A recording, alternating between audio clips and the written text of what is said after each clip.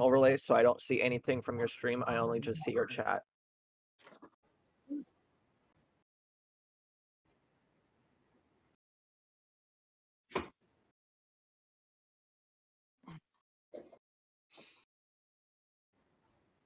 Yep. Just go ahead and mod me. What? How do you? You know how to do that, right? Have you clicked me as mod yet? We'll have to say something in chat, and then you like right click, and you can upgrade to moderator. Just give me a second. I'm still finishing the promo stuff. Chatty, chatty, chat, chat. Chatty, chat, chat. Copy text. Promo. I'll let you know in a second when I'm good to do that, and I've opened Twitch. Just making all my promo drops. Yes, I do too. I am just making all my promo drops in Discords.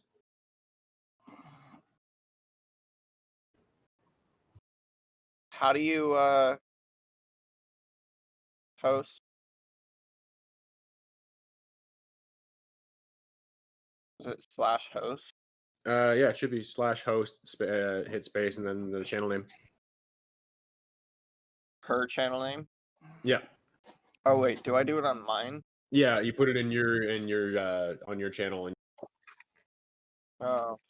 if you're doing it from the PC. Oh. If you got the mobile app open, there's like a tap, and it kind of opens an overlay on the screen.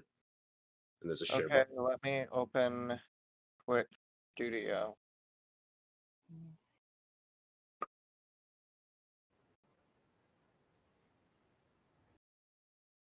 Okay.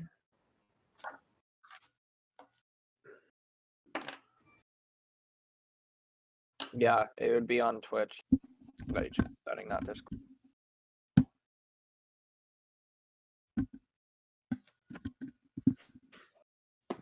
Yeah. Come on, Twitch Studio, open. Button I want. There it is. Oh my God, Kate, mute. Jesus. Whoa.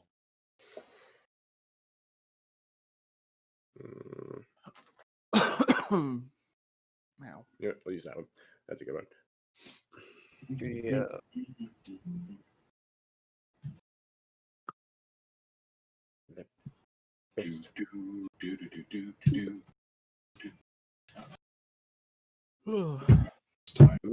Ooh.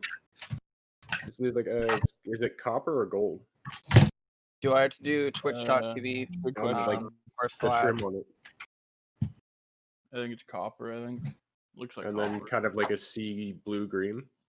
They're pretty. Yeah, it's like a teal, yeah. Lex, let me know if this works. Huh? Nyx is sitting in on this because she wants to learn. Of course, this is the time my mouse decides it's out of battery. Of course, this is the time my mouse. Lex. That worked.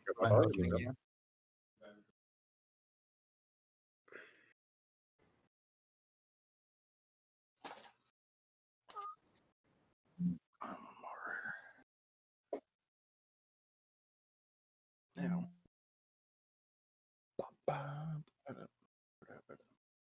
Okay, and I'm putting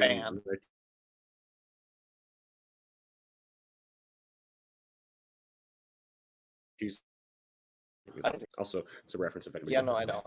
Okay, let's try this. Host. You're a little young to get that reference, actually. I'm 19. I don't think I'm that. Bro, I'm gonna be 32. You're young to get the reference. Okay. It's from when I was a kid. Are you pulling it in my day? In my day. It's from like it's from when I was young. Oh. If you look at Michael, you'll probably know it. If you look at Lex's channel in the chat. All right. Well, it wouldn't show up for you now. I said Naf point zo. Shut up, Pinky. Oh my god, are you a Pinky Yeah, in the Brain see. reference? Yeah, That is- see, oh, they get God. Pinky and the Brain. it. Pinky and the Brain. One is a genius, the other is insane. the laboratory mice. Their genes have all been spliced. The Dinky, the Pinky, and the Brain. Brain. The Corey study is done. Their plan will be unfurled. I don't think I'm At the posting. dawning of the sun, they'll take over. So I the said you're a world. little young to get the reference because it was canceled probably around the time you were getting born. It was when I was like What 6, year? 7-ish to maybe around close to 10. What year? I don't even You're making me exactly feel remember, so like very early 90s. Oh no, I wasn't even born yet, dude. Yeah, that's what I mean. You're a little young to get the reference because I was a kid in the time it lived and died. Like I wasn't even close to being a teenager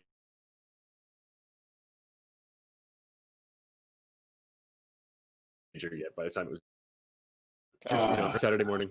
I'm sure you have some like shit from when you were a kid that you watch all the time in Saturday mornings that you could just throw something out of it automatically and know what it is, or somebody could say something and you know what it is. Yeah. Yeah, it was one of those. Fuck, dude. Some weird ass reason I would watch nothing but Teletubbies when I was very young. Apparently, Pinky and the Brain ran from 95 to 98. Was it that I late? I have thought it was a no little earlier clue than that, but I'm Yeah. host. it's still, not it was only a couple of years pretty far back. And if he's 19 in 2020, he wasn't born yet.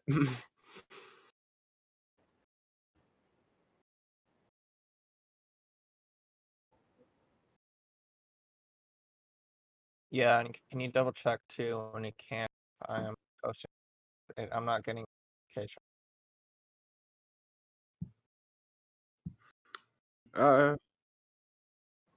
You can always double check and go and look at your channel and see if it's broadcasting her stuff too.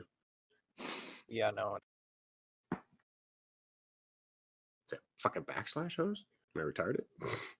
No, it's /host. It will go host and then channel name or channel. Okay, so I was right.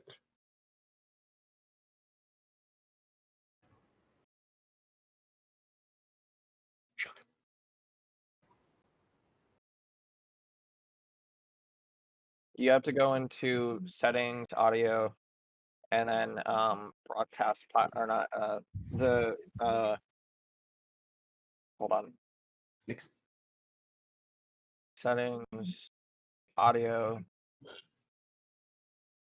microphone.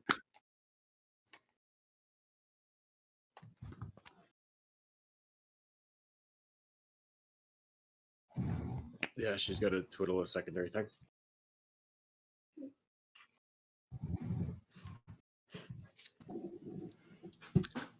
All right, let's try that again.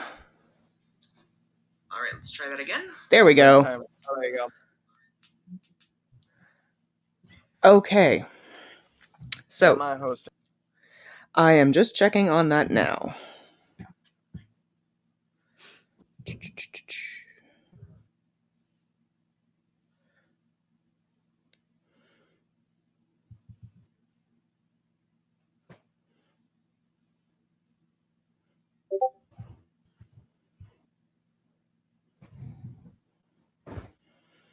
What is your Twitch handle? Dominator Simulator, all one word. Any caps? Just the D and the S. If you click on my username on Discord, that literally the same thing. Found you. Yep, I am being hosted. From me? Yep. It is showing up on your channel. Thank you very much. And we are live. Our audio is functioning. Let's get into the game. Magoo. So, is everybody ready to go? Yep. All right. To jump back in where we left off, Where you guys had stopped last game, you had just finished exploring the abandoned temple grounds located in the Sinking Valley and had inadvertently awakened a extremely large nest of sturges. Specifically, there were exactly 101 of them.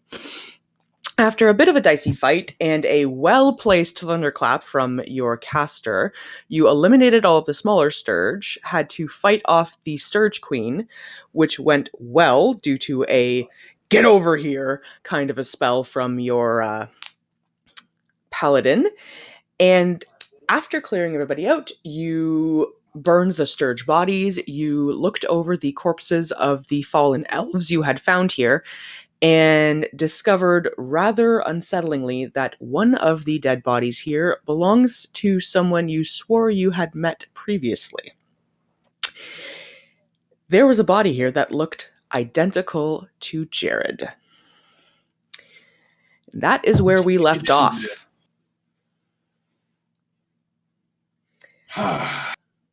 Well, this is a kick in the pants. But you didn't have to cut me off.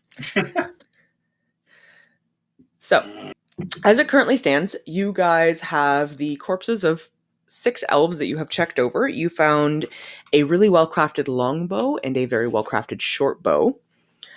You have an elven village located nearby you have not visited. There is a den of basilisks that is still active in the Sinking Valley. And you have what you suspect is an imposter living in Edoras that each of you has spoken to at least once. Hey, let's not forget that I did lightning and thunder and I killed like 65 of those fuckers. So, yeah, before Mama almost ate your face and I had to get over here. So what are you guys doing? My vote would be continuing on to the Elven Village, though, right now. If you guys do remember, we got technically half a signature on the thing. Yeah. And also, Jared, the actual Jared is from there, right? So maybe we want the actual one is, remember? Because he was found amongst the other elven bodies and he had a bow and shit, and Doppel Jared had mentioned. Now, was this just specifically to Michael, or was a private conversation, so you wouldn't know that. Okay, but like he had said things, and realistically, if you look at his appearance, if you look at the other elves here, like he was supposed to be from these elves. Well, you want me to make an investigation on that, hon?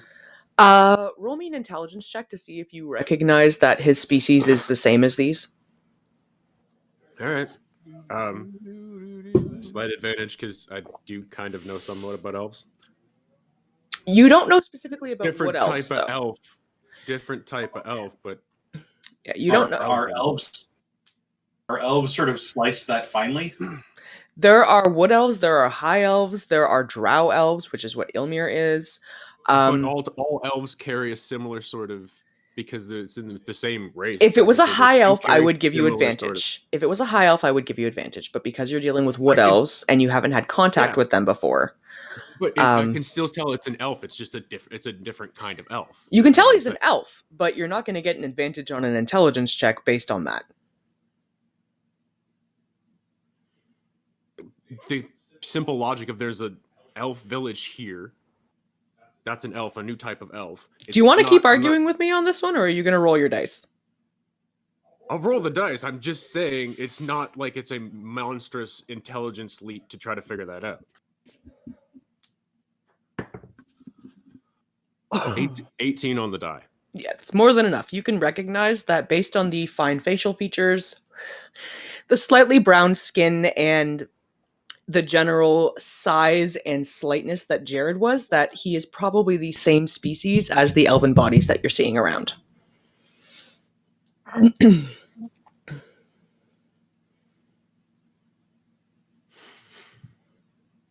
So yeah, we may want to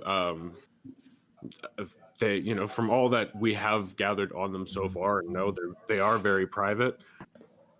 So it may go either way, but we may want to let them know that, hey, amongst your dead people, we found a body of somebody that we thought we'd met already in Edoras. So that may or may not come back to bite you in the ass at some point. Not as a threat from us, just as a note of, hey, there's a kind of a weird loose end out. We're going back to try to deal with it anyways, because it's tied to us, but because he's posing as one of you type thing, it may also come back to bite you. All right, so party consensus. Are you guys intending to go visit Lekevion and speak with the elves? Oh, hang on. I thought we'd come to this temple so that we could, either find out what we needed to do curry favor from this god, or... Yeah, and we only got half of the signature. Right, but... Who worships the god? The elves. Okay.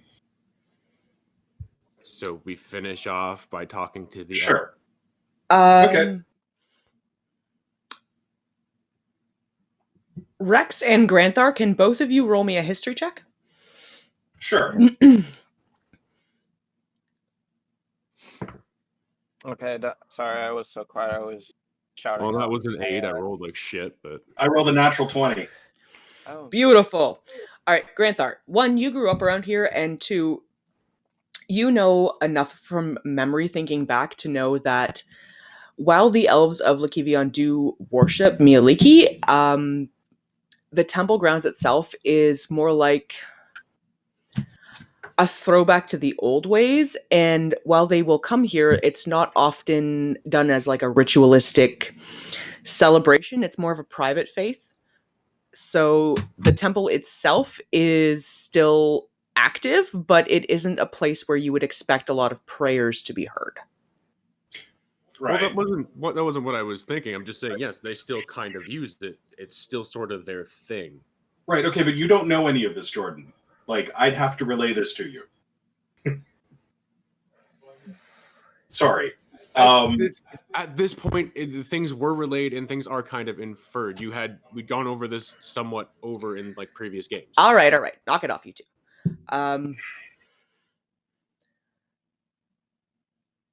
Granthar. Based on what you know, and based on what you can remember about the temple area, you could assume that if you only have half of a signature from having cleaned out the temple grounds, there is still something else you need to do.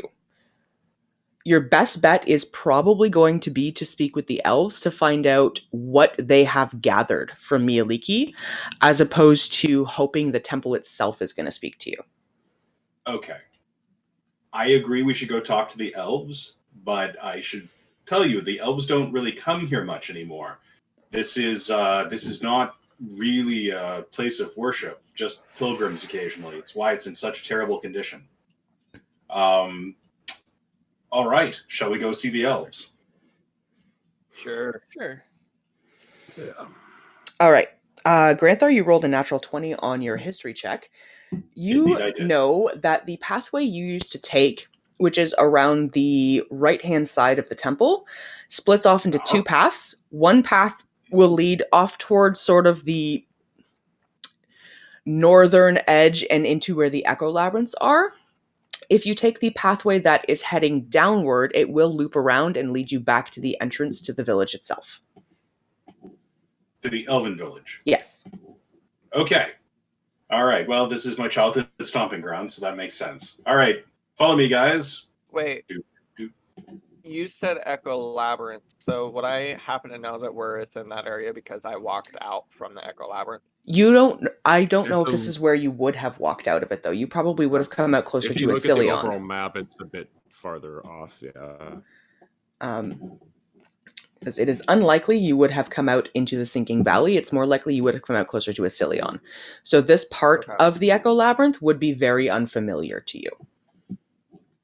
All right. But I still know of the Echo Labyrinth, obviously. You do. That's your old home. You're very familiar. And when you guys get into that kind of territory, that's something you'll be able to help out with. But short of Edoras and Asilion, the above ground world, as it were, is going to be a little dicier for you.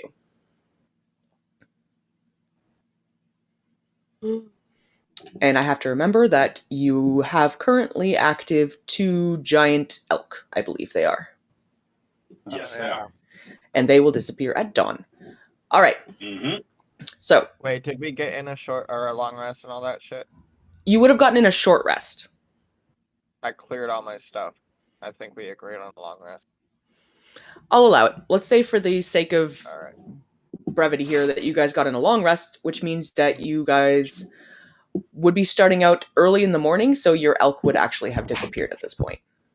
Sorry about that, guys. So we're going to remove the elk. Cool. It means that my exhaustion's gone. All right. Well, then I'm going to toss a couple fuzzy balls. One moment. I'll tell you what I roll. Seeing as I've lost my elk.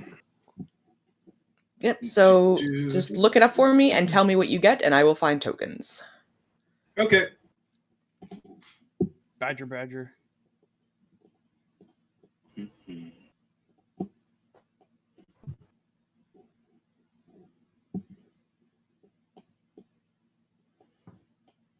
All right. I have 4 and a 6. So that would be a boar and a giant badger. All right, so I have for certain. Where's my badger token? Which gives me the 2 grouchiest animals in my bag of tricks. The Aside from Russian 2 version- badgers. The Russian version of Timon and Pumbaa? Badger. So there's your giant badger. And let's find you Why, a thank you. I'm boar. going to pull up the stats for those. Badger. Let's see. And we're going to grab out a boar. There's a boar. We're going to de-smoosh. There you go. All right. And control of your boar. And control of your badger. Why? Where are they? I don't All see right. them on the map. Badger. Oh, there they are. Help if I moved my character, huh? Okay. So, Granthar, are you leading the pack? I know the way, so yes. Do. So I can actually see where I'm going. Do. Okay, so you guys come around the corner to a pathway leading into what is a fairly small looking little village that has a couple of elves sort of wandering around in it. Upon entry... Hang on.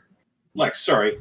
The thing that I should have said and failed to, which was I should have said I'm going to bring the body with me. Okay. I'm going to say that logically, if you guys knew you were returning to the Elven village, you probably would have. So, for future reference, make a note of that. But this time, I will allow you to retroactively have grabbed the body. It's a logical thing to do, right? Yeah. All right. So, you guys enter into Lekevion. Michael, you're fairly familiar with this place because you did used to visit this when you were younger, although it has been quite a while, and it is quieter than you remember. Upon entry, you are greeted by a fairly elderly-looking elven male, and that's saying something for elven standards, who has a haggard, worried expression on his face. I would too if all the damn scourges that were around that area were destroyed. Yeah. And a giant thunderclap and lightning bolt came out of literally fucking nowhere, obliterated the area. Yeah, I'd be a little worried. So he sees you upon entry, and you do... You know what? Roll me a history check, Granthar.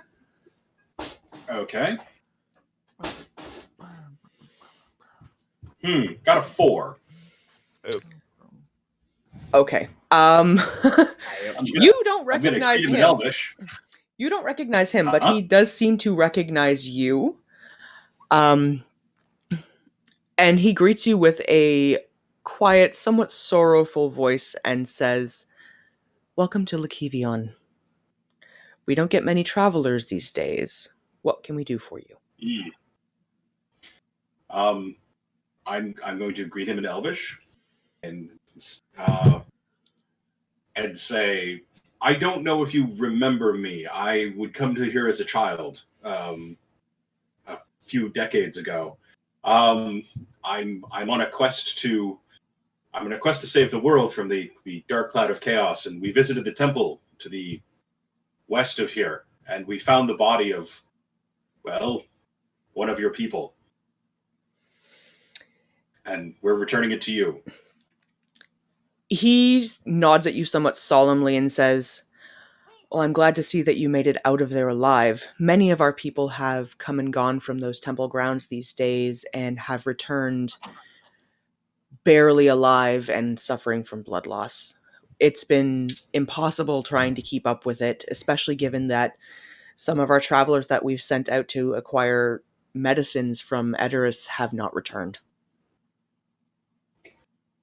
Well, we've taken care of the threat around the temple. The Sturges are dead. His eyes brighten up a little bit, and he thanks you and goes on into a somewhat deep prayer in Elvish to Mieliki, thanking her for sending you. And he says, "I'm very glad to hear that, to know that my people will be safe returning to the temple grounds now. Unfortunately, I don't know what we can do for the injured here without having any luck getting to Edoras." At this point, Kel kind of perks up a little bit and goes, "Well, I don't pray to your god, but I can help." Mm. The Elven Elder nods, and his features again brighten substantially. And he looks to her and he goes, "Any help you can offer would be great, especially until we can clear the pathways to get travelers through again." And he leads her off towards a tent towards the back, where you can see just barely through the crack there are probably a half a dozen or more elves, pale-featured, withdrawn looking, and clearly on death's door. I'm going to move up close to him kind of while he does that, and just as an aside, sort of when he's finished and sort of turn back around. I'm sorry to interrupt. As for opening the roads up, I believe we can help with that when ready. He looks at you a little quizzically and goes, "I'm not sure what's causing the... Have you encountered something that would prevent our people from traveling safely?" We did roll to know what it was, right? Yeah, you guys know. Okay. There's a den of basilisks along the road. I intended to go back and clear them out. I forgot about that. He gets a very fearful expression and goes, "Oh no. Basilisk? We've never had basilisk in the Sinking Valley before. No wonder people aren't getting through." I'm starting to gather that. Everything I've read is that this valley is supposed to be peaceful. Granthar's from here. This isn't anything like what he's described as his home. In that note, do you know why all the Scourges were here? What were they seeking? The elder looks to you, Ilmir, and looks a little wary. He's not overly familiar with Drow, but is innately slightly distrustful of you. And he goes, "Well, I didn't know it was Sturges causing the issue, but I'm not sure why that would have been a big problem. They're small pests. They come in you get a couple nests, you clear them out easily enough." Can't Scourges be very territorial? Well, the kind of damage that we're seeing it's not natural. My people aren't weak by any means. All of us are trained archers, and a handful of Sturges should not have been an issue for them. There were far more than a handful. There was at Your least elders. 100. And the queen. Yes, He the queen was deflates very and honestly just sits flat down on the ground. But they've been dealt with? yes. They are all dead. The temple has been cleared, the bodies have been burned, and your dead were respectfully laid to rest on the altar. He thanks you and he gestures to a couple of younger-looking elves to go and perform rites. They head off in the direction of the temple grounds, both of them carrying well-crafted bows and wearing light armor.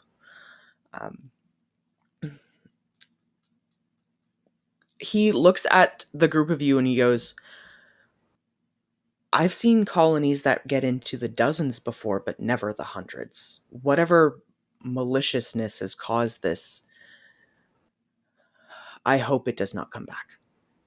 Can I make an investigation check on like anything that I might know on how to prevent future attacks from scourges? Um, Kind of a weird question. Sure. Okay. Where's my D20? There it is. What is my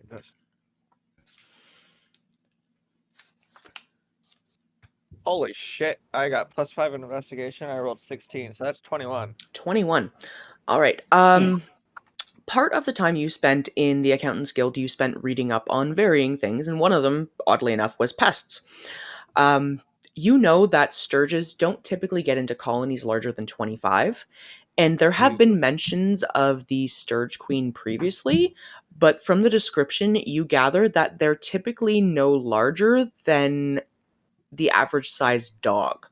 The one you ran into was a lot Juicy. bigger than that. Juice, for sure. You also remember that typically sturges are nocturnal and they will not come out in daylight. So What the fuck's up from with this group? what you're gathering, whatever had caused this kind of an infestation, this was a manifestation of something dark as opposed to just a natural situation. I think I might know why. You remember that tablet that was there that was manifest, or that had a like really dark energy? Yep. That was it. We're Destroyed ahead it. of you. Yeah, we're ahead of you on that one. Yeah, There's a reason I grabbed it and destroyed it. like and made a point of okay, just so everyone watches, ow, and then broke it. Okay, ow. Yeah, it I feel hurt like me and gave me a point of exhaustion. I'm gonna Just for say picking it to up. that elf that there was a very dark like tablet with dark power, which I feel like I'm gonna while he does that, Rex steps forward because Rex has been sketching things and kind of looking into history. He's gonna pull out one of the little things from a pouch and show. He doesn't have the actual tablet, but he's because he's seen it a bunch. The 3 interlocking triangles. yeah. Okay. This So Ilmer, you explain to the Elven Elder that you destroyed this nest and this highly enlarged Sturge Queen and describe the tablet that was inside of her body when she died.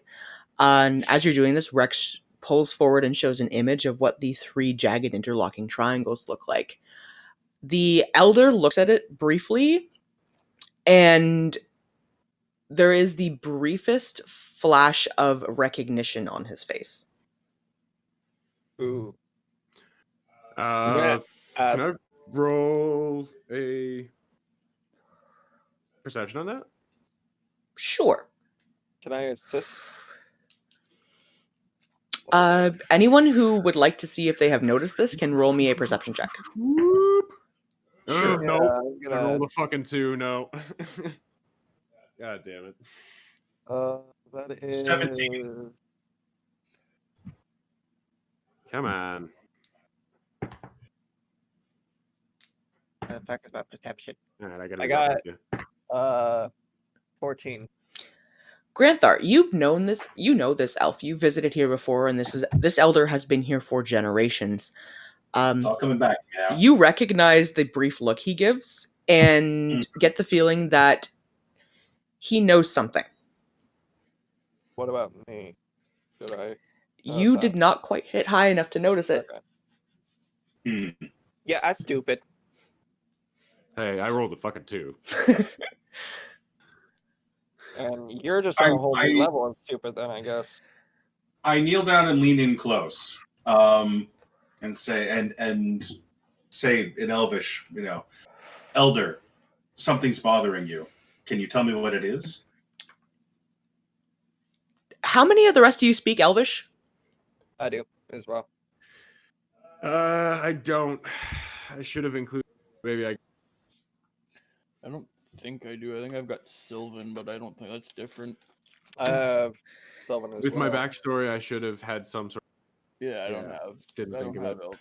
Okay, so Ilmir, you understand the conversation that's happening, but the rest of you just hear a very beautiful language that is spilling out of this elder's mouth. Granthar, he leans in to whisper to you back, and he goes, I don't know much about this, but I have seen this symbol once before.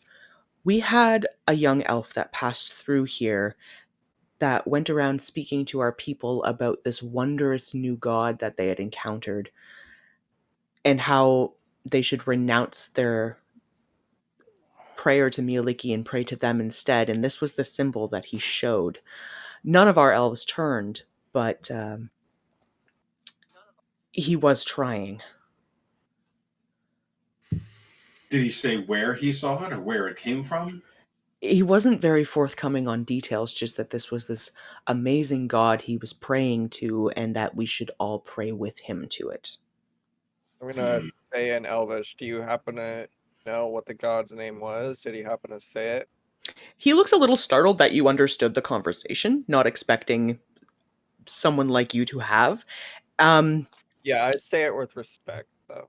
And he turns back and he goes, unfortunately, no, he didn't mention a name, just there was an attempt at conversion that didn't go his way. He looked upset when he left here.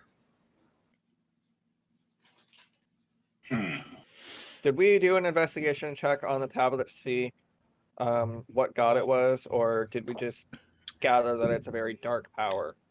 Rex had recognized the symbol and was able to let you guys know that this was the symbol of the Dead Triumvirate, which is the current pact of dark gods that are trying to take over. Yeah. Okay.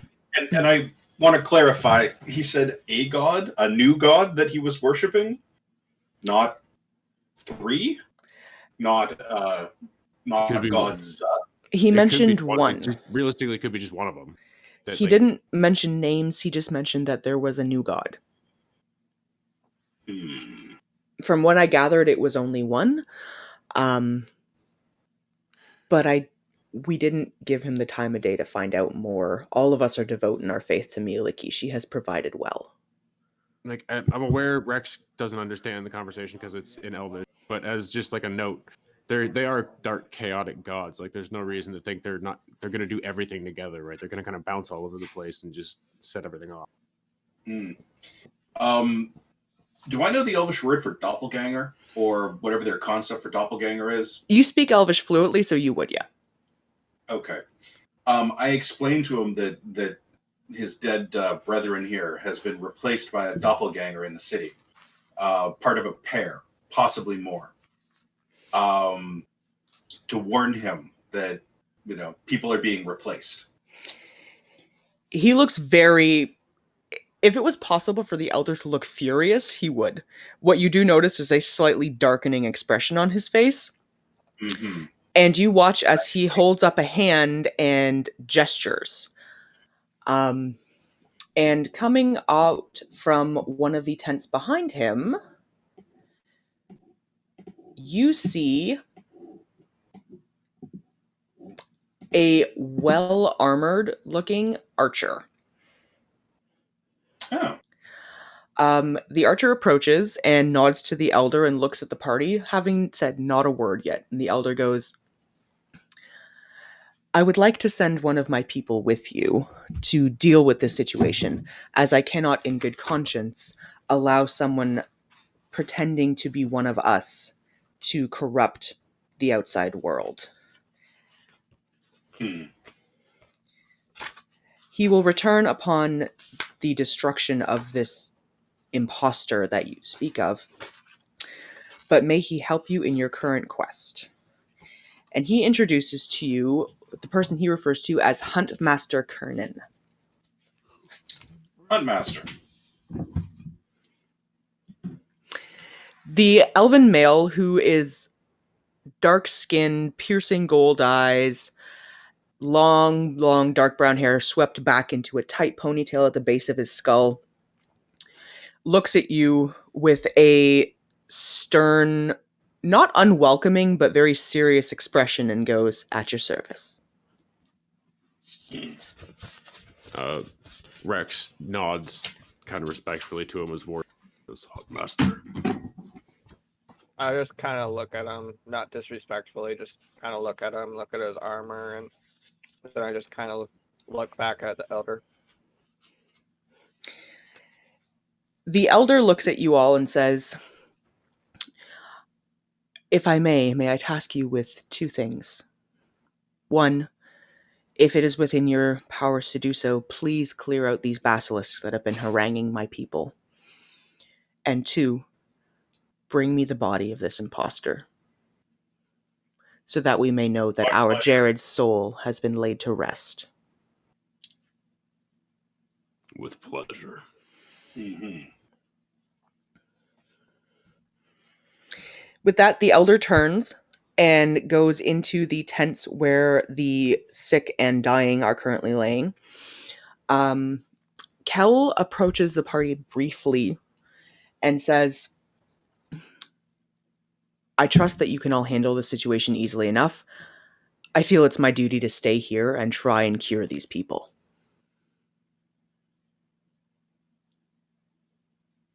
That, I think, would be a good use of your time. We're going back to the city to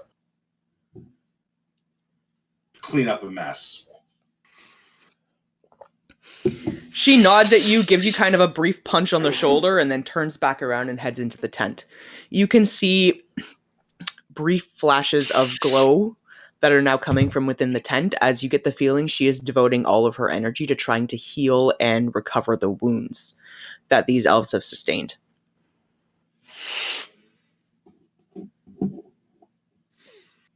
Flashy. All right. Right.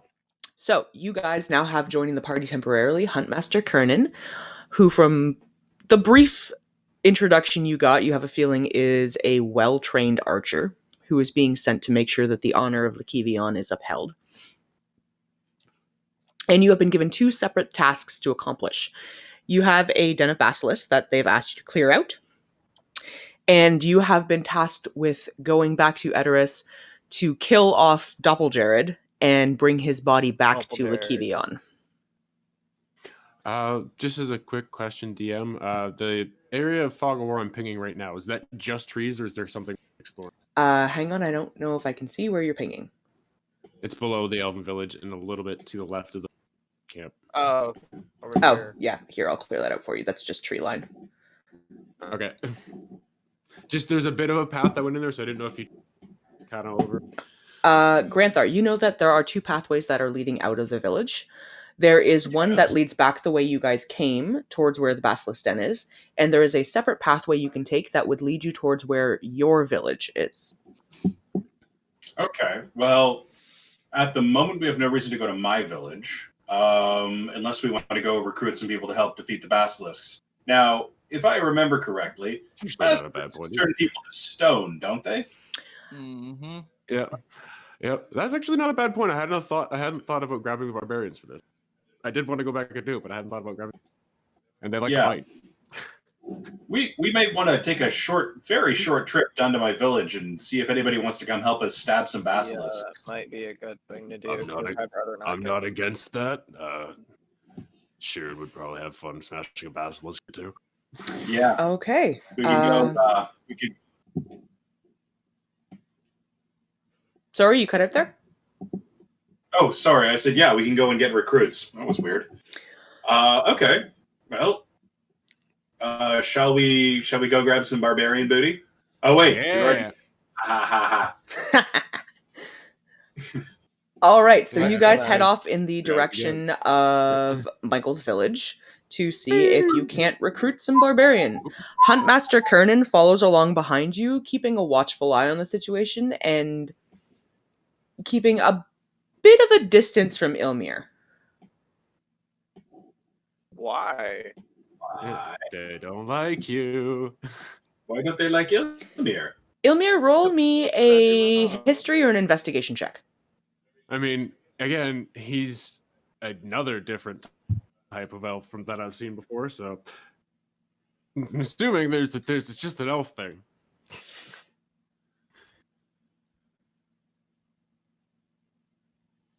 I'm gonna re-roll that. That almost fell off the table. I caught it out of my hand. Yeah, that doesn't count then. It's not an actual roll. For one, that was a good roll. For two, it didn't miss my dice roller and almost fell off the table. I rolled 19. 19. Nice.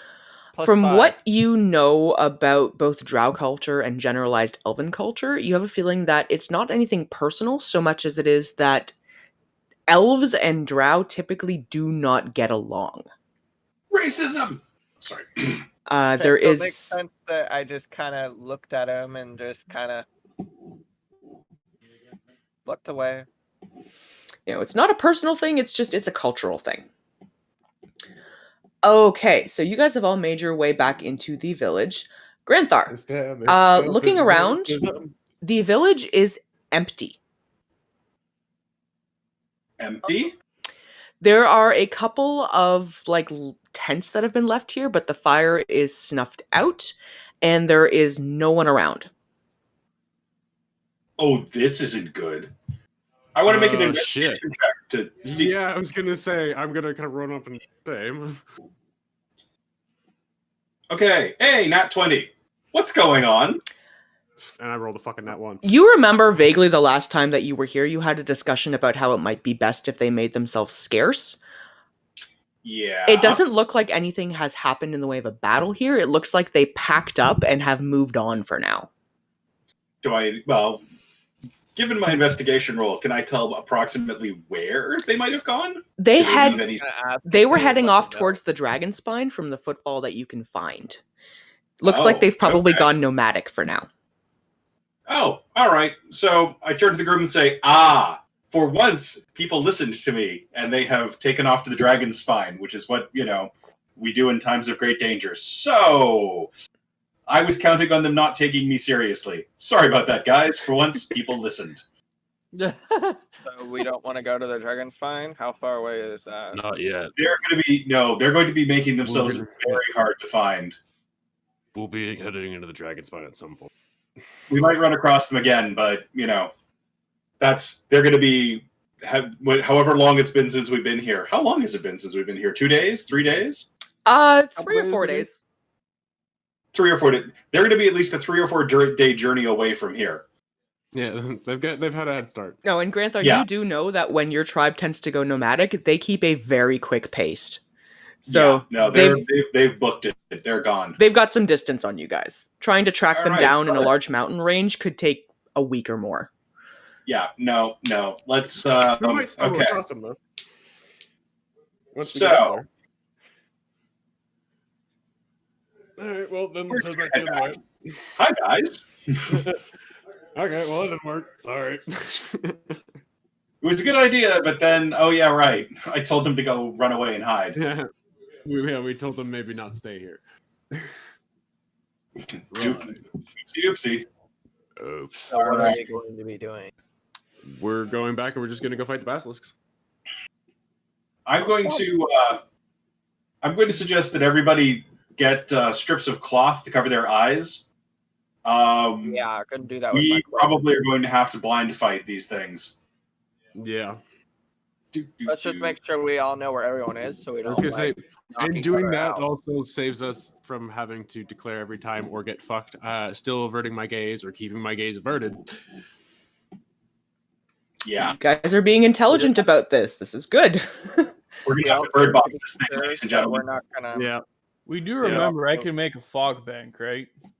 Oh, I've got the thing too, but All right, so stomping order. Who is going first, and how are you guys approaching this den? I can go first. I'll go Sorry. very cautiously. I was gonna say let Seeker go first because Wait, Seeker, can you even be turned to stone? I mean, you're kind of already are, technically, metal? He can That's still fine. be turned to stone because he's a living construct. Yeah. Right. It's that whole living part. it's the living part basically. It fucks your soul. Okay. Yeah, it wouldn't work so well on an inanimate object by any means, but on something that is living, yeah. He lucked out with the Sturges where they couldn't actually grapple them because they just broke their faces. But Gotcha. Okay. So, Seeker, you are going first. Yep. And are you going in stealth? Yes. All Me as right. well. So obviously, once you guys his get a little point is- closer to where you know their den is, and you I'll would remember follow this up because behind you him. skirted around it the last time, I will let you make a stealth Yeah. roll. Okay, so I get to roll twice. So roll. Ding ding ding ding ding ding ding. Ooh, Wait, thank are we God all I get ready? to roll twice. So the second roll was a 19 on the dice, so I got 19. Hold on, let me see. 19, I'll follow up the rest of the pack behind Seeker. 19, 24, 26, 28, Yeah, we may 29. not need to. We don't actually need to bird box it because we do have the fog options too. I rolled a 29 on stealth. 29 on stealth. I will Jesus. remember that. Don't forget to move yourself up. Oh yeah, let's do that too. All right. So, Seeker, you are traveling about 30, 40 feet ahead of the group? Yeah. Far close enough where I can run back if I have to at like a dead sprint. Okay, so probably about 30 feet ahead. Approaching the basilisk den, you can either go left or right on the current pathway you are on. Either one will take you there. Tell me which direction you're heading in from. I'm gonna say let's go to the left.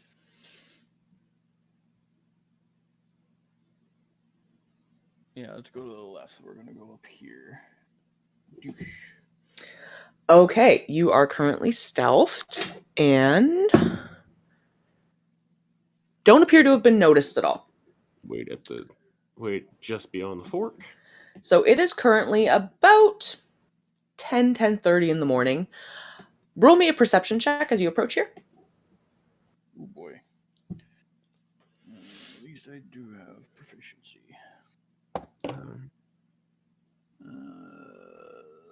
That's 12, 14. Looking around the clearing, you notice there are a multitude of statues, a couple of animals, probably at least 4 elves, and one what looks like dwarf. And the clearing, other than the obvious burrows in the ground, is currently empty. Oh boy, okay. A little scary. Where the fuck are they? Can I slide? I'm going to slide back a little bit towards the huntmaster and just kind of gently say to him, "Is like, Rex is going to assume he's stealthy. He's the huntmaster of the wood elves. Like, if you want, you can go up front with him and scout. See what you want. See, confirm for yourself and your people." He nods to Before you we get and into the fight. is going to roll a stealth check, which is That way he gets an eye on it before we're in the middle of a crazy pitched battle. a +8. And he rolls a 16. Okay, so that puts him at a 24. So he creeps up along behind. Again, I figured he's stealthy. His name's the huntmaster. Not that far. And they're wood elves. It's like, And is going to roll a perception check. And with advantage, actually, because of favorite enemies. Basilisk is the favorite enemy? Is interesting. It falls under the category. He looks around the clearing and very silently gestures to Seeker, pointing at where there are 3 distinctive burrows. 3 of them. Okay, where's he? Hold on. Let me form my thoughts here. Where is that at? Is He that like points on to one this side? here, he points to one here, and he points to here, one okay. here. Okie dokie.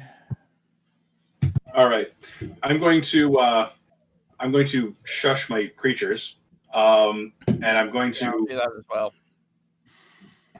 tie blindfolds on them because they both have keen senses of smell, Okay. and explain to them, that. Well, I don't know how much they'd understand, but they'll do what I tell them. So You can convey, be quiet. yes, I'm gonna tie blindfolds on both of these. Hey, Yeah. this is great. Giant badgers, for the record, have an advantage on wisdom checks or perception checks that rely on smell because their sense of smell is so keen. Oh, that'll come in handy. Question. Yeah. Is there a way that I can have my pseudo dragon that fly away until I like call it or something? That way it can't Make me an get- animal handling roll. Huh? No. Shit. What? Make me an animal handling roll.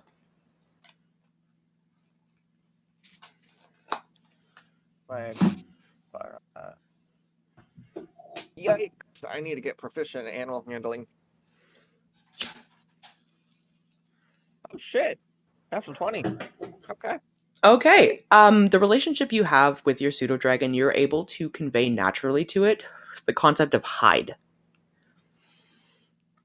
So it understands that it will find a secure place to kind of perch or camp itself until you call it back. Yeah, just don't let me forget. I'm gonna write a note that it's over here. So for future reference, you can convey the concept of hide to your pseudo dragon under any situations. That is going to be considered a skill it now knows is get out of dodge. Okay.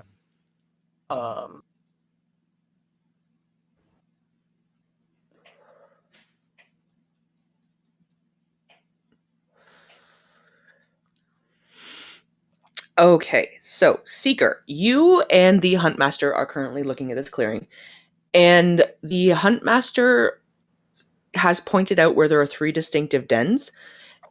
He makes a noticeable shush sound and conveys to you with no words that you guys should seek to fan out before you get their attention.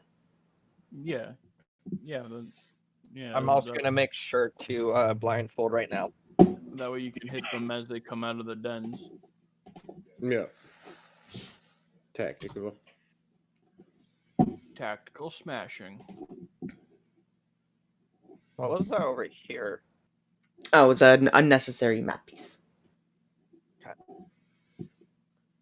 I just saw something disappear. I was like, huh?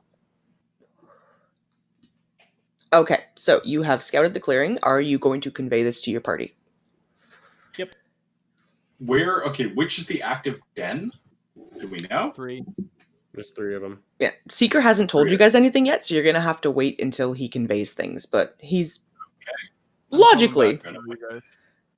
Yeah. Okay, so we're going to move back to the party.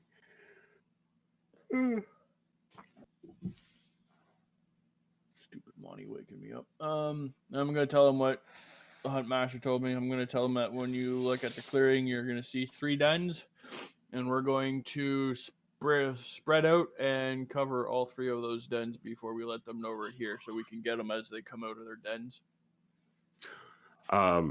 Rex remembers tripping and falling on the far side as we routed earlier, so he's point out as a part of that strategy, I'll go around to the far side. If you want to pull them out, he kind of just gently pats the abyssal chicken. So Rex has offered to use himself and his chicken as bait. What are the rest of you guys doing? Well, I'm gonna come around here with my animals around this tree, instead of coming through the path because it brings me out near one of the dens. This den right here. I'm gonna come out through like right here. Okay, so you're gonna go around the clearing, or are you gonna walk through it? Around. I'm gonna stick to the path. Okay. Seeker move and Kernan, your stealth rolls are currently still active. So if you'd like to get yourselves into position, I will move Kernan where he would like to be. For the rest of you, if you're going stealthy, roll it now. Oh, I had a thought. Lord help us. No, not a bad thought. I'm gonna take out my 12. Just a second here. Roll the 12. 16 for me. 15 plus 1. I'm gonna take one of the patches off my robe that gives me a sack. Okay, you have a sack. Okay. I'm gonna make sure my hood is on for my cloak. My hooded cloak. And I'm gonna make sure I'm also still blindfolded. All right, so just so I can make a note here, is everyone blindfolding themselves? Yes. No. Yes. I'm not, but I will remember. I'm going to remember to avert my gaze. How big is a basilisk? They're pretty hefty. From what approximately? From what you can remember, from the little bit you've heard about them, they're a little bigger than the average cow. Not including tail. Holy shit. Okay. They're pretty big lizards. Okay. I have a plan, at least for the one in this den. I'm going to try to grapple it and put a bag over its head. Hey, it works. That's awesome. If I can touch it, I can grapple it. Okay, so your Fair. barbarian is planning on trying to Basilisk wrestling. hood a basilisk. Basilisk wrestling. Kernan has put himself into position and is currently in stealth. Seeker has put himself into a position and is currently stealth. Rex, you need to move over to where you were planning on being. Okay, I just was waiting for your response on what the roll was. Your stealth roll will come into effect when you hit the clearing. Okay. And Ilmir, where are you wanting to be? I'm gonna be over where Rex is, except I'm gonna let him go forward first. Do what he has planned on doing, because I don't want to be seen with my stealth going. Okay, so just to confirm, Rex, you're the only one without a blindfold on? For the moment, yep. Okay. How are you guys getting their attention? Well, I think Seeker didn't have one on either. Yeah, because I'm not gonna bother putting one on because okay, so I already know what I'm doing. So Rex and Seeker have no blindfold, just so I can remember that. I have to make a little note. Everybody else is currently blindfolded. Kernan has also put on a blindfold, but is obviously ready for this. So, Rex, as you approach the clearing, you kick a rock. And you start to hear a little bit of movement coming from the den over here. Okay. As soon as that happens, I'm gonna kind of like throw Hex Feather out this way towards the middle, and then I'm gonna kind of drop my gaze down and pull my sword out to be ready. Okay, so there's an abyssal chicken in the middle of the clearing. I gave him a chuck upwards so he would kind of make a loud noise. He squawks very loudly, and would everyone roll a perception check, please? Oh boy. 15. That is a 14. 18. You guys all hear movement coming from the dens you are closest to. Rex, out of this one comes this guy. Granthar. Out of this den comes this guy. And Whoa. there is one that starts crawling its way out of this one. Okay, Would so I have everybody... So, Granthar, you had readied a maneuver. I will give you a surprise round on this one. Okay, I'm going to use my Tavern Brawler's Strike. All right, you're going to be making a grapple check. Yep, the Tavern Brawler's Strike gives me a +6 to attack, and then I can use my bonus action to grapple instead of using an attack for it. Go for it. Roll it for me. Roll it. That would be a 20. All right, that would hit. So you grapple. All right, so my strike itself does 7 points of damage, and I'm gonna grab it. What would you want me to roll to grapple? A strength check? Grapple's a strength check. Okay, So strength it check. takes 7 points of damage and is now very aware that you are there. All right, I rolled a 10 on my grapple. Is that enough? It is not. Damn it! You do not get a hold of this thing. So basically, I whip around blindfolded and punch it in the face. Boom! All right, now, would everybody please roll initiative for me? I thought we already did. No, that was perception. Oh. Okay, I rolled good on perception. Damn. Okay. In that case, I did not get 18. I got I got a 17. 22. 22. Rex, you have a 17? That's not for initiative. I did not get 22. All right. I got 10. All right. 11. I got 23 on initiative. Initiative of, oh, come on, 2. And Kernan rolled a natural 20, so he is going to be up first. Nice. And let's see how the basilisks are rolling. You did not roll well at all, so you're like going to be one of the last ones to go. Okay. All right, you're going on a 9. And you're going on a 18. All right. So, top of the round is actually going to be Kernan. And because you guys are either all averting your gazes or blindfolded, every attack roll you make is going to be at a disadvantage. Yep. So, Kernan is going to roll twice. That's a 12 plus... So his first attack is going to miss, but his second attack is going to hit, and he is going to do... Which one did he shoot? He is shooting at this one down here. Oh, the one by me. And he is going to do 7 points of piercing damage.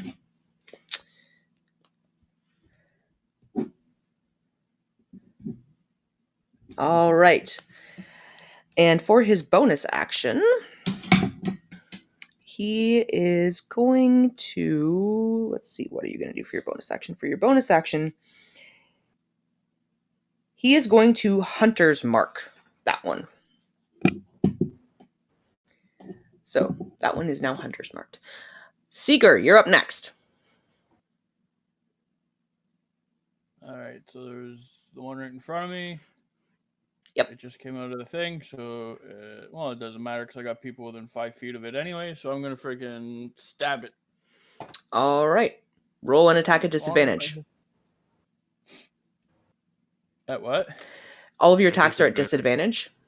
Because we're averting our gaze. I never said I was averting my gaze. He's not looking at me right now. And I rolled a... Well, that's 2 20s back to back, so... I mean, it doesn't matter anyways, because as long as I hit him, it would have been a crit anyways. All right, so your first one, I'll give it to you on that one, so... Just to make a note, you are not averting your gaze. Okay.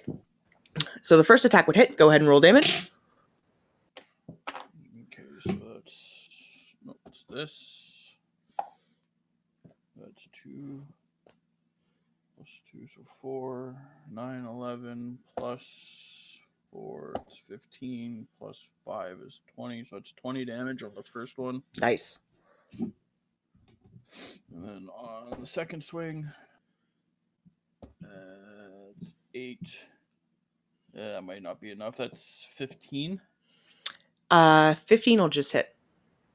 Ooh, thank God. That's only going to be this. So that, yeah, that's not very good. That's 6. All right. 6 And points now of I'm damage. going to look at the ground. All right, and you avert your gaze. Good to know. Anything as a bonus action? My bonus action was my second attack. Okay. Yes, Elmir. Do I have to re-host your stream every once in a while, or does it just Nope, go on? it just keeps going. Okay. Sorry.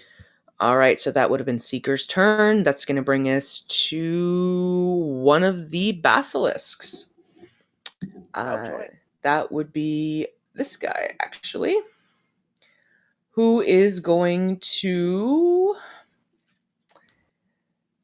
having noticed Rex, start moving this way. And Rex, your gaze had been averted, so you avoid that for now. But he is going to try to bite you. What is your armor class? 16. 16. He's going to hit. He's going to do, or she, non-gender specific. 8 points of piercing damage. And I need you to make me a Constitution save, please.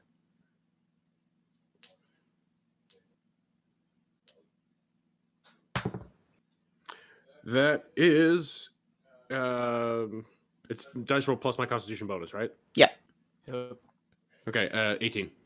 18. So you're going to take half damage on the poison from it, and you are not going to be considered poisoned. So you're going to take 5 points of poison damage.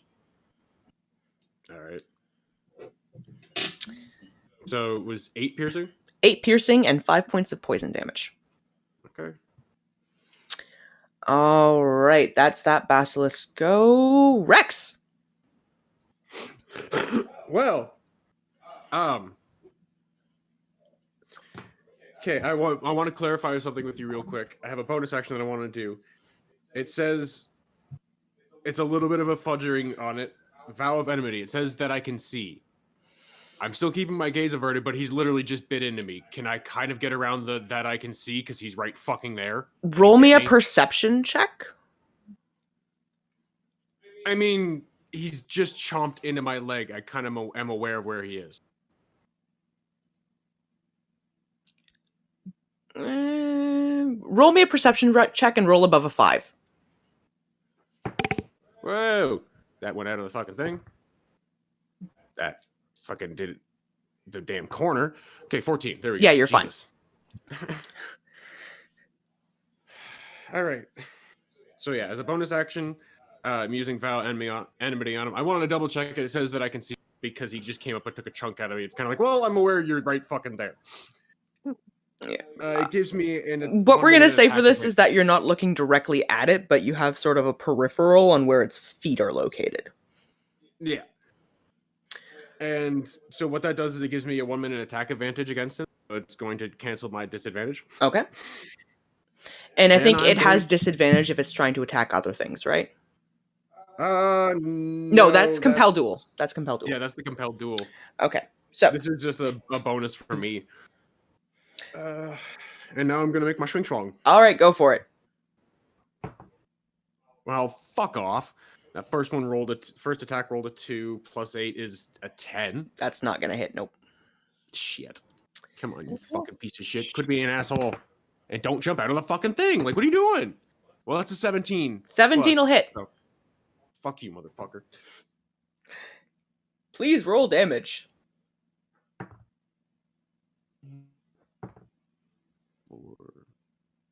15. 15 points of damage. The basilisk snarls at you and is, you made a fairly decent sized cut down its one shoulder. And then after I make my cut, I'm going to make sure I keep my gaze down towards the ground. Following the momentum through, but away from him. Just to kind of catch out of the corner of my eye, catch his little basilisk feet. Well, they're not really little feetses, but they are feetses. All right, so No, but like their depiction, I imagine, and like their depiction there, like they're not little, but compared to the rest of his body, they're little. They're kind of like chubby toes. sure. Okay, so Rex, that's your turn. Yeah. Ilmir. Yeah. Hold on. I'm having issues. Okay. I am going to use magic missile on this guy. Okay, I think magic missile just hits, if memory serves. Yep. So that means you don't have to roll it at disadvantage. Nope. So it's 1d4 plus. Actually, I'm going to cast that first level. We're being intelligent about this. So Second magic and- at missile. Second level. So is that for me? For second level, it says 1d4. You get 2 darts, so you're gonna roll me 2d4 plus 2. Okay. That's not a d4. 2d4 plus 1. 2d4 plus 2. Ah. Because each d4 gets a plus 1. That's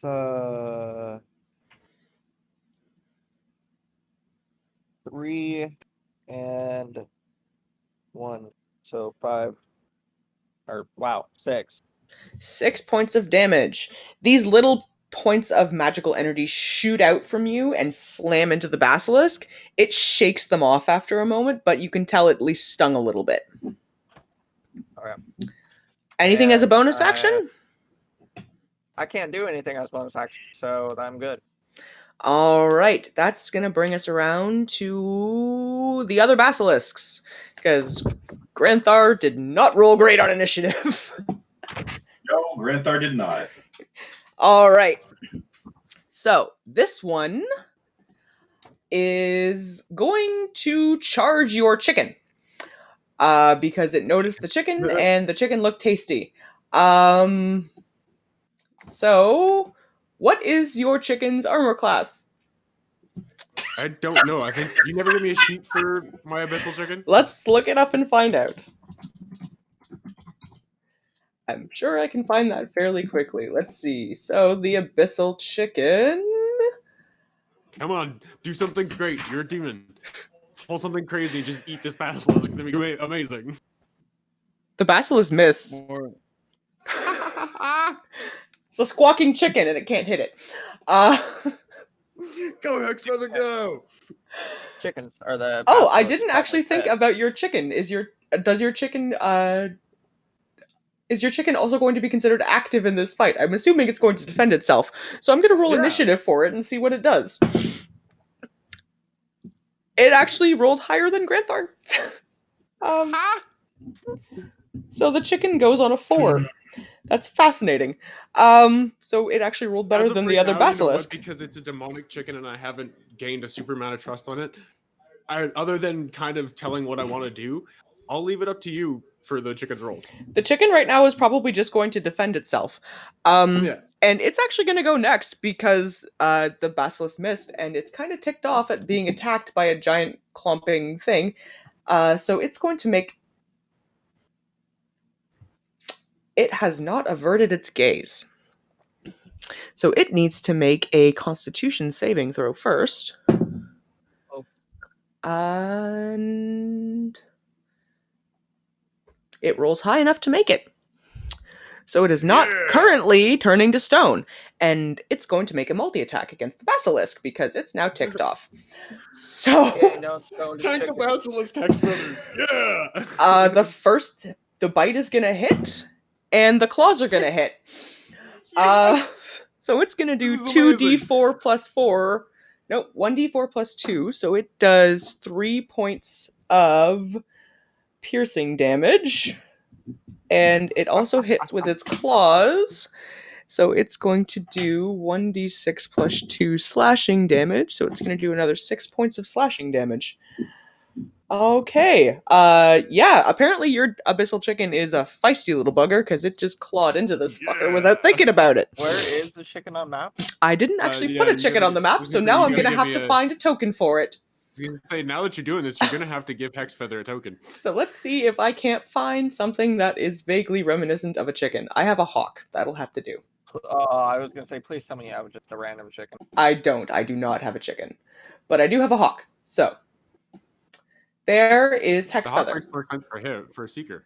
Because I have a Yeah. hawk and an eagle and I can't believe they don't have like a chicken one just for like setting up a farm. I have an owl. I have a bat.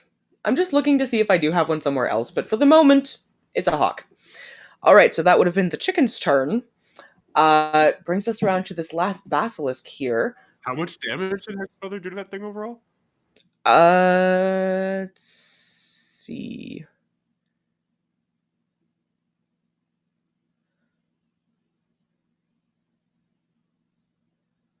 See, it did 6 points of slashing damage and I think 4 points of piercing damage.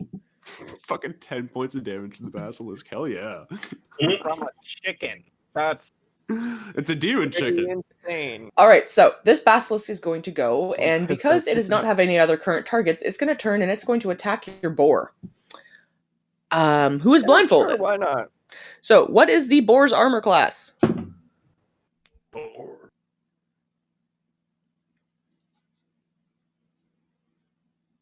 Granthar? The board's armor class is 11, as far as I know. Hang on. Just a secchi. Want to make sure that we're Come getting on. this right. Yep, 11. Thank you. All right, so the basilisk is going to hit. And it's going to do... I'm going to need your boar to roll a constitution save.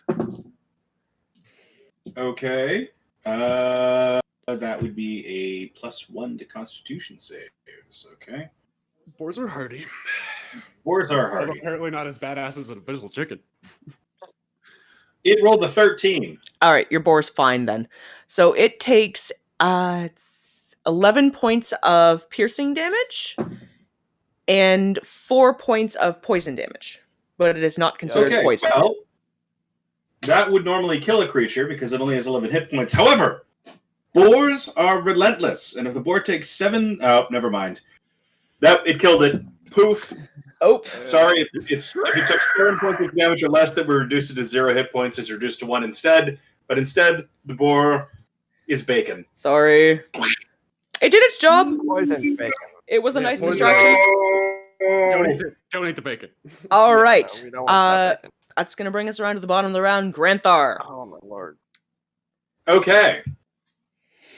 All right. I am Okay. I am going to drop into a rage. All right. What did And Gregor I'm roll for once again going to Tavern Brawler strike this basilisk that's right behind me. Okay. Hang on. You are blindfolded. I should be a little closer to it. All right.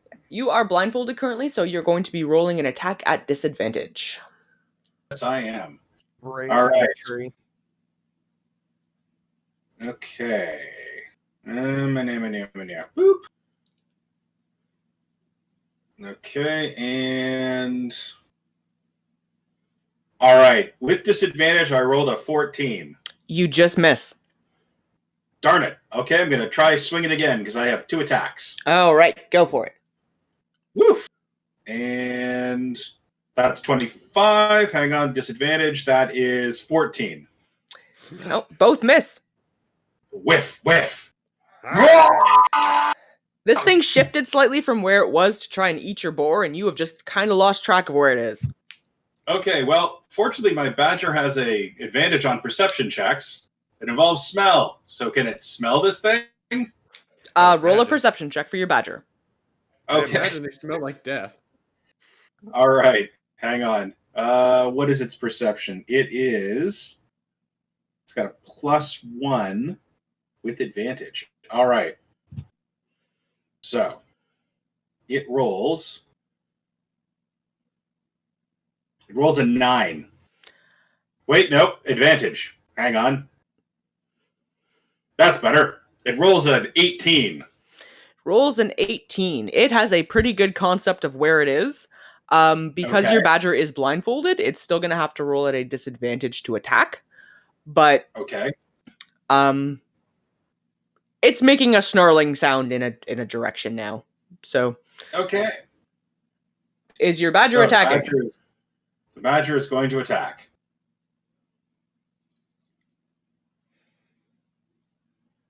Okay. It rolled a. Hang on. What's its bonus on this thing? Okay, so it has a multi-attack. Its bite attack rolled a 7. Nope. Which I'm assuming misses. Very much. Okay. All right. Roll 2d20, take the low one. Oh, and its slashing attack rolled a natural 1. Oh, yeah. So it whiffed. It whiffed pretty hard. And it knocks into a statue in its attempt and is going to take 1 point of bludgeoning damage from this thing kind of collapsing on him. Okay. Where does this guy go? When does that guy go? Grouchy Snuffles, no. All right. Anything else on your turn? Let's see. I've done my 2 attacks. My bonus was to go into a rage. No. All right. It seems to be it. Okay. So that's going to bring us to the top of the round where Kernan is going to go, and he is going to shift out just a little bit, and he is going to take another 2 attacks against the basilisk he hunter's marked. Well, that first one is going to miss. The second one is going to hit, so he is going to hit with 1, which is going to do... I need a D8, and I believe I need a D6. Oh, he rolled well, so that's 10, 14 points of damage. That's going to bring that down here. All right. And that's what he is going to do on... Oh, actually, he gets to add an additional 1d8 of damage because of Colossus Slayer. So that's an extra 3 points of damage. Nice. There we go. So that's going to bring that there. So that's going to be Kernan's turn. Seeker. All right, the one that's in front of me isn't. Oh, hold on.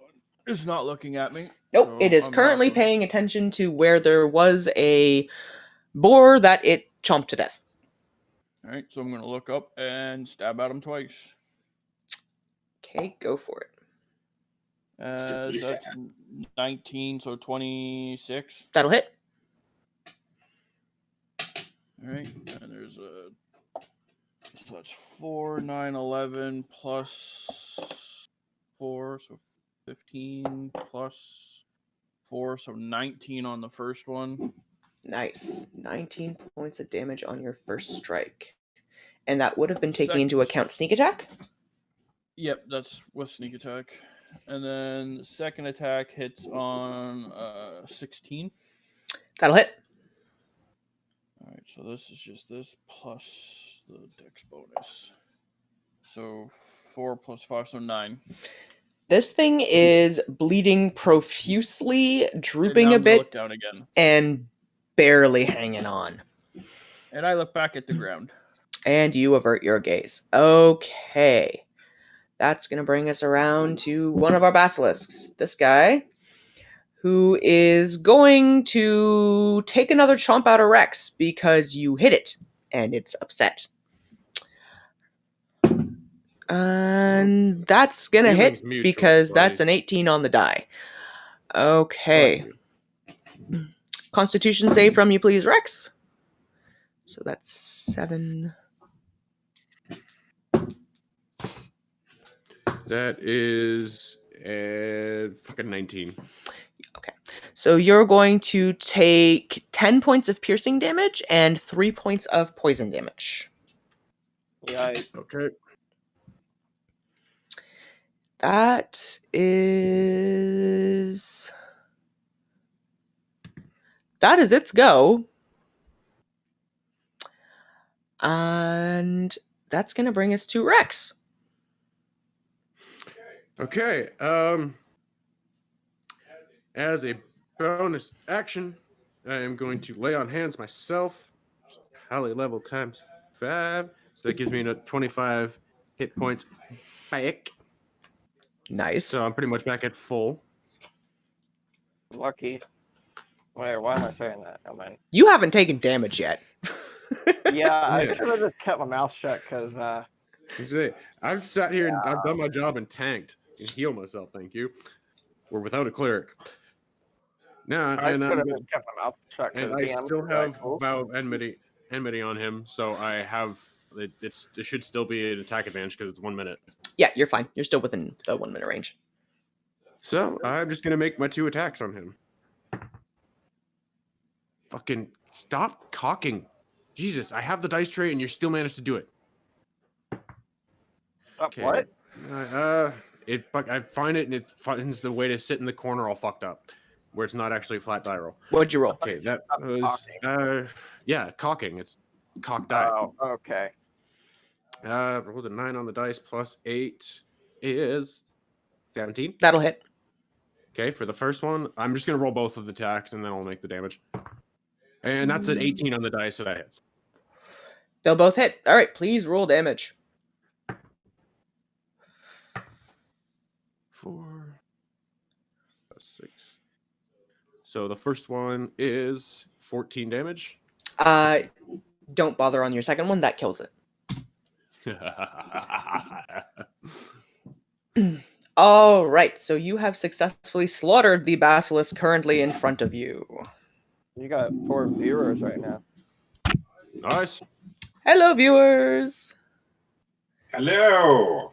Commander Root and Lurks. Good to see you guys. You still have to hit me. You have to hit me with mod, by the way.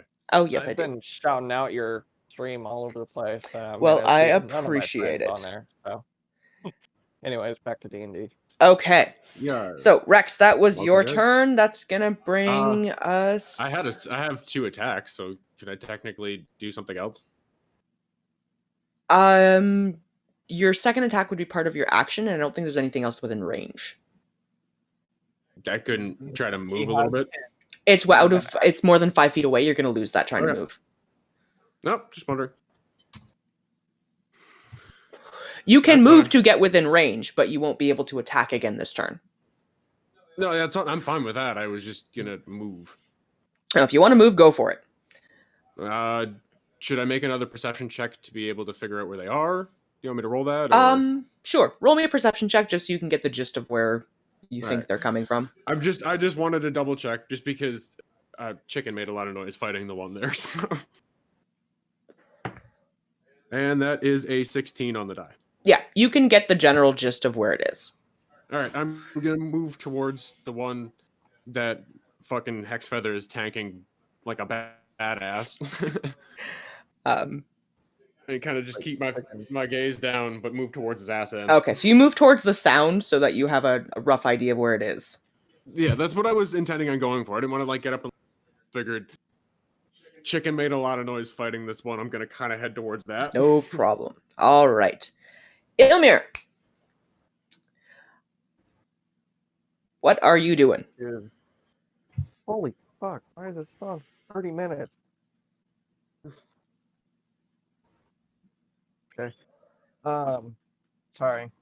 There was like 5 minutes of silence. Anyways, I'm gonna move up with my movement to right about. Wait, no, I need to do a perception check first. Yes, you do. You have to make sure you know where you're aiming.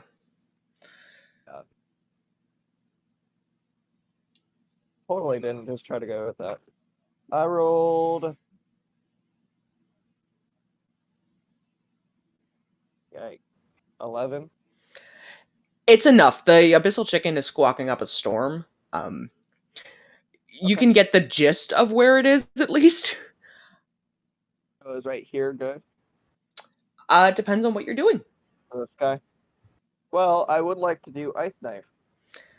Would that hit Rex? That's gonna hit both Rex and the chicken. Yeah, it'll hit the Rex and hit me and the chicken. All right.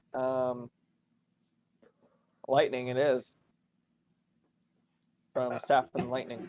Staff of Thunder and Lightning. So I'm going to do a lightning strike from hell. Okay, you're going to do a lightning strike. So With disadvantage. Yay! let's just see. I want to see if that is a roll to attack or if that one will just happen. That's a roll to attack. Lightning strike. Oh shit. Nope, I have to make a dex save. What? It just mine it happens. says hit DC +5. No, it just happens. I just have to make a dexterity save on it. Weird. Never done it that way. If you check your item, that's actually how it functions. It's a DC 17 dex save. And these things are not very dexterous, so it fails. Wait. Look at them stumpy little So feet. he's going to take full damage. I need you to roll me 9d6 lightning damage. Holy shit. Okay. Give me a minute here. Where's my green? I just put them. Dumbass. 3, 4, 5. Notepad.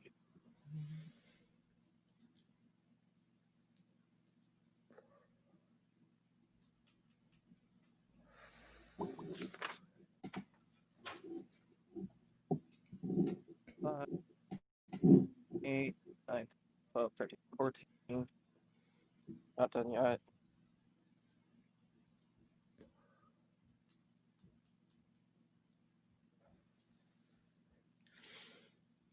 Put you back.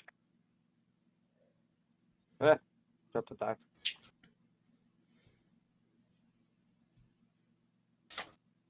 Alright, so what's your total damage? 26. 26? Yep. 26, very nice. Okay. So you slam your staff down and let out a bolt of electricity that slams through this basilisk's body and shoots off into the woods. And it is thoroughly electrocuted, but still standing. Is that your turn? Yes, ma'am. All right, that's going to bring us around to the basilisk, who, Oh, joy. having just gotten electrocuted, is going to turn and is going to take a chomp out of Ilmir. Ilmir, what is your armor 15. class? 15.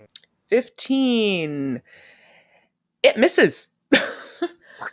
Apparently it is still shuddering slightly from the electricity and hasn't quite managed to get a purchase on you.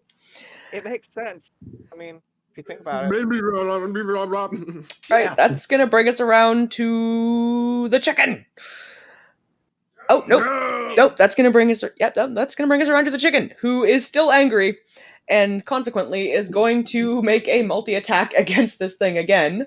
But first, it's gonna need to make a save because it did not avert its gaze, but it makes it so it's fine.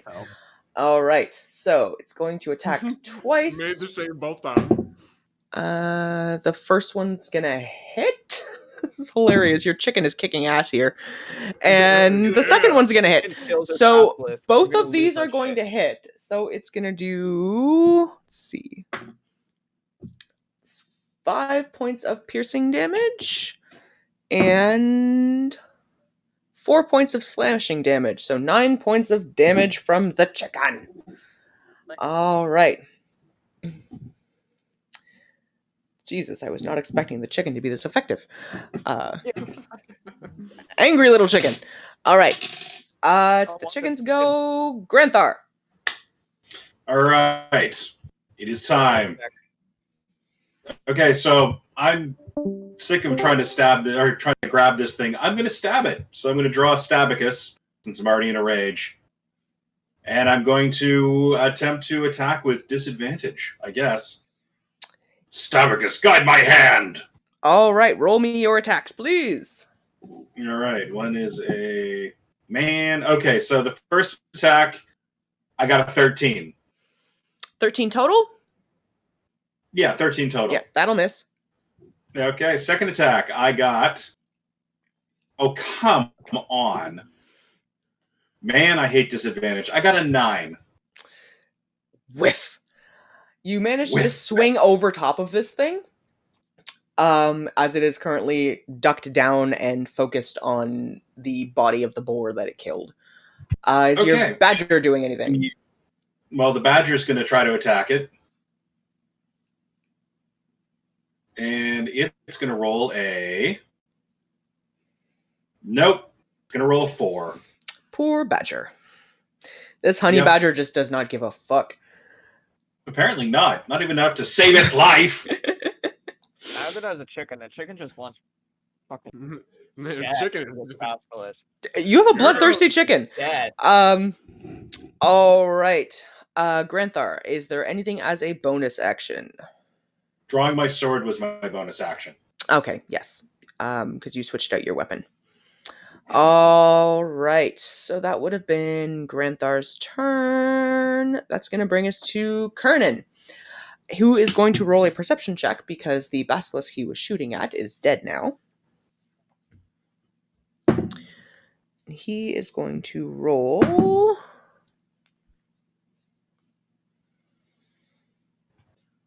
Oh, he is going to find where that one is, and he is going to turn, and he is going to move just to about here. And he's going to take a couple of shots at that basilisk.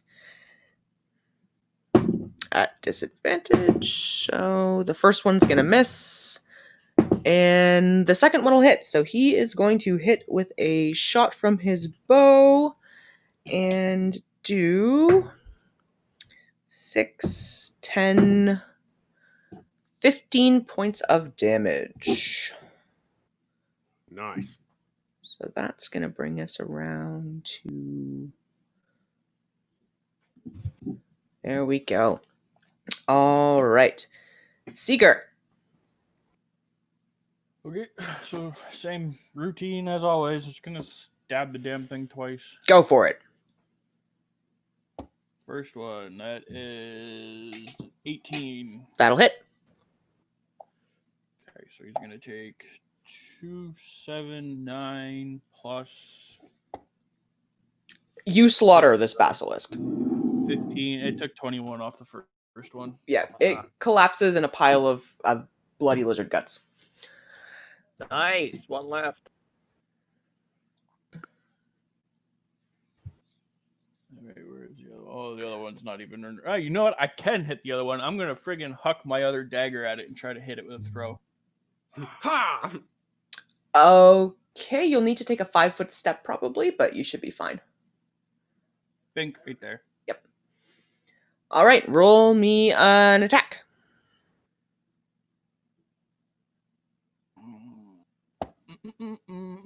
So 12 plus 5, so that's 19. 19 will hit. It's not going to do much damage. So that's 3 plus 5, so 8 damage. 8 points of damage. You huck a dagger that is now sticking out of the side of this thing with a trickle of blood leaking down from it.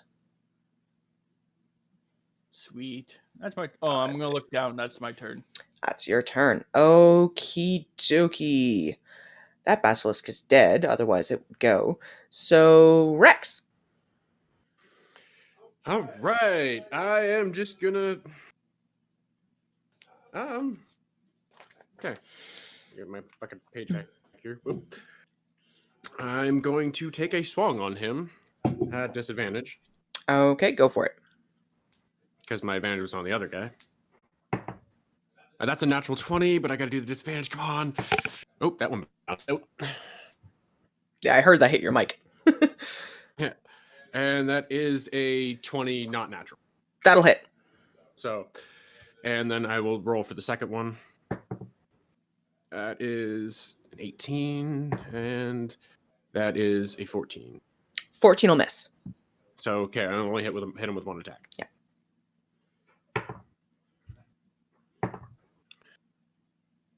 For 12 damage. Describe your wreckage. Ooh. Stepping into the attack, I kind of just cleave up from underneath where the little feet I can see and into the side of him. And follow my gaze up because he's clearly looking the other way. So I kind of watch the blade cut into his belly and bellow. Just You kind of duck down and coming in an upward arc with your sword, you cut clean through, chopping one leg right off and Jesus. into his belly, spilling internal organs underneath of him in a really disturbing image.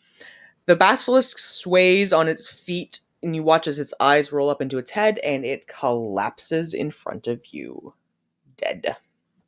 What? Nice. I want to loot one of them, like get something off of one of them. Yeah, All well, right. Where did it go? I will kill it. I will kill them all. All right, so before that fucking happens, chicken now. Rex, I need you to roll me an animal handling roll because your abyssal chicken's not happy with you right now. Oh. Why? He tried to feed it to a basilisk. I didn't try to. Well, I figured it was going to be able to kick some ass, like it was a demon chicken. What I was going to do next, and the next thing is I was going to step in and pull some shit off. What I was going to pop out an eye and throw it to the chicken. Like, here, eat it. Have an eye. I'll allow make the you to rules do go if you that. want. I'll allow you to do that, and I'll say you can make your roll with advantage. Okay. Fair. So that would be it. And I will take the advantage one. That is a 16. Okay. Your chicken hexwing? Hex feather. Hexfeather swallows this basilisk eye quite contentedly. Looks at you, ruffles its feathers slightly, but does somewhat begrudgingly stomp back over to you. And I want to kind of give her just a little scritch under her chin and go, good job, Hex feather. Good girl. She snaps her beak at you half-heartedly, but doesn't seem overly disgruntled with the situation. I'm also going to snap out, I'll make a roll for it too if you want. I want to snap out one of the basilisk's poison fangs and pierce it through my left cranial lobe next to Ishiran's fang. We're going to get to you in a moment. Ilmir, you said you were going to loot one of the bodies. Yes. And I'm at this time gonna call over Ren, my dragon. Okay, so your little dragon flits back over now that the danger has passed. Are you salvaging parts, or are you looking to see if there's anything in it? Looking to see if it has anything. Roll me an investigation check, then. Yes. As soon as I put my damn dice, I am blind as a bat, apparently.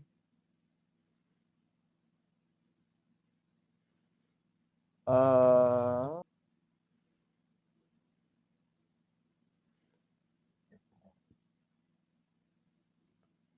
it is.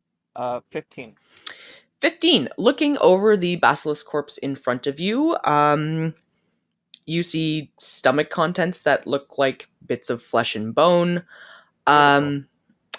It has fairly large claws, a relatively tough hide, and it does have a couple of large sets of fangs on it that are probably connected to a poison gland of some description, but other than animal parts, there's nothing else here. Okay, carefully, I want to cut one of the fangs and claws out. Okay. Rex, you were doing the same. Could you both please make me survival checks? I will. That is an 18. Okay. Rex, you can get out one of the fangs easily enough without damaging the tooth at all. I also got an 18. That was very weird. Right. And I also wanted to take a few scales to put in the bag of holding, but I just wanted to do the fang. And you can get the scales off fairly easily with that roll as well. Ilmir, you successfully get the other fang out, and you do cut off one of its feet. So make sure you mark. Or just a nail. I mean, he could just pick up the foot I cut off. Do you want just the claws? Because you can take those if you just want the claws, or if you want the whole foot, you can take the whole foot. It's up to you. I just want the claws. Okay, so you can extract 3 claws from its frontmost foot. So make sure you guys update your inventory that you have each got a basilisk fang, and you have a 3 claws from one of them. What the hell do you spell basilisk?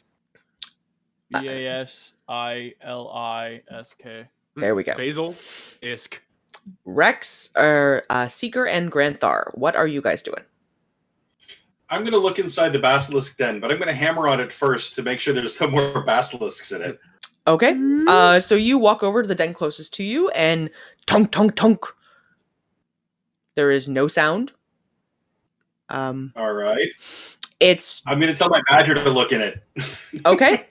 Your badger goes and pokes a head in and snarfs around a little bit.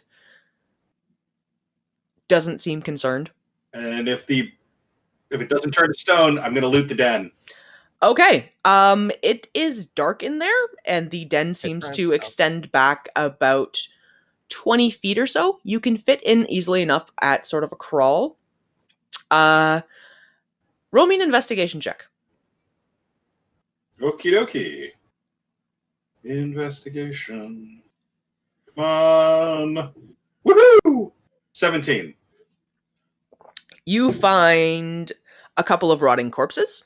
You find a bunch of shed basilisk scales, and you find a collection of leaves and other plant matter that seem to have operated as a bed. That's it? That's all there is in there.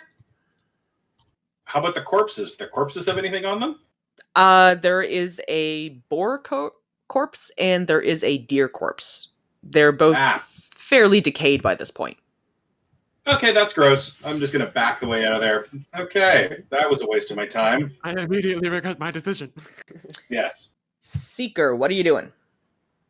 I want to take the eyes out of the one that's in front of me. Okay, roll me a survival check. Poison and too? some... Yeah, that's what I was going to say. And I want to look for the poison gland, because I know they've got poison. Okay, roll me a survival check. Alright, so that's one that I got that in. Where did you go? There you are. 17. 17. Okay, you take the eyes out. They come out relatively easily. You're fairly deft with your blade at being able to sort of pop these two out. And looking at the anatomy of this thing, you do find where the poison gland is, and you are able to harvest one basilisk poison gland. Sweet. Okay, so...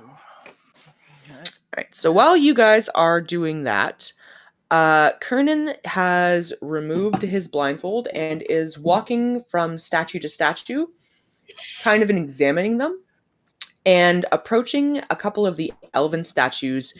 He bows his head respectfully and kind of gently touches them as a farewell.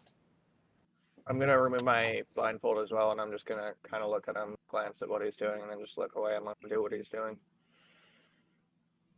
Okay. Is there anything else you guys would like to check out in this clearing?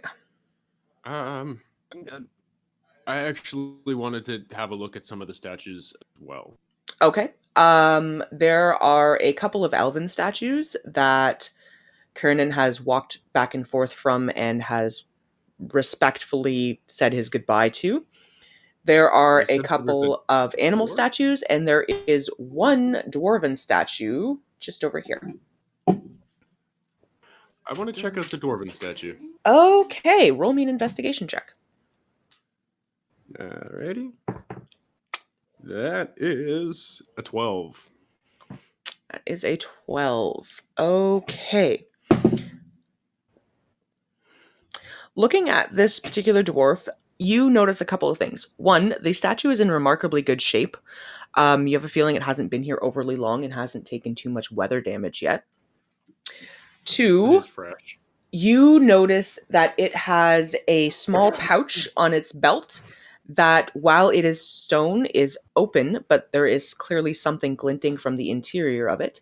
And you notice that the set of armor the dwarf is wearing has not turned to stone. Ooh.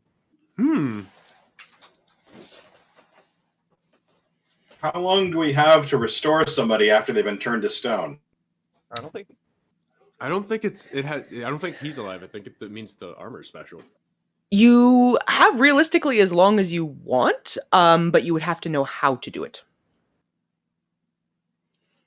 Well, maybe basilisk eyes again.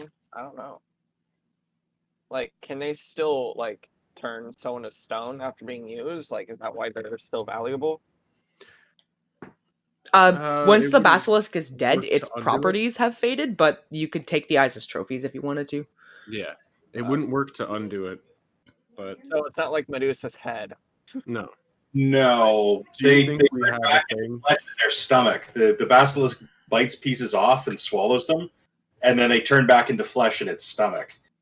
So No, yeah, the Basilisk venom? from what you gather, the gaze of a basilisk is magical in nature, so it's not the eyes themselves that do anything. It's a property of the creature. Okay. so I mean, this one we could probably save. He's recent and turned to stone. We could haul him back to town and see if somebody could fix him. It's worth a shot. I mean, if we're heading to the Dragonspine Mountains, getting in good with the dwarves might be a good idea. How are the elves, the elven statues? Do you think we could drag them back to their people? Roll me an investigation check. Okay. I'll talk to the- I was gonna say, well, we could talk to Kiernan and see what he thinks, because he. yeah, that Yeah. guy. Couldn't remember his name. I rolled a 9.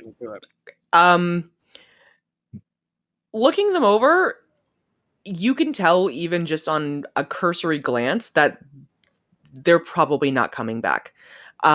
These statues look heavily damaged.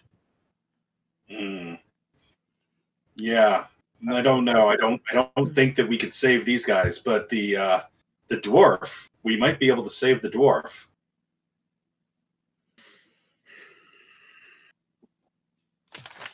So Be able to save the dwarf. what do you think we should do?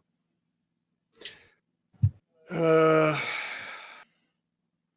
sure if we can. Well, How heavy is this statue? I'm going to try to pick it up. Roll me a strength check. Ah, good. Something I excel at. break them. If you break the dwarf, Strength check. I might call his armor. 22. 22. Okay, you heft on this dwarven statue, and it budges a couple inches, but this thing is solid. Yeah. Huh. Dwarves are fairly hardy in constitution to begin with, and having been turned to stone, this thing probably weighs easily 400 or 500 pounds. With all his gear and shit on, too. Like, I have a question. I have unseen servants, and they're there to like basically do things like move things for me. they can Would move they be very, able very to move small the objects. statue? It wouldn't have the weight to try and shift a statue. Yeah, we need something like a tensor's floating disc. Right. Granthar and Rex, you're right there. Could you both please roll me a perception check? All right. Sure. Fuck you, cocked bastard. That is a fucking 9. Oh God, it's a 5. We're both derps. It's enough. As you guys are trying to heft the statue, you notice two things. One, the armor shifts. And two, there is a subtle kind of a clinking sound coming from the pouch. Why didn't the armor turn to stone? Okay, because it's magical. Okay, Yeah, well, it's rather magical. I don't know. He might be dead, but we could use his. He might be gone. We could use his stuff. he might be easier to carry if we take off the stuff that's heavy. All right, so are you guys looting? Yeah. Let's take his stuff off and see if we can move the statue, or maybe come back for the statue. I mean, it's not going anywhere. I'm a loot it. All right. He's stone, like he's not using it right now. Could both of you please roll me Investigation. sleight of hands? Sleight of hand. Okay. Sleight of hand. All right. Interesting. We'll use a dex bonus with this. 9. That is a 16. Okay. Granthar, you are able to help Rex, and between the two of you, you remove the surprisingly lightweight armor that the dwarf was wearing, and you are able to fish out of the pouch a satchel that you wouldn't have figured had fit in there, but did. That contains 2,107 gold pieces. Ooh. I should split that. How much? Well, Sorry, that'll say go, it again. that'll go into the party fund. 2,100. 2107. Okay. And you also find a small silver and gem encrusted feather.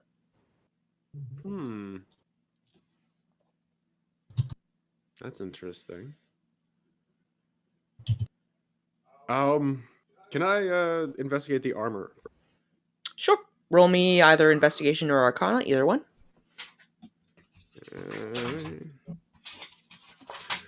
Investigation. Fuck off. It's a 9. It is clearly very well made. It is plate armor from what you are examining on it, but beyond that, you're not 100% certain. Okay, well, kind of probably the only one who could wear that, but does somebody else want to...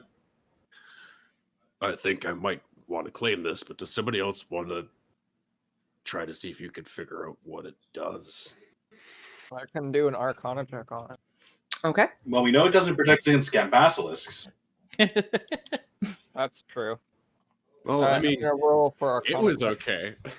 It was okay. It didn't turn to stuff.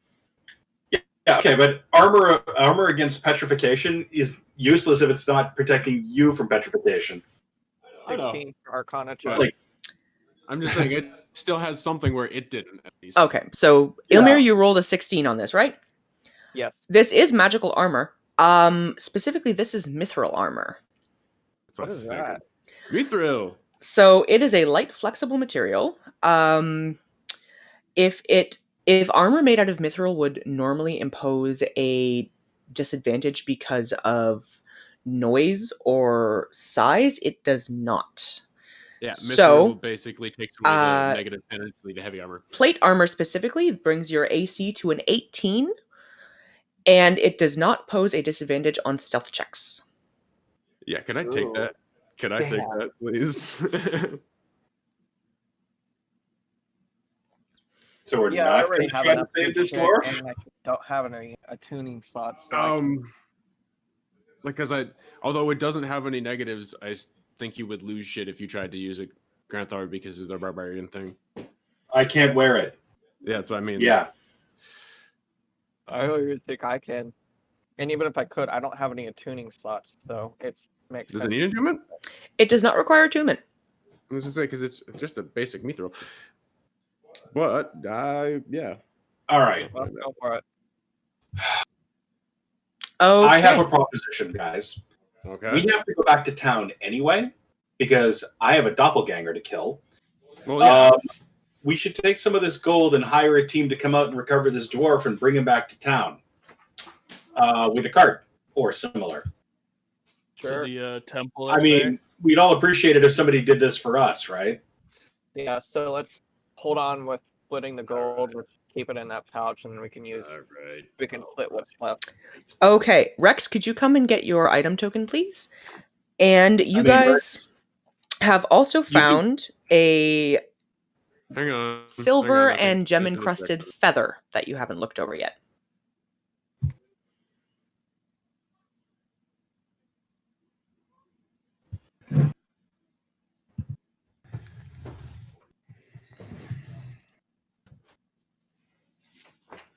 Is my music coming in on anyone? Nope.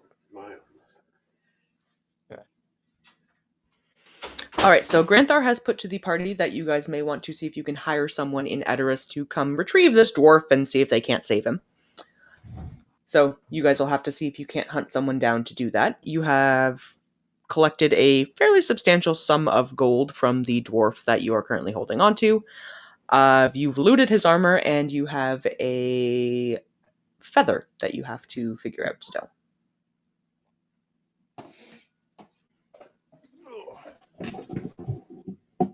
I'll take a look at the feather, I guess. See if I can't figure it out. Okay. Granthar, you're currently holding on to it. Did you want to take a look at it too? Yeah, of course. Could you both please roll me either investigations or arcana checks, please? 17. 17. 15 plus 6, so 21.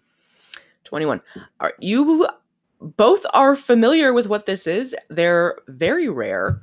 What you've managed to find is a bird token. You can use an action to toss the token 5 feet into the air. It disappears, and an enormous multicolored bird takes its place. It has the statistics of a rock, but obeys your simple commands and can't attack. It can carry up to 500 pounds while flying at its maximum speed, with 1 hour rest for every 3 hours of flying, or 1,000 pounds at half speed. It disappears after flying its maximum distance for a day, or if it drops to 0 hit points. You can also dismiss it as an action. It could carry the dwarf. The eagles. Damn. Well, that's handy. The eagles from Lord of the Rings. Yeah, I was gonna say the eagles. The eagles. All right. So it can travel a maximum of 144 miles per day. Jesus. Well then. And how much can it carry at half speed? At half speed, it can carry 1,000 pounds. Okay. Well then, I'm gonna get my rope out. I'm like, I think we should just harness the dwarf to the bird and have it carry it and one of us back to Edoras to at the very least for safekeeping till he can be healed. That up. Can we take like a quick little short rest in the clearing, kind of gather everybody, make a plan, and sort of quick smoke bio break? Sure. Okay. Sounds good to me. 5-minute bio break, everybody. And while that is happening, Granthar, I will say that you have summoned a enormous rock. Like, this thing could fit all of you on it without too much complaint. It's a real big bird. And you have harnessed the dwarven statue to it. All right. I'm gonna tell the guys I'll meet you back in town. Or how many of us could it carry along with the statue? The statue weighs 300 to 400 pounds. It's not going to be able to carry all of you if it is carrying a statue. Hang on. Would the statue fit in the bag of holding or the portable hole? It'd fit in the portable hole, wouldn't it?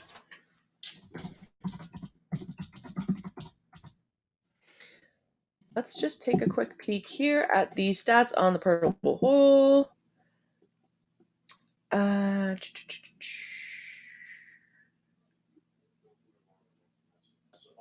Yep, it could fit in the portable hole, and while it is in there, the portable hole weighs nothing. We do it. Then we can all go on the bird. So we'll tip the statue to the portable hole, and we can all ride the bird back to town. There you go. All right, so 5-minute break, everybody, and we'll reconvene here shortly. All right, mic going off. Hungry,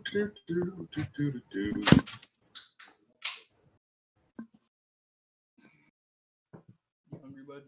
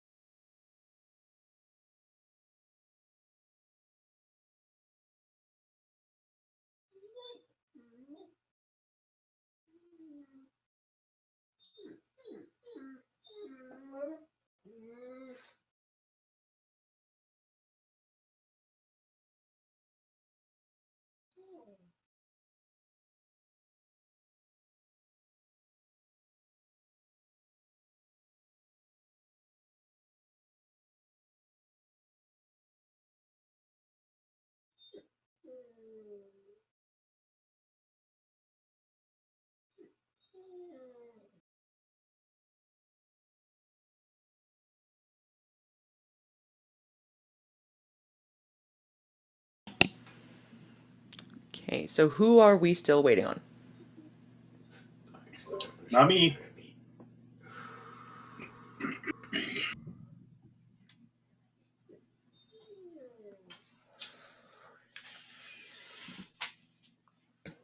I have given Jordan the token for the feather token that you guys have so that he has it handy. And I did not mention it to you guys, but just so that you guys are aware, this thing can fly up to 144 miles before it is expended. Half of that if it's carrying all of you. And it has a limitation of usage once per week. So once you've used up that flight for the week, you cannot resurrect it for another week. Okay. How far can we? Or how far away is the? So from here, you guys would be able to get about halfway to Edoras before the rock needs to take a 1 hour rest, and it would be able to finish the flight back to town. But after that, its flying for the day is expended. That's fine. So it'll do the job I've- on getting you guys and your dwarven statue back to Edoras. But that's By as the way, far as it's going to get today. That's got to be something that somebody's got a fan art. This big ass rock and just like a chain of monkeys of our party hanging down with this dwarven statue. Well, the dwarven statue is now in the portable hole, so you have a little portable hole with a statue in it, and you're all sitting on top of this rock in this very majestic, look at us fly mannerism. But the beauty of this thing is it is large enough to carry all of you. There is just a limitation on how long it can do it for. So it will help with travel. It's multicolored. Back. Okay. So, Rex is just finishing up something quickly, and then we will jump back in. Is there anything else the rest of you would like to look at while you are currently in the clearing, or are you just kind of resting up? If any of you want to use your hit die to recover health points, now is the time to do so. Okay. So we are doing a short rest? Yes, you're taking a short rest currently.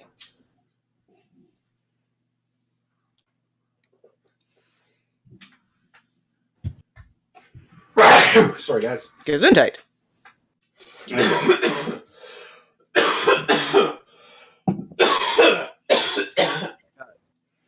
7 viewers. Oh, Next we have up new on viewers. Oh, I snarked a piece of oatmeal. Commander Root, Electrical Longboard, Ida Lara, Lurks, and Rubber Slayer. Welcome to the stream. I hope you guys are having fun. We are just taking a quick little bio break, so we're going to be jumping back into gameplay in a couple of minutes. But in the interim, please enjoy the scenery, and if you have not done so yet, kindly hit that follow button. We're trying to make sure that we can get content out to you guys as well as we can, and you helping us helps us help you.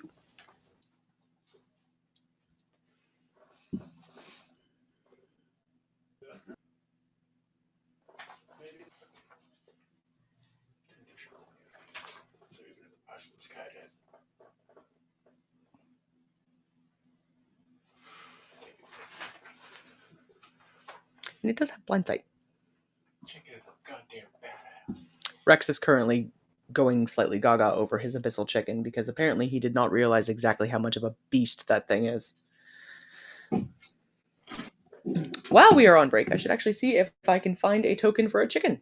Because I may have one somewhere in here if I look hard enough. It's immune to poison.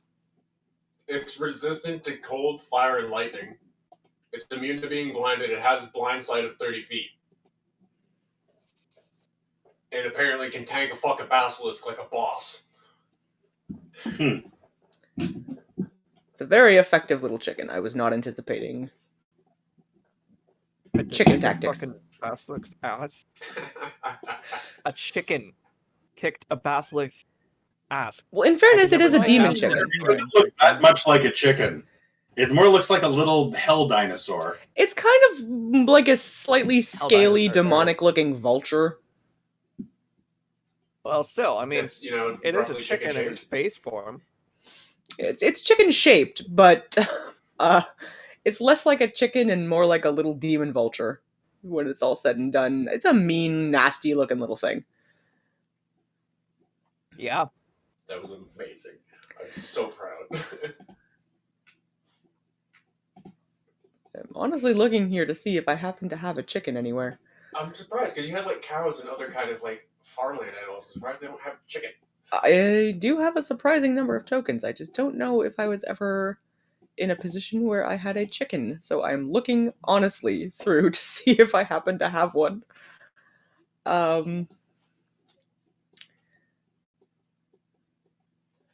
Which is going to be the strangest thing I have looked for in a while.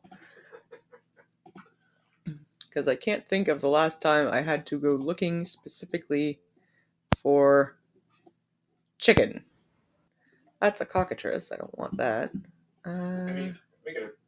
With your overall description, you make a really tiny version. Let's see.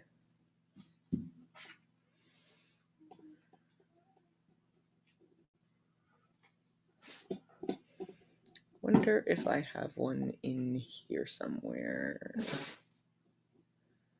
Maybe in my critters token set.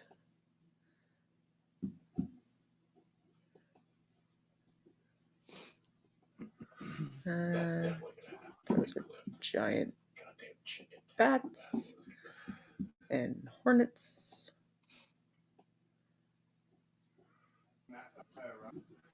Nope, we're gonna have to just stick with a hawk for now because I apparently do not have any kind of a chicken token. So, Do a little tiny. when necessary, I will plunk in the token for a abyssal chicken stand-in. All right, we are resuming momentarily. Is everybody ready to go? Yep. Gotta be real quick.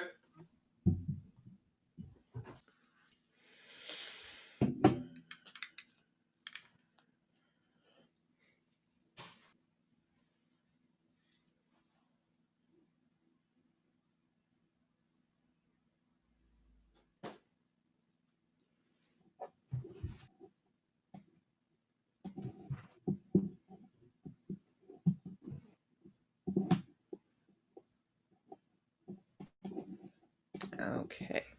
So you guys are taking the dwarven statue with you, which means I need to make sure I actually have that.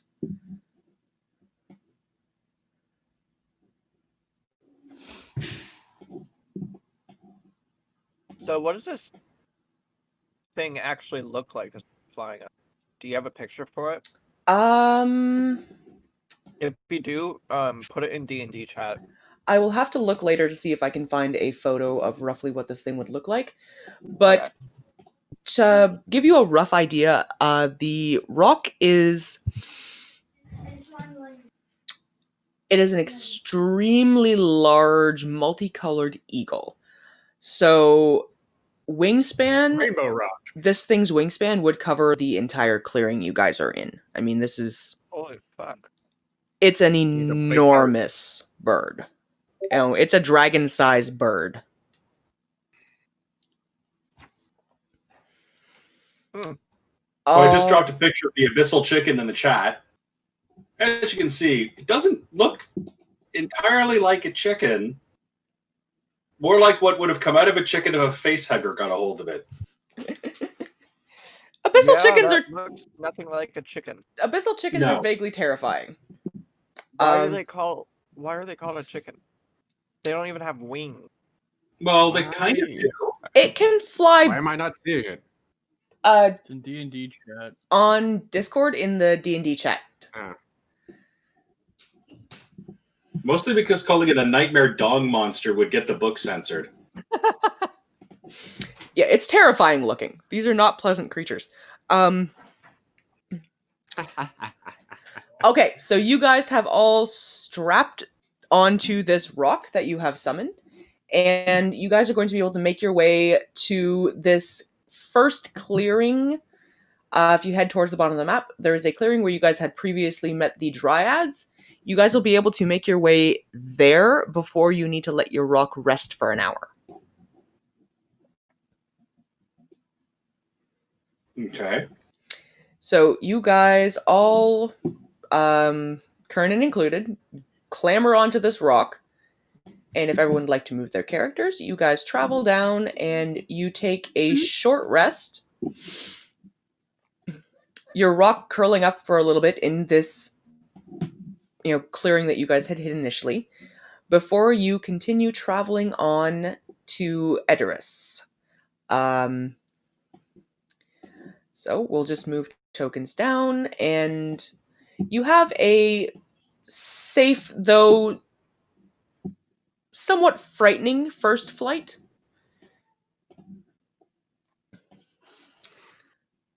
Okay. And making it back to Edoras, you land just on the outskirts of where the temple is. So I'm just going to move everybody down to the bottom of the Sinking Valley in the interest of expediting matters. And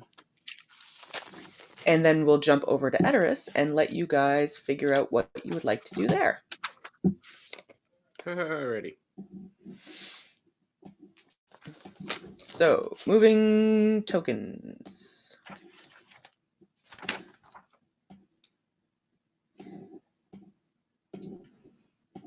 Moving tokens.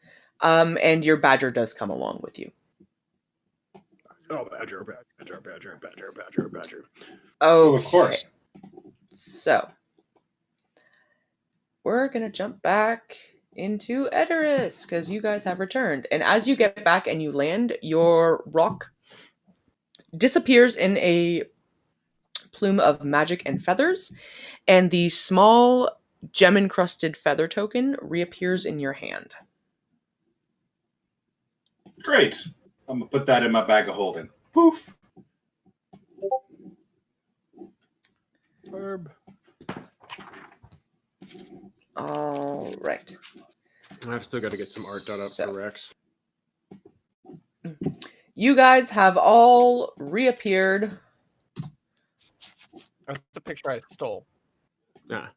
don't care, though. I'm just trying to find Yeah, everybody's I tokens. don't want at the to moment. steal because I have unique tweaks to how I want to look. I'm actually, as soon as my dad gets more resin for his 3D printer, he's going to print me my character and my pseudo dragon. I'm gonna paint them, and I'll take a picture of them and put them on the Discord. I'm just currently moving all of your tokens over to where they should be. So you guys are going to be over by where the temple is. So is a robot right now. Who does? It was you, Rex, for a second, but fix yourself. All right, so you guys are currently at the entrance to the Temple of Tyr with the statue in the portable hole. All right. So I'm going to tip the statue out of the portable hole and say, so we recovered this victim of a basilisk who might be able to be saved. Might be. I want to bring him in, though. I think we're outside still. Yeah, are you guys going into the Oh, temple? yeah. We want to go inside the Temple of Tyr. Okay. So Kernan goes in but sort of stays towards the back. The rest of you are welcome to enter in as well. And Granthar, you approach the priestess who is in there currently, and you tip the statue out of the portable hole. She looks at it and looks at you and just goes, "Oh my." Oh my. We defeated a nest of basilisks and rescued this dwarf, but we have no way of turning him back to flesh. She looks him over and sort of, touches here and there to see what she can read from his essence. And she looks at you and she says, "Unfortunately, this is beyond my skill. You're welcome to leave him with us. If we can find a healer with sufficient capabilities to bring him back, we will. But in the interim, we'll just make sure we keep him safe and pray on his recovery." Excellent. I'm going to leave a note for him. I'm going to write out a note explaining who we are and how we found him, and I'm going to fold it up and stick it in the stone pouch. Okay. You write out a thoughtfully written note letting this dwarf who you have no name for know that you recovered him from a den of basilisks. You have brought him to the temple in the hopes of finding a way to cure him of his stone state. Do you mention that you guys took his armor and feather token? Yeah, I'm going to put in the note that we have his stuff. We've kept it for safekeeping, and he's welcome to join. But we're on a quest to save the world. So hopefully, by the time we get back to town, he will be healed. Okay. So you have left a note that details that you guys have taken his armor, his token, and his gold, 1 second. and have it for safekeeping, in the hopes that eventually he can be recovered and you'll return his stuff at that point. Yes. The armor. Okay, no problem. You have left a apologetic note for a dwarf that you have left with the hopes that he'll eventually recover. And now I think I have to go and see a tailor. Okay.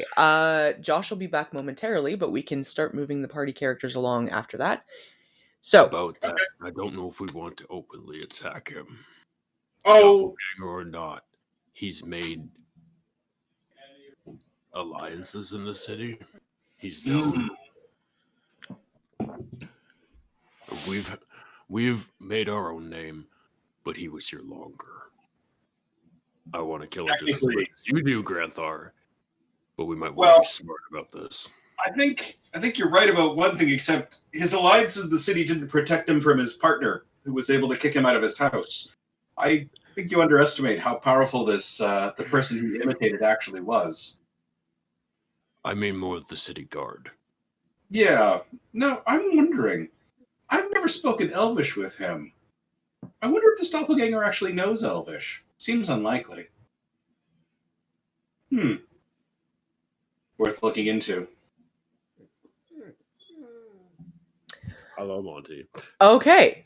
So the priestess, who you guys are talking plainly in front of, looks a little confused at you guys, but does have the presence of mind to tell you, if you're thinking of stirring up trouble in the city, you may want to speak to the guards first, just to make sure they don't arrest you.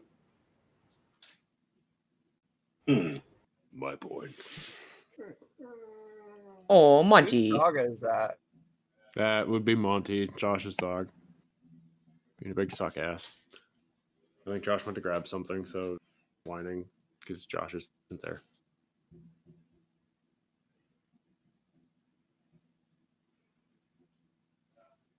So Montague. Okay, so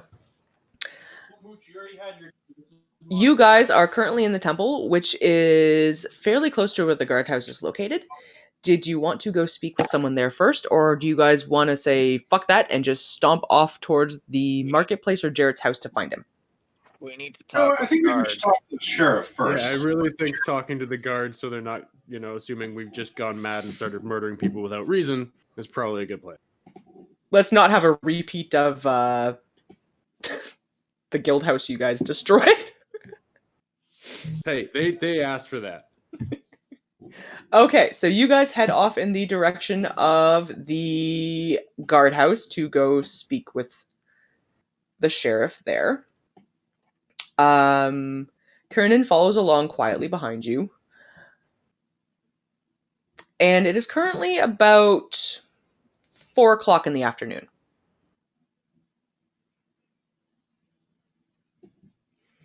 Who's leading the charge?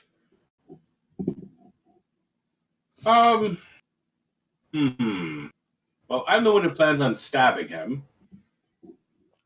Perhaps I should come on, guys. Let's go talk to the guards. I'll follow close behind Granthar. Okay. Captain of the guards. So you go in, and sitting behind his desk as normal is the sheriff. And he looks at you with recognition as you walk in, and he goes, "Oh no, now what?" Do you still have that doppelganger that we captured not too long ago? Looking around, the jail cells are all currently empty. He says, "No, he was transferred out through the Imperial Guard, 3 or 4 days ago." We have reason to believe that he had a partner. Yeah, I think there's another one. The sheriff drops his head into his hand rather upsetly and goes, "Not again. Who is it now?" Rex just chuckles and goes, Granthar. We think it's the tailor. Jared? The one that we, yes. Little, Jared? Yeah, we think it was Jared because we found Jared's body at the temple in the Singing Valley. The real Jared. Yes. He looks at all of you a little skeptically and then looks I'm going to gesture for what's his face to come in. Kernan? Yeah, Kernan has followed you, and he looks at the elf behind you a little bit appraisingly, and Kernan just kind of gives him a stern but subtle kind of a nod. At which point the sheriff looks at the lot of you and goes, I don't want to deal with the paperwork for another one of these. Kill it, do it quietly, get it out of my city. Done. So you guys have been given permission from the local sheriff We're good. to go License slaughter to one kill. of the citizens. I'm License- 006. License to kill. We're done. We're good. Alrighty. Alright, we want to strategize for how we're gonna plot this out. And because I don't think just Set his head on realistically, fire and kill him as he runs out. I don't know if he's gonna be as easy to take. I don't think doppelgangers are that tough, are they? I don't recall the one we killed being that tough. Nope. That's what I said. Set his head on fire and kill him as he runs out. Okay, so are you guys going to approach him in the market, or are you planning on seeing if he is in his home? To try his home first. We might want to have a split scout. If it's still in the afternoon, he may still be in the market. You said it's still 4 in the afternoon, right? It's about 4 o'clock. Let's go visit his tent. Well, actually, let's just look through the market real quick, and then if he's not there, go to his house. Yeah, That's On the what way. just so we know if in case he's going to see us coming from the house, or if we kind of spot stall's open, he might be there. Then we know we have no more reason time to to- set up the ambush. he has no reason to think that we know anything. As far as he knows, we're still in the dark. Yep, true. Okay, so you guys are heading off to the market then. So you walk through the city as per usual, heading in the direction of the marketplace. And Kernan follows along with you guys without any kind of a concern. He assumes you know where you're going. He's unfamiliar with the city, so he's trusting you guys to lead him. Yep. Okay. Who is approaching the stall first? I'm not going to go all the way in. I'm going to kind of stop at the one edge. I went around to watch from the far side. Okay, so Granthar, are you going up first? Oh yeah, I'm gonna head right inside. Approaching the tent, the tent flap itself is closed, and there is a very elegantly written sign on it that reads, "Closed for restocking. Please return in 1 week." Huh. That's sketchy. Okay then. Time to go check out his house. House it is. Okay, so you guys all know where he lives because you previously killed the owner that had it. Well, you didn't kill him, you knocked him out.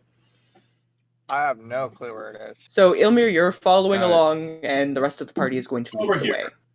Yeah. All right. Lord Valiant's home. I Is the think we're just waiting on Seeker's token, which has not made its way over here yet. Hold on. Come on, stupid map.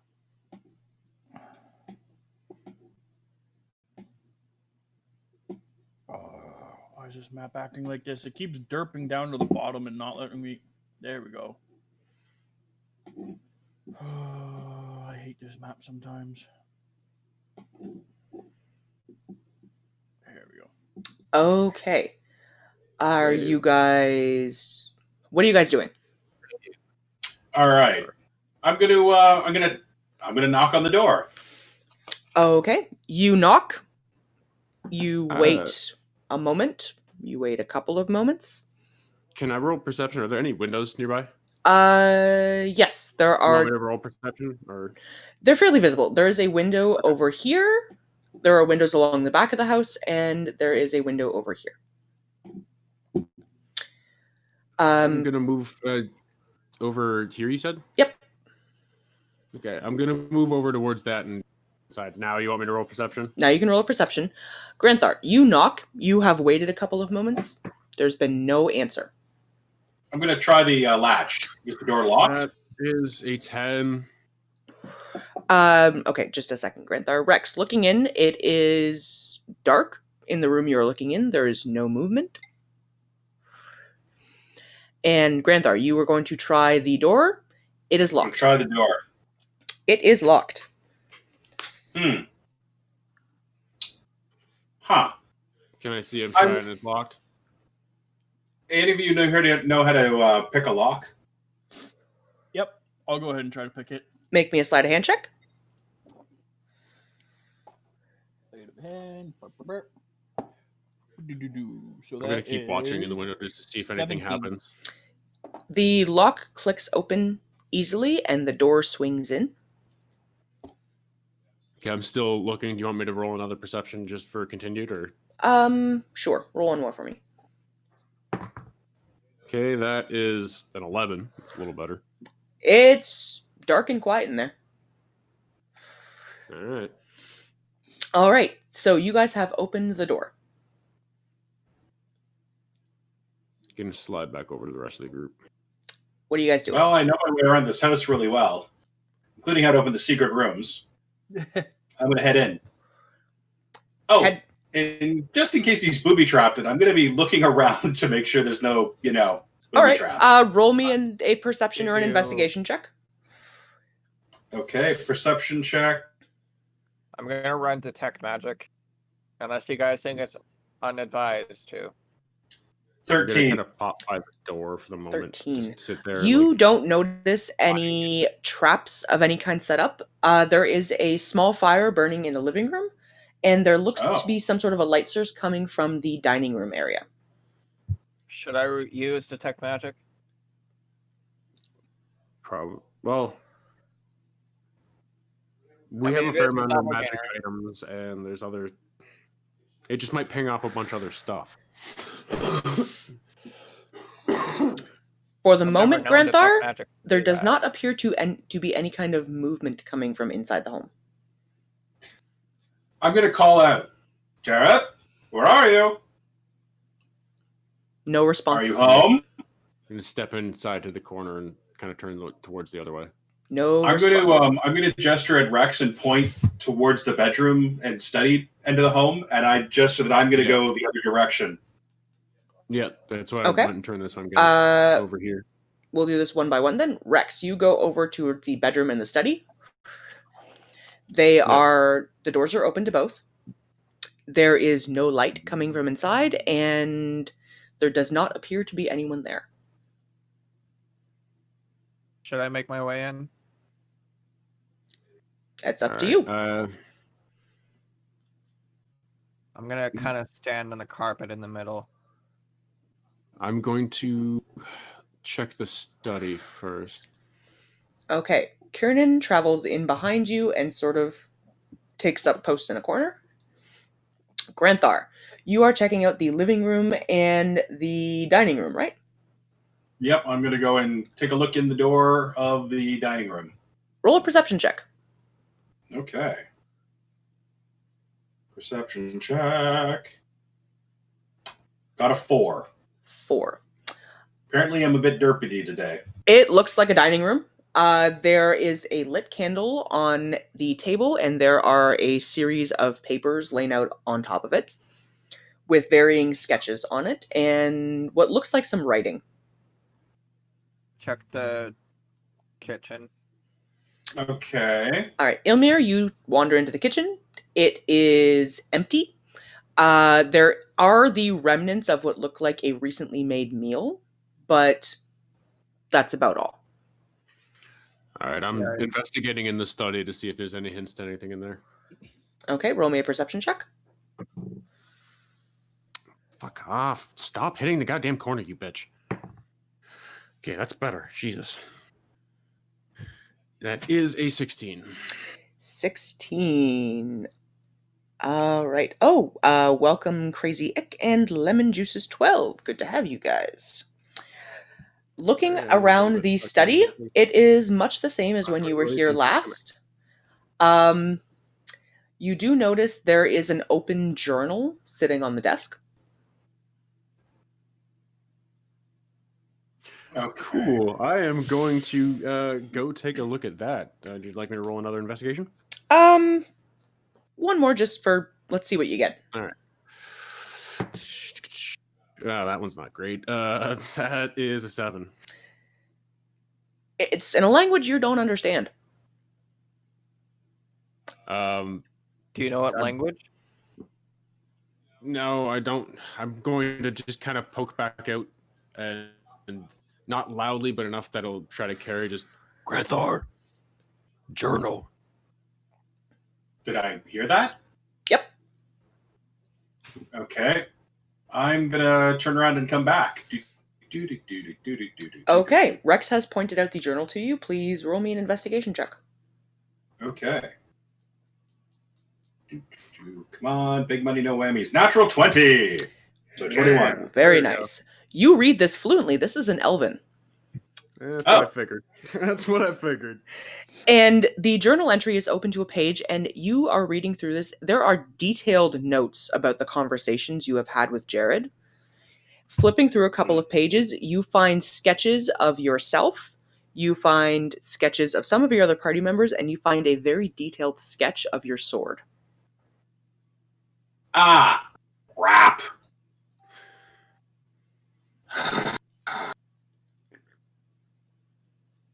So there might be another one of me running around out there. Or any of us. Yeah. I'm assuming at that point, because I'm right there, I could see at least the sketches. You can see the sketches, you still have no idea what the language means. No, but I mean, that's enough to infer, well, shit. Now I'm going to read through the notes you made about me. Did I mention anything about where my tea shop is and my family? You find notes about your shop, you find notes about your tribe, you find notes about your daughter, and you find a couple of notes that deal with the specifics of your sword in that it has to be passed down from generation to generation. Is there anything of me? I might have to go home real quick, guys. We might have to take a stop in Asilian before we hit the fucking mountains. Granthar, is there anything of me? Granthar, reading through this, there has been no mention of Ilmir. I don't know if we actually went to see Jared, after we picked him up. No, we didn't. There is So no there's mention. nothing about you in here. I'm going to go over to look at the table of sketches. Well, wait, this means he just left. A candle doesn't burn very long. Yeah, well, there was remnants of a meal in the too. Which means we missed him by Did anyone minutes. check the bedroom? Not yet. I looked at the study first. Granthar, you are checking out the sketches on the dining table? I'm checking out the table, the prep room, or whatever it's called. All right. Roll me another investigation check. Who? Granthar. Okay, I'm gonna check the bedroom. 11. Okay, looking at the sketches on the table, these are different from the ones that had been there previously. They're very detailed sketches from more than one angle of most of the members of your party. And looking at the dining table, you do notice it has moved slightly from where it was last. And there is a faint outline on the floor from what looks like some sort of a latch. All right, I'm going to push the table out of the way. Ilmir, you are in the bedroom. Roll me an investigation check. I got a +5 on that. See if this jail has served its time well, or let's see if this die has served its time well in jail. Yes, it has. 24. The bedroom is beautifully adorned. There is a large bed with slightly rumpled sheets that look like they have been slept in fairly recently. There are a collection of small trinkets and items. There is a wardrobe of finely crafted clothing.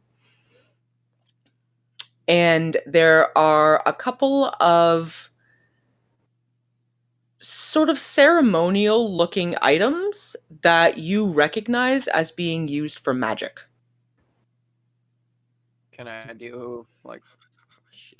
Roll me an Arcana check. Okay.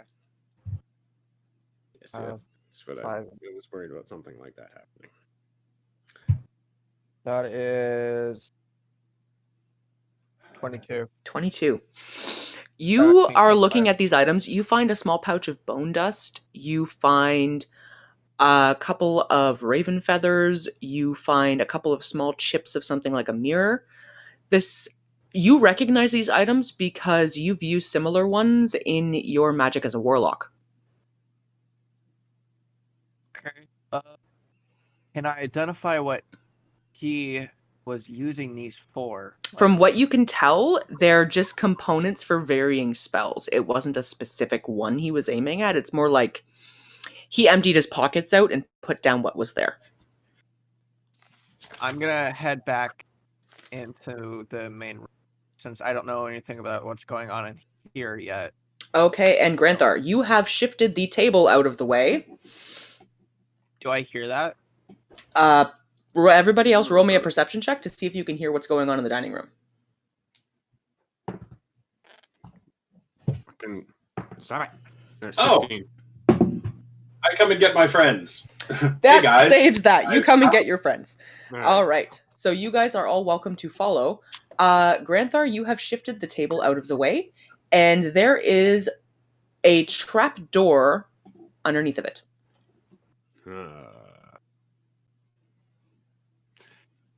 Let's enter. We might be able to catch him if we hurry. He hasn't been gone very long at all. No, he hasn't. So, No. let's chase. All right. I'm going to see if the badger can pick up his scent. Why not? The trapdoor is currently closed. Okay, let's open it. Hold on. Wait, okay. All right, yeah, Seeker, make sure it's not booby-trapped. Seeker, would you like to go first? Yep. Do your thing. I'll check for traps. All right, roll me an investigation check. Well, that's 19 on the die, so 20 something. It seems that he's... You examine the latch, and there is a fine, barely noticeable thread that extends from it. This is obviously trapped. All right, so I'll try to disarm said trap. Sleight of hands, please. I'm gonna back up just a tiny bit. Give him some room. Jesus, Might as well no put yourself goddamn over. faith. No, I Yeah, mean, like, 18 we're on in a the die. small area. I don't Damn want to near bump you 30, either. 29. You disarm the trap without too much issue. It's not a complex one. This is probably more of an alarm as opposed to anything that's meant to be severely detrimental. It just we were all crammed into a tiny space with a big ass armored character. I didn't want to bounce. So you have disarmed the trap. Down the stairs. All right. The trapdoor is not locked, so you guys open it up without any kind of an issue, and you descend down the staircase, which means I need to move what map you guys are located on. Did you just chirp? No, the Mario. he's trying to make the Mario. All right. You guys are all in the top left-hand corner of the map. Top left-hand corner. Hang on. It is very Very good. black for me. Yeah, I gotta get it to try to. Yeah, top figure out what the left. hell's going on here. There it is. Hurry! There we go. Ooh. Okay, so this may be a big ass map. Cool. Oh, joy. And Kel is not there, so we're going to get rid of her. All right, so you guys have descended a fairly long, winding staircase and have come out in what looks to you guys to be a previously unexplored section of the sewers. Doppelganger's Dungeon. It's the playroom. Right. Dungeon. Marching order, please. I will go first to scout for traps. Yeah, I'll follow him up. I'll follow him at a safe distance there too. Like, All right, so Seeker, how many feet ahead are you traveling?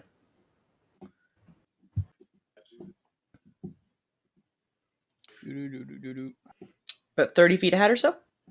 Yeah, about that. Okay. You guys continue along for a ways before the passage starts to curve to the right. Alrighty. Who has dark vision? Not me. I do. I'm a dark elf. I believe I do. All right, for anybody who has dark vision, you are seeing a little bit in here. Granthar, you are blind as a bat right now. It is pitch dark down here. Huh. I should probably light a torch or something. Let me see what I've got in my pack. You have an adventurer's pack, so you should have a torch. Yeah, I just want to know if I actually bought a lantern. I think I'm also going to have to pop a torch. So I have a lantern. I'm turning it on. Okay. I'm sure Hex Feather is doing just fine. All right, Ilmir, you were saying something? Yeah, never mind. Sorry. There you go. Okay. So you should be fine. You're a drow. Don't forget the elf. I don't remember her name. His name. Kernan. Yes. Juden. Who I think they have low light or dark. I think I moved somewhere. He's at the bottom of the stairs still. There he is. It's hard to see him sometimes. So he's traveling along with you guys. Yeah. Kind of keeping his distance a little bit, but he's sort of between Rex and Seeker. You know, Stabicus, this would be the point where if you could glow, it'd be real handy if you would. So you come to a curve in the passageway that curves off to the right. Alright, I'm going to take a look around. I'm going to stealth around the corner and see what's going on, if there's anything up here. Roll me a stealth check. Okay, let's see. What? 17 on Yeah. that. 17, Hold on. Back up, 22, Granthar. 26. Yep. 26. All right, you are very thoroughly stealthed. Looking around the corner, We got two. nothing we got two catches stealthy your guys. attention. The passageway continues along at a gradual curve. Alright, I'll relay and say it's clear up ahead. Let's go. Alrighty. Zip. Okay. We got a bonus fucking ranger on this one, so we'll let them. So you guys are zipping along down the passageway, which curves again.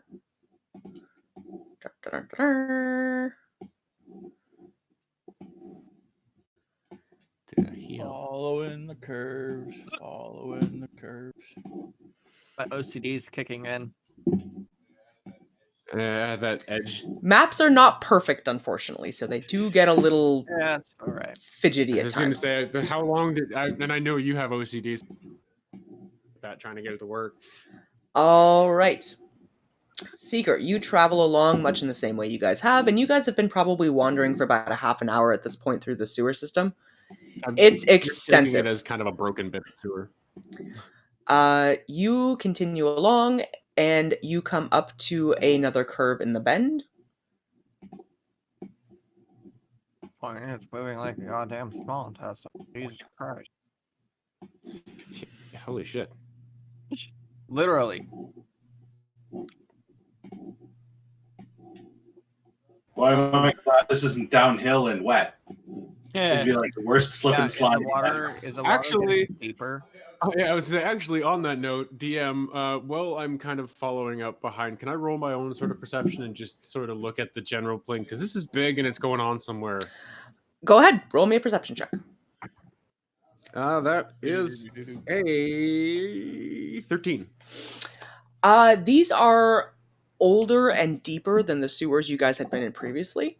The tunnels that Like you had been in the last time aqueduct type were fairly dry. These ones do have a steady stream of liquid going through them. And from the length of the climb and the distance you guys have been traveling, you have a feeling these are at least a half a mile underground. And it's steadily going deeper. They are. I wish we could have that dwarf. They are steadily traveling in a slightly downward angle. Okay, I'm gonna relay that to the rest of the party. Guys, we are going deeper. This is going down. It's not fast, but it is. I'm not sure where we're gonna end up. Yeah. Meh. Ilmir, roll me a history check with advantage.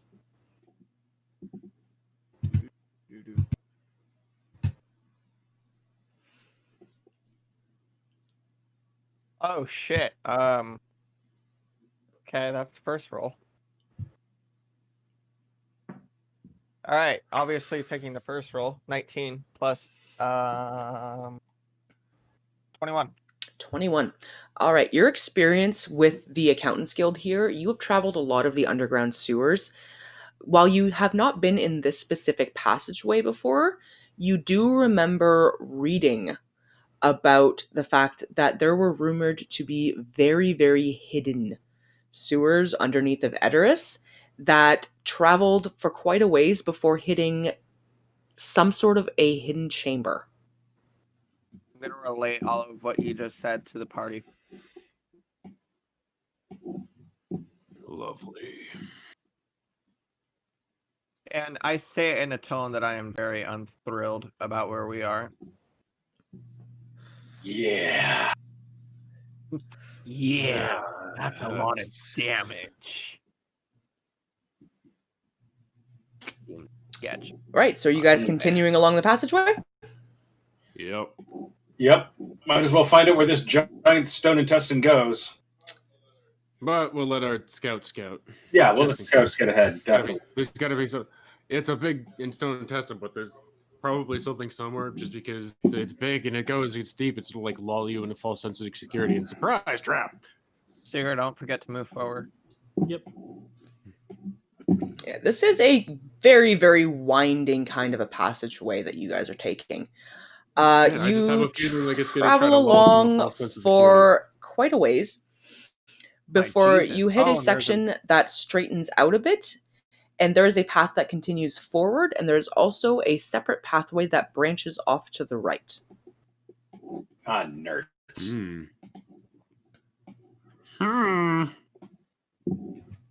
Options. That's a conundrum.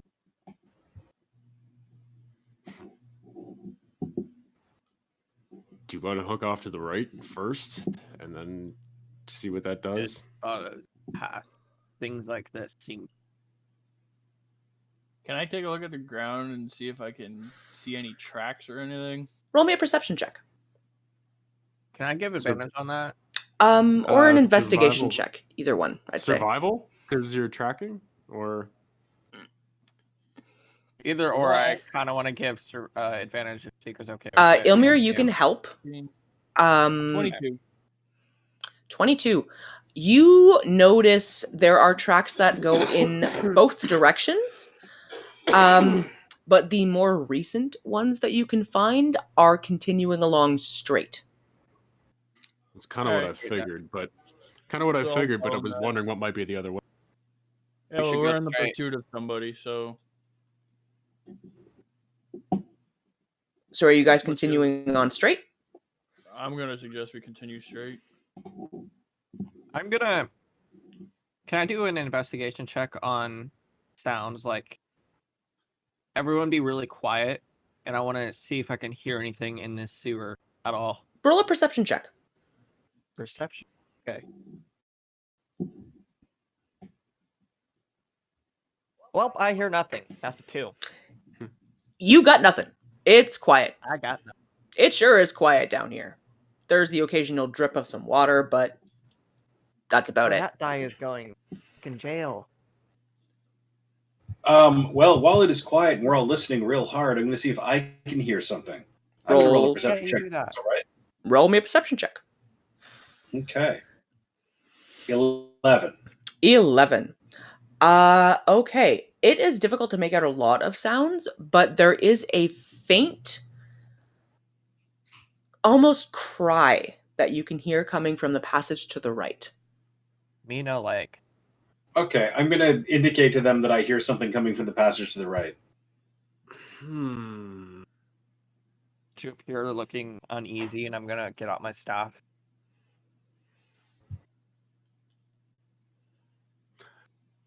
The thing is, we may have to deal with the thing on the right anyways. That's also what I was... Could that be a trap, in a sense, where it'll come out and behind us anyway? Is there a way, theoretically, for now, is there a way that I could have Renda, my pseudo dragon, stealthily fly down there, see if there's anything, and then like relay it to me? That's that not a possible skill at all? you have taught her yet. Damn. She does not understand scouting.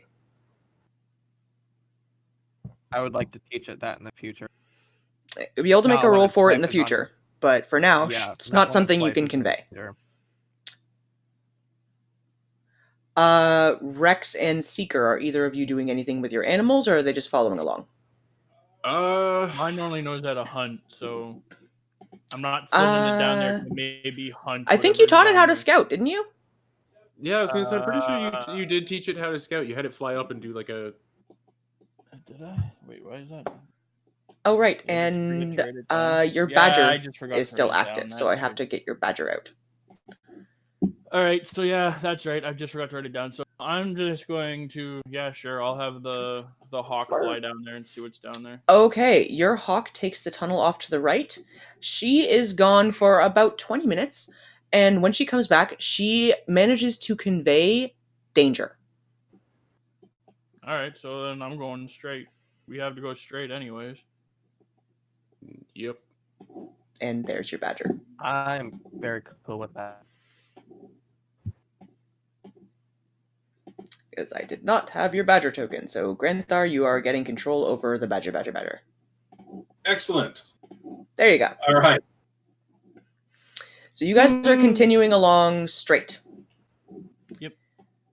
Wait, but we heard a crying sound coming from the right. Yeah, my Yeah, bird it's told me it was danger. danger, so Oh, okay. So we're going to leave the danger alone. All right. Sneak, sneak, sneak. All right, Danger, continuing danger. along, Yeah. there is a Great. passageway that opens up to the left, and the pathway continues on forward. so same thing. How I'm do going we with check the out the one footprint. on the left? Don't forget Kieran in the back. Yes, I have to go get him. I'm also trying to open up territories here. Yep, I'm just All right, so letting your you know hawk who's travels along to the left, and as it returns, it does not convey anything to you in that sense. Just it went, it came While back. everybody passes, Rex is going to sit where I have him put on the edge of that corner, just kind of looking down the hallway just to make sure nothing's coming up while everybody passes. Okay. So it took about 20 minutes for it to go down that passageway off to the left before it returned. It hasn't announced any kind of a danger to you at all, but it also can't convey anything further. Are there any footprints, like new footprint? Roll me a survival check. All right, well, +3. Oh, that dice in jail. That is 14. There are no footprints that go off to the left. All right. So we just keep going straight then. Is everybody in agreement with that? Yep. Mm-hmm. Sure. Okay, you continue along, traveling straight, following the footprints you have been able to notice thus far, and it curves around a bend, opens up into a somewhat large chamber with an open grate and a ladder extending downward. I think we should Whoa. probably clear this level before we go down. Just so nothing follows us. Yeah, that's not a bad plan. That's kind of why I was wanting to check out the other All right. areas too. Just to make It's up to you guys. What do you want to do? Do you want to take the ladder now, or do you want to go explore those other two passageways first? I want to make sure there's nothing following us. Yeah, let's clear them. Okay. Are you going left or right? Well, now on the way back. Now on the way back, right would be the left one, and then left would be the right one. Let's go north. Let's go up. Okay, you're traveling up. Granthar, are you leading the pack, or Seeker, are you scouting ahead?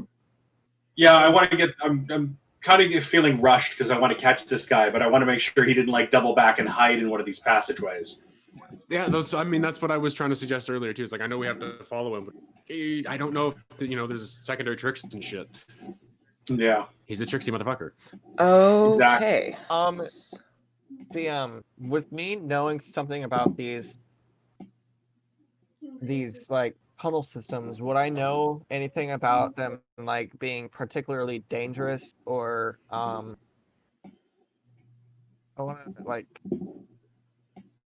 would you get lost easily in it? what I know that based off of From I what you know can about remember these already. reading about, these are largely unexplored. You guys had never been able to find the entrance before now. So we're breaking Okay. new territory. So you come around the bend, and the tunnel opens up into a We have our scouts up front. fairly large chamber with a Giant hole. open grate, and you can notice that's where a lot of the flow of liquid is going down. Would everyone No, please roll me a perception check? Everyone, Oh boy. Anyone who is approaching the chamber. 14. I'm worried. Ah, fuck you. Really? Natural 20. That's a Natural. 12. Okay. Granthar, you hear a lot of squeaking. I got a 19. Oh, Ilmir, no. you do as well. It sounds to I'm you guys guessing- as if there are hundreds of rats that are slowly creeping their way up from that hole. Okay, time to go. Yep. There's rats. Lots of rats coming. Time to go. Lots of rats. Come on, let's go. Okay. You guys are just gonna book it? All right. I don't really feel like fighting hundreds of rats. So How you do I? guys retreat back down the tunnel expediently. Expediently. All Why? right. I'm gonna pop at the same edge I was at before and sit and wait, and then I'll look at Seeker and Kiernan and like kind of give them a look of like, would you like to scout it, or are we all going together? Well, we already know there's danger down here. My bird told us. So Yeah, but I mean, do you want to like scout an approach first, or I'll run in? All right. So you guys all charging I'll ahead? head up front then. Okay. Yeah. The Huntmaster stays a little bit behind you guys, but does follow along. So you take the tunnel, and it curves downwards for a little ways before it opens up into another chamber. This one does have a very large grate to it, and there is a Okay. subtle crying that is coming from below the grate. Like that. I'm gonna look at just roll a perception. I'm gonna roll a perception and then perception check the room. Okay. Other spot. Can I assist? That is a 16. That is a 16. I'm going to shine my light down there and take a look. Oh, Wow, just looking at this whole map, it's so weird, but cool. Thank you. There is nothing currently in the room, but there is noise coming from below. Do an Okay. investigation check on what kind of noise it is. Roll me an investigation check. Yeah. We got +5 on that, so. Has anyone physically entered the chamber yet? Not Nope.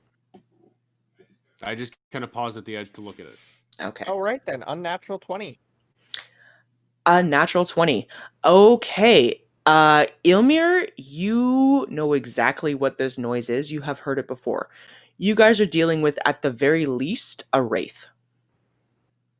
Oh, I'm gonna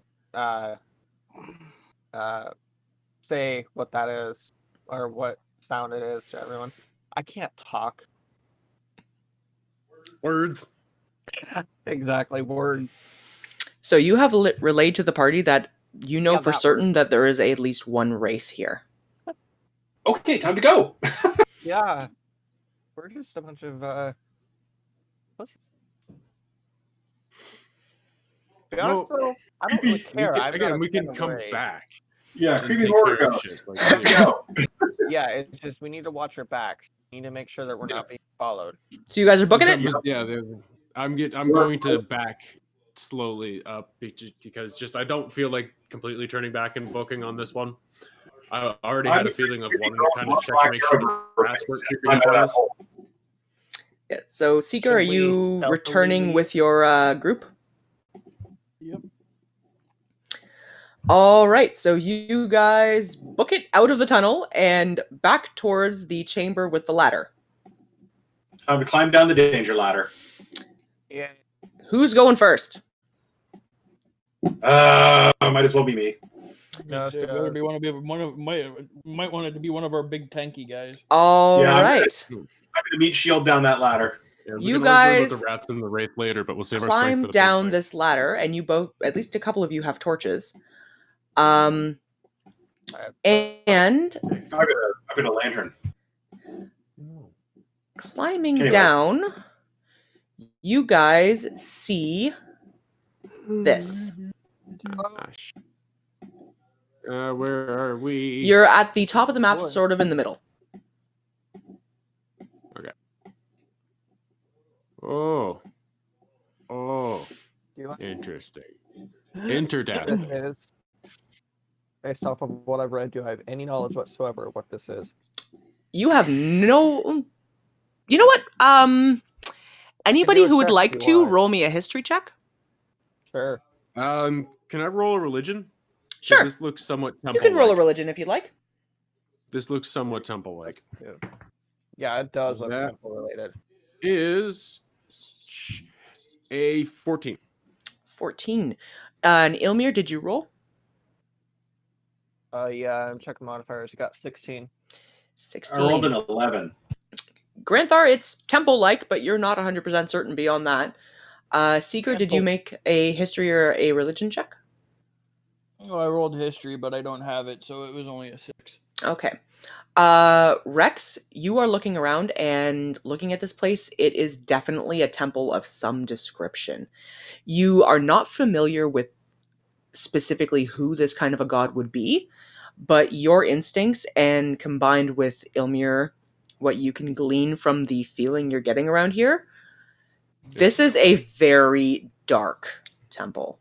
Whoever is being, whatever they're worshiping to here, it's not good. Shit. Walking down the it's a ladder, sewer. you guys notice first off that there are large staircases that lead in a steady upward motion towards the top of what is a multi-layered pyramid. You also notice that there are a series of very, very large statues around the four corners of the temple, which I'm going to open up the grounds for here. Yeah, I was gonna say, shouldn't we see him because we were at a high. There we go. position? Yep. Before we get going, we're going to do another quick little smoke break, and then we'll order the Pizza Hut because All right. Yeah. I figure we'll get the food in order in before it gets really picked up. There we go. Holy shit, that looks cool. So this is what you guys Yeah. see. I'll let you guys all take a quick little bit of a brief look. We'll have a 5-minute bio break here, and then we'll Holy jump fuck, back This temple's going to be sweet. into Super huge, gnarly dark temple. what you guys have found. Talk to you guys in a bit. I'm so excited. So 5-minute break, guys. We'll be right back. Okay. Okay.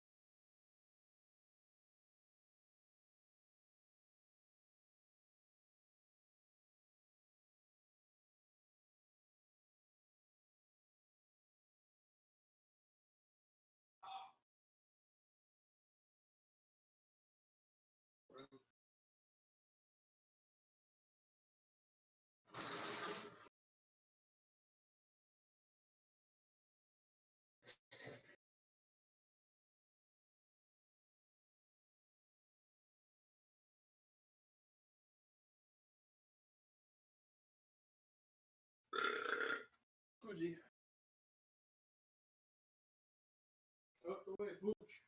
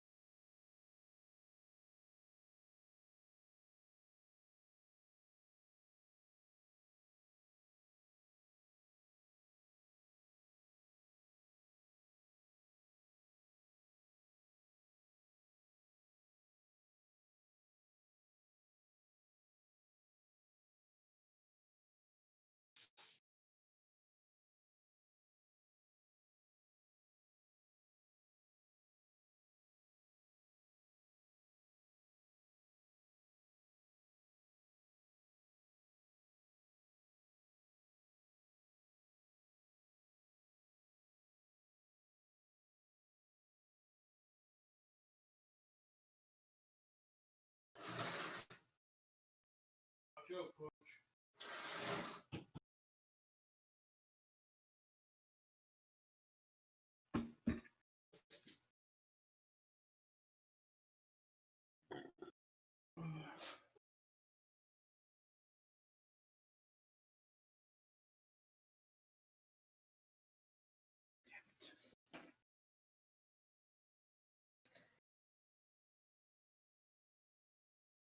Wait one.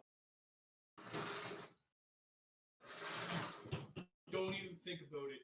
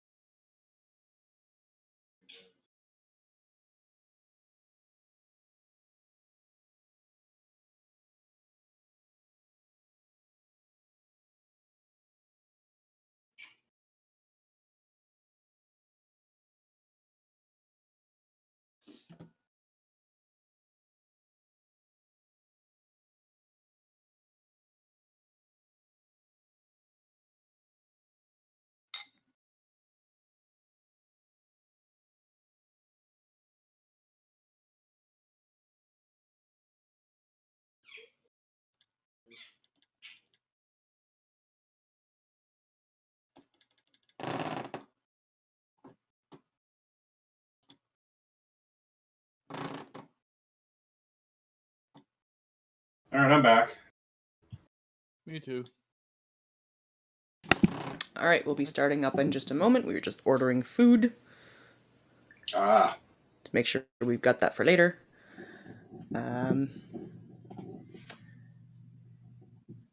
Okay, and Jordan will be jumping back in momentarily, so he can hear me. Anyways, I'm going. So is everybody back? I think so.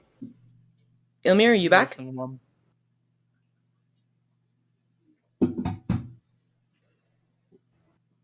think we're still waiting on Ilmir. Yep. Okay. So once he gets back, I will, give you guys a description of what you're looking at. Can you empty that when you get a second?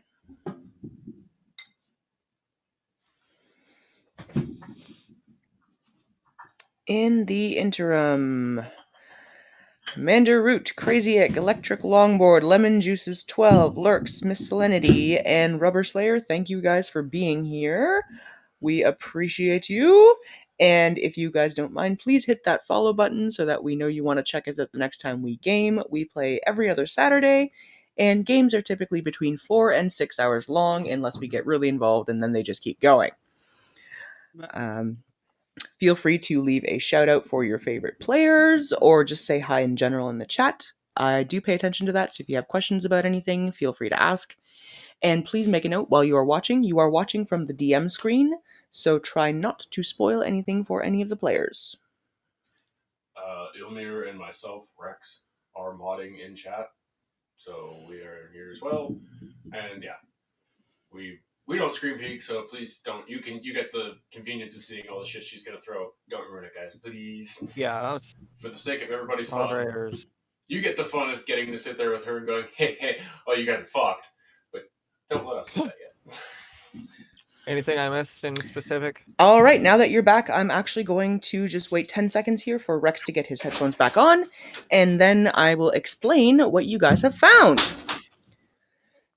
Right. Sorry for me taking so long. I was talking to someone and using the restroom. Not a worry. Okay. And I think what I'm going to start doing whenever we play is I'm just going to host your stream. Beautiful. Always happy to hear that. All right. Rex, are you back in? Yep. All right. So, looking around, you guys notice, for starters, this place is enormous. There are 4 statues located in varying places around the temple, kind of lining up with the cardinal points. Each one of them is a statue of what appears to be a different individual. There is one of them that is just made up of a mountain of varying bodies. The other 3 statues, from the little you can see, there are 2 male and 1 female, and each one of them has very disturbing looking features and is consuming a different kind of race. What I feel the? like we're about to be asked to do something with the traveler. This one and this one have a shit ton of bones on it. Yeah. From what you guys can see, you can't see necessarily what's on top of these statues yet. These are probably like way above our heads. These are probably 2.5 stories tall, but you can see. Roll me a perception check, everybody. Okay, just one sec. Dice. 16. 13 plus. Come on, you fucker. Oh, 19. Release the dice. 13. Release the dice. Motherfucker's percent. Why did my mouse just move by itself? That was freaky. 13. My computer is haunted. 14. Okay. All of you notice, at least on cursory glance, the statue that is closest to you does appear like it has blood that has spilled over the top of it and has dripped down. Anyone who rolled above a 15, you guys notice that part of it is dried, some of it is definitely fresh. All right. Answered my question right there. I know nothing. Oh boy. All right. Gonna move slightly closer. Just kind of keep trying to eyeball and take a look at this. Looking thing. at this statue, you do We need to look notice for- there is Go ahead. a ancient-looking stone ladder that leads from the bottom staircase up to the top of where the statue's head is. This statue specifically, can you give me a little more detail on what this one is? The one that's directly in front of you? Yeah. Roll me a perception check or an investigation check. Investigation. That is fucking 10. That is a 10. Okay. You look over the statue directly in front of you, and it appears to have been constructed out of stone that has been there for quite a long time, from what you can tell. And it is made up of layer after layer of roughly carved bodies. You see Damn. dragons, you see elves, you see humans, you see different kinds of beasts and creatures, all of them dead and in pain based on their expression. And it looks essentially like a figure constructed out of stone corpses of other creatures. I like this. Lovely. Yeah. Okay. Hmm. I'm very curious about something. Can I head over and climb the ladder? You can head over towards the ladder and climb it if you'd like to. Just This make me entire a room could be trapped. We need to just be careful. make me a basic athletics check.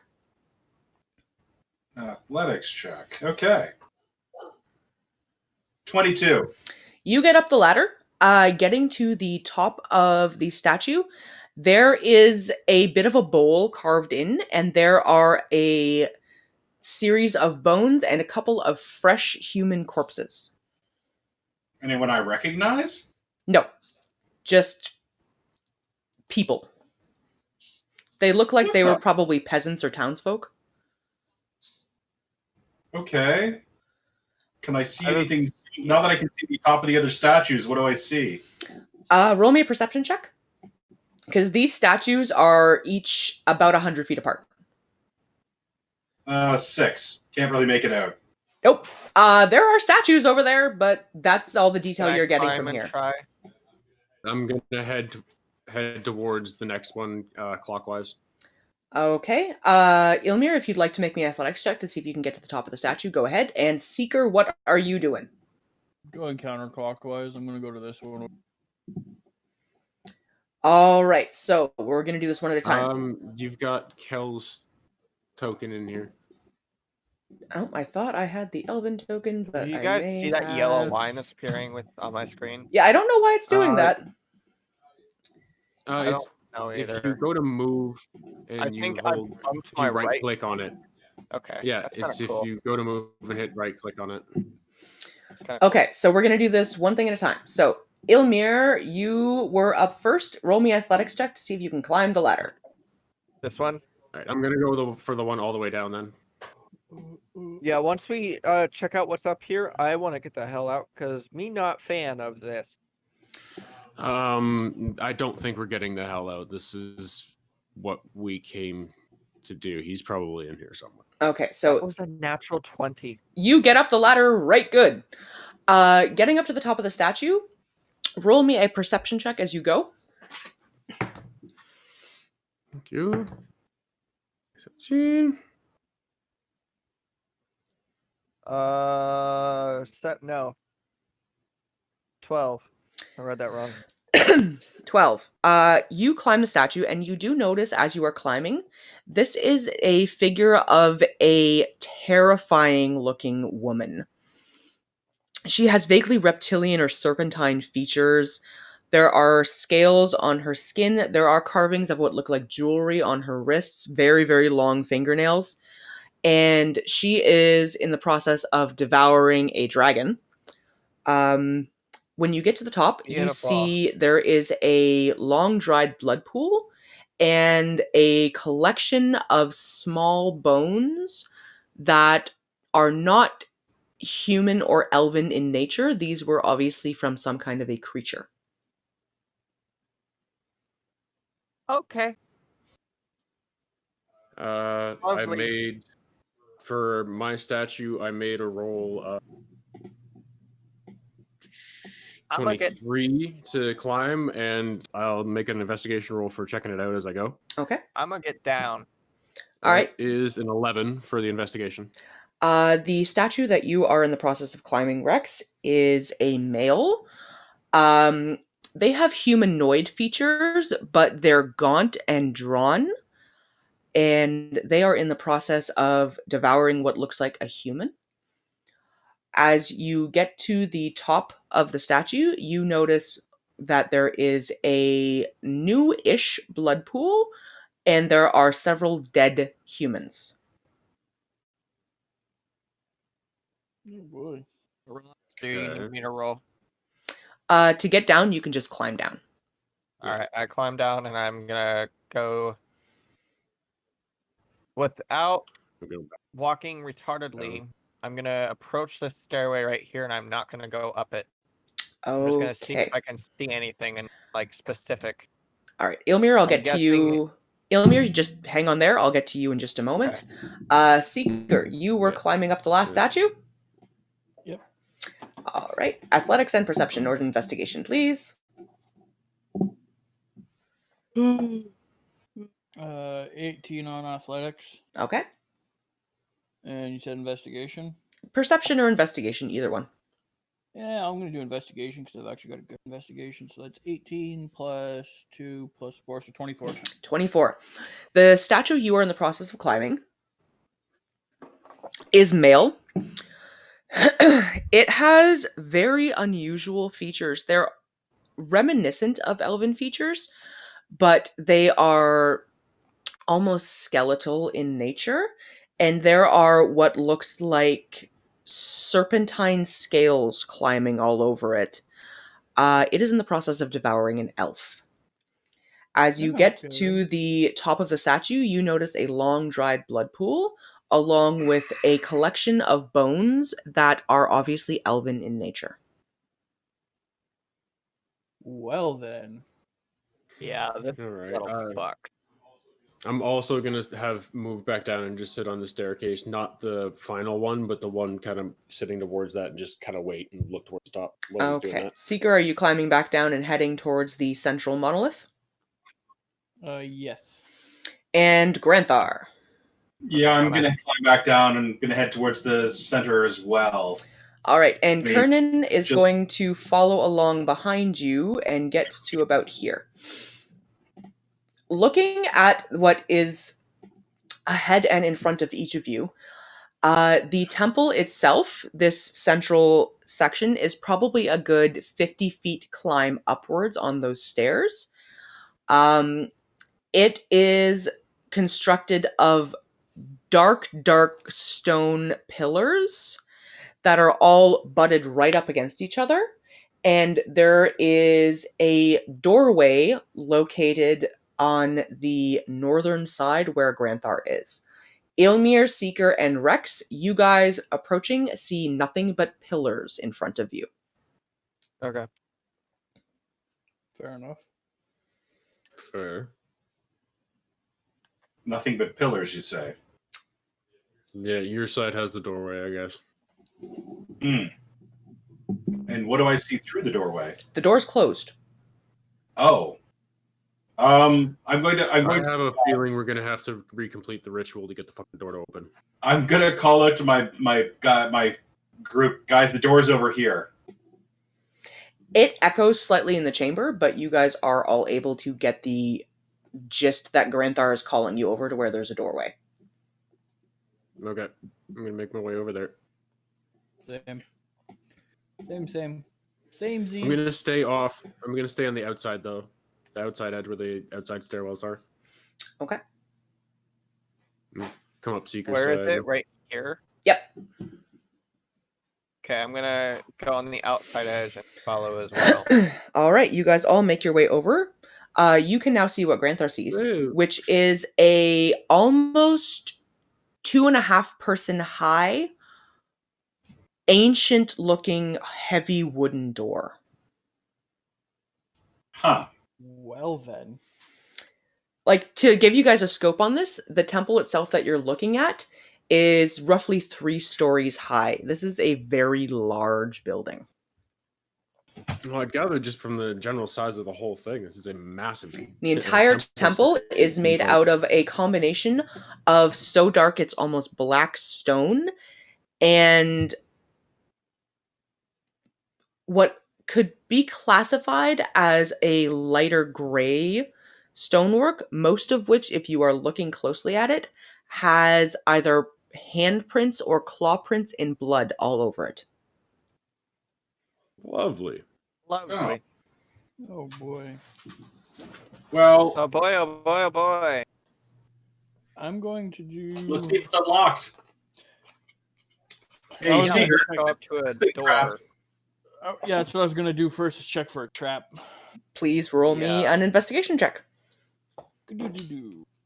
11 plus 6, 17. 17. Can I do a The detect door magic? is not trapped, but it does appear to be locked.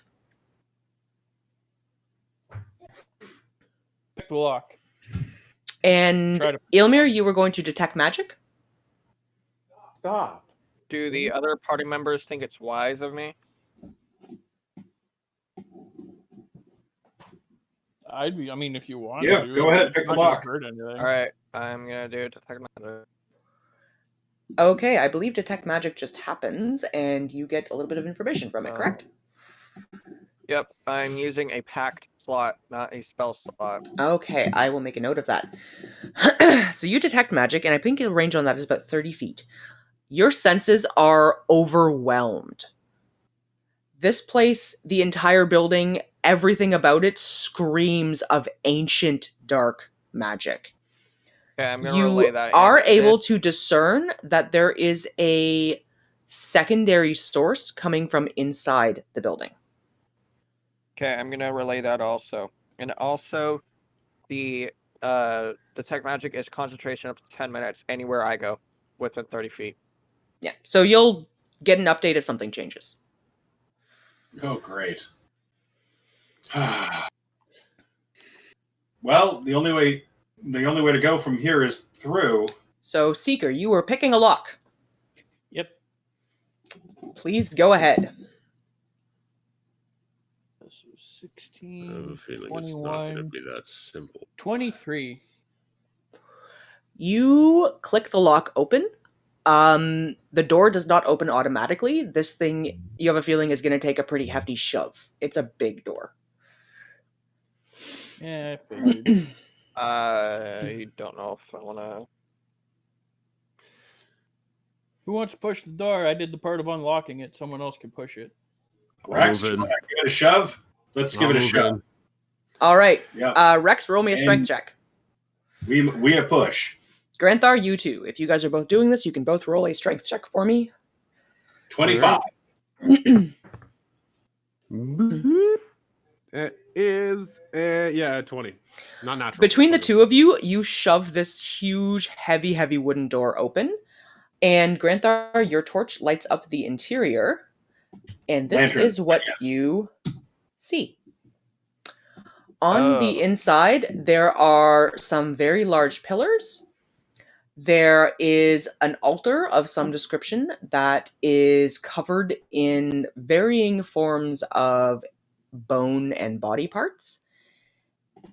And looking, there is a series of chests and a desk in the corner. And Oh, okay, there it is. I was like, but where's the bad guy? Jared is standing in front of it. He turns, hearing the Jared door is open, dead. and looks at the group of you.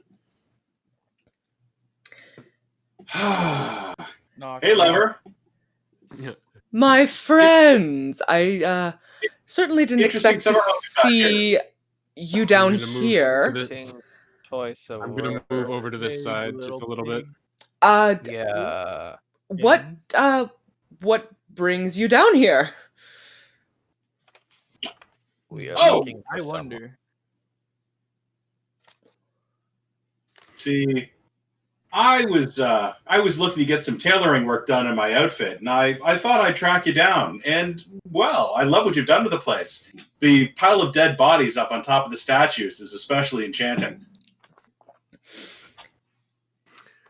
Can I? Can I do a surprise because nothing's happened yet? He's very aware that you're there. I mean, like, can I throw something? Before Because we haven't gone into it. You would need to roll initiative because at this point there's a definite awareness that you guys are there, and before any of that happens, can I roll quick? Roll an Arcana check to see what kind of magic this is that he's using. Sure. Okay.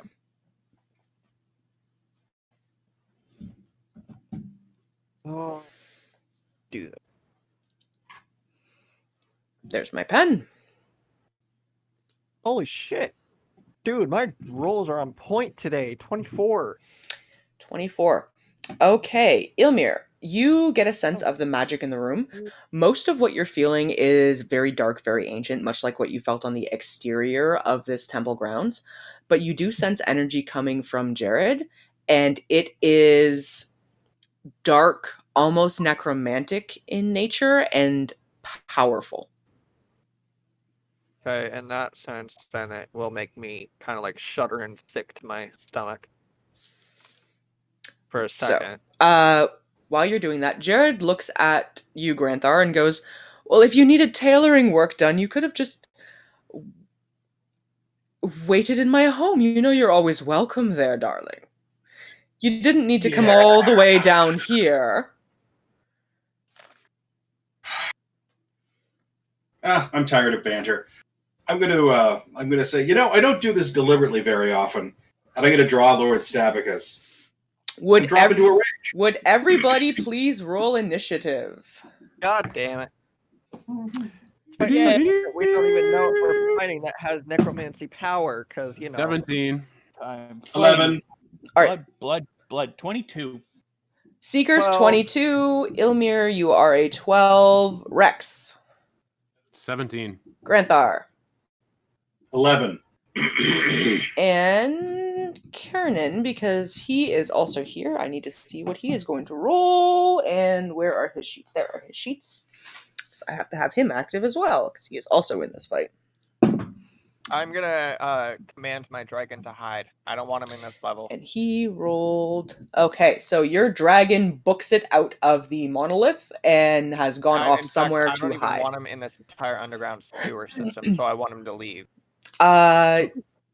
You can convey hide. That's the best you're gonna get. Damn. Okay. All right. So, top of the round is gonna be Seeker. All right, he's away from us, right?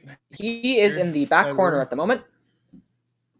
All right, and I am over here. So I am going to pull out my bow and shoot him with an arrow. Okay. Please roll me an attack roll. My bow. I keep forgetting. I think 1d6, I think. Wait, where did I put you? It's on my sheet somewhere. Put it. There it is. Short bow. 1d6. Okay. So that's 25. 25 will hit. All right, and no one's gotten a chance to make an action yet, so this gets a freaking sneak attack on it. Okay, so that's 5 plus 7, so that's 12 plus 16 plus another 6, 22. 22 points of damage. Very nice. And I'm going to use my rogue bonus cunning action, and I'm going to hide. Roll me a stealth check. 14 or a 4. So we're going to go 14, so that's 19, 21, 23. 23. Okay. And where are you going to hide? Behind something. All right, so you're just going to duck behind one of these pillars? Somebody else. Okay. Yeah, or behind one of the pillars. So you have ducked out of sight. after having shot an arrow that has thudded into Jared's shoulder. That's going to bring us to Rex. All right. I am going to draw my javelin, which is attached to my chain of returning. My javelin of lightning. I'm going to run up to the edge of the table, speak the command word, and throw it at him. Right. Hang on a second here. So, Did you seriously make your command word, Shroda? Yes. he's about 50 feet away from you right now. Wait till you see what it does. So Wait till you see what it does. I know what it does. what is the range on your thrown weapon? Because he's currently about 50 feet away. It's 60 feet. I have 60 feet of chain. I have to see what the range on a javelin is, because they can be thrown only so far. Well, don't you also have to put an account to his strength? Like, standard range on a javelin is 30 feet. So if you want to hit him with the javelin portion itself, you're going to be rolling that attack at disadvantage, but the lightning bolt has the 120-foot range. Okay, I'll roll the javelin at disadvantage. The 120 range. He's got to make a DC 13 dex. DC 13 dex save, huh? Which he does. He makes it, he takes half. Takes half. Okay, so I will roll out the lightning bolt damage, and then I'll roll to see if the javelin. Okay. Okay, it's 4d6 lightning damage.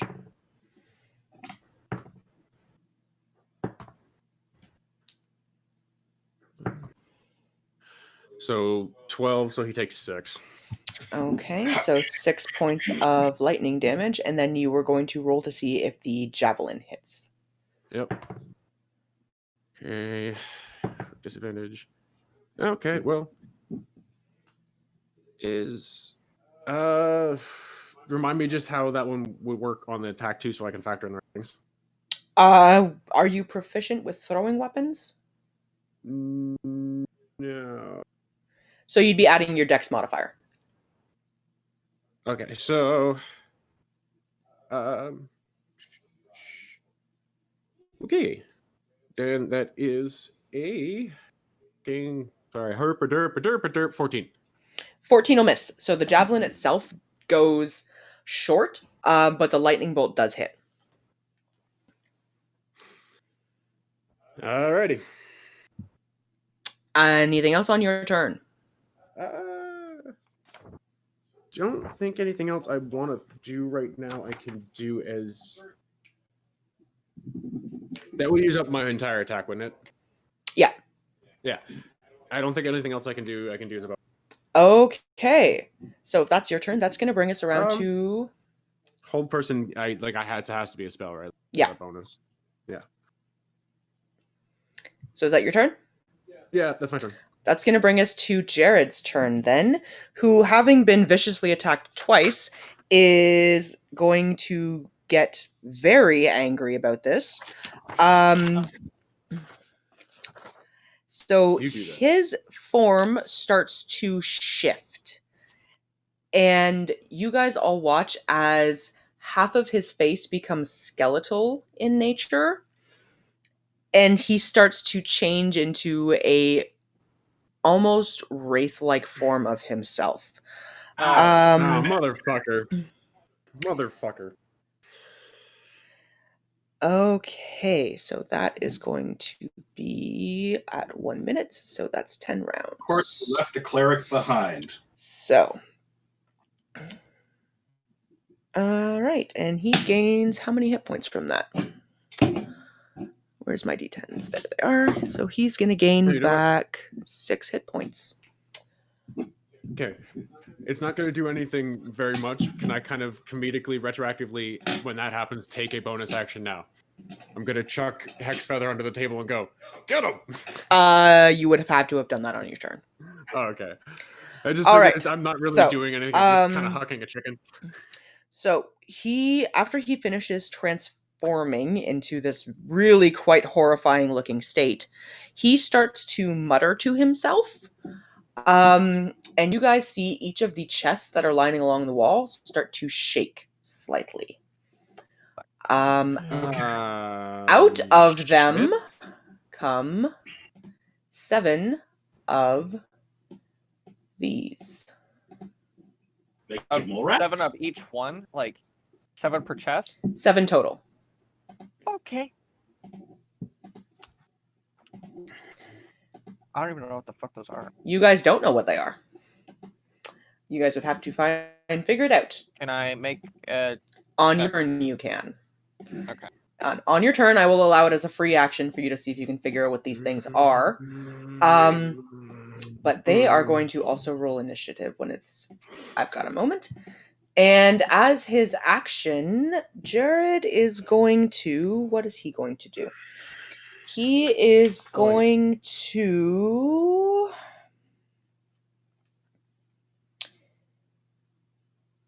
He is going to point a finger at Rex. And could I have you please make me a wisdom saving throw? Which is one of my good ones, which means I get to add my proficiency to that, right? If you are proficient in it, then yes, it is. Yeah. I'm just trying to remember exactly how to do it. So, yes. Fuck you. Like, stop. How do you still find that corner, you son of a bitch? Oh, that's a natural 20. Nice. So Lucky you are going to take no damage off of that. Well done. You hear the sound of bells tolling around you, but nothing happens. All right. So they are collectively going to go... Shit. Meta-wise, I know what that spell was. I'm really glad I got that. They are meta-wise going to go last. Okay. That's going to bring us around to Ilmir, actually. Okay. Don't mind what I'm doing. I'm just seeing how far away from him I am, if it would let me fucking move. I am 50 feet from him. Roughly. Okay. Yeah, roughly. So I'm gonna cast Ice Knife. Okay. Is that a... So given the fact that this is right here, should I need to move to the side so I can reach him? No. It's a table that comes up to like a about your waist. table. Yeah, it's about waist So, high. Before I do any of that, I'm gonna make a check to see what exactly these are. So what check do you want me to make? Roll me an investigation check. Okay, I figured. I thought it might be Arcana, but... Okay, well, either way, that doesn't work. I rolled 7. If it's Arcana, do you 8, get any... actually. Okay, so investigation or Arcana would be fine. So add your modifier and tell me what your total is. 8.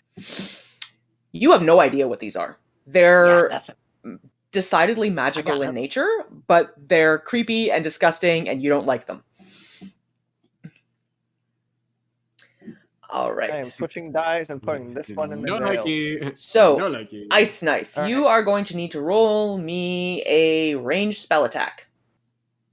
It's a good one to hit, though. It has the extra poof to fucking kill his weird daggy things. So, need to make sure that hits first. Yeah. That hits. That's a natural 20. That is a critical hit. Very nice. Boosh! Yeah. Okay. So roll me 1d10. Second level. Should have declared that. My apologies. So you're gonna do 1d10 damage, and then you're gonna roll 3d6. Okay, so 1d10. What's a d10? D8. D8. I think it's a dex save. And what is your spell save DC? Spell save DC is 15. 15. And then how many of what? After the d10? 3d6. So Jared makes it. That one does not, and that one does. So one of the... Actually, there's only one of the little disgusting things that's within range to get hit. So the one immediately to Jared's left is also going to take the damage. Alright. But Jared has succeeded, so he does not take the additional cold damage. He's only going to take the piercing damage. So for the D10, I rolled a 9. Okay. And for the 3d6. 3d6 or 4? 3. 2, 4, 8. Okay, and that first one is going to take 8 points of damage.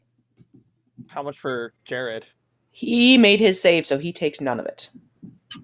Damn. Wait, what about the initial impact? He took the initial impact, so he took the 6 points of piercing damage, but he doesn't take any of the additional cold damage.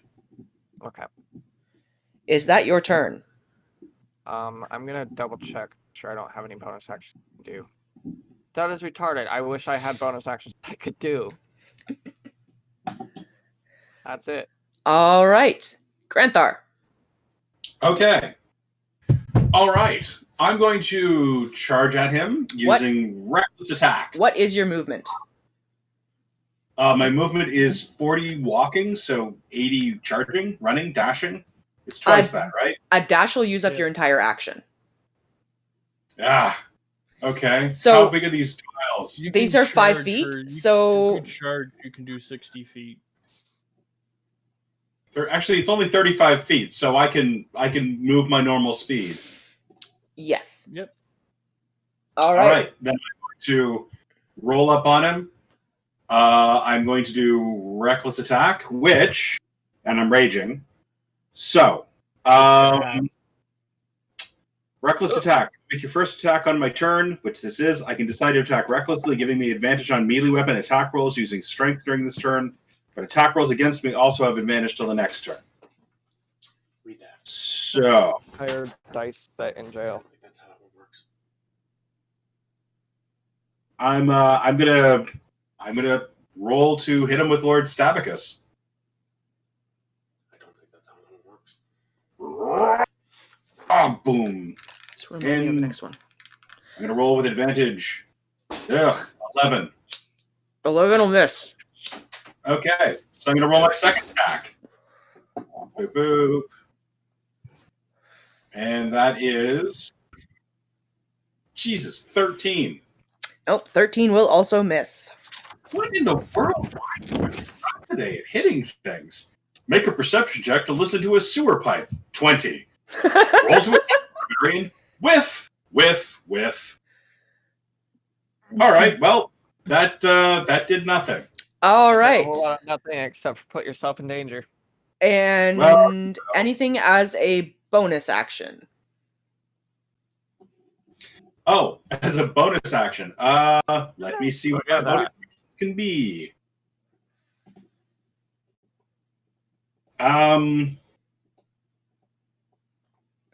Actually, no. The only thing I could do is flick a magic rock in his face. And I don't think you've prepped any of those. I did not prep any of those. So all I can do is prep some magic rocks if I was holding them, which I'm not. Okay. So, no, I just run right up into the middle of these guys in a frothing rage. Oh, boy. Well, Granthar was fun while he lasted.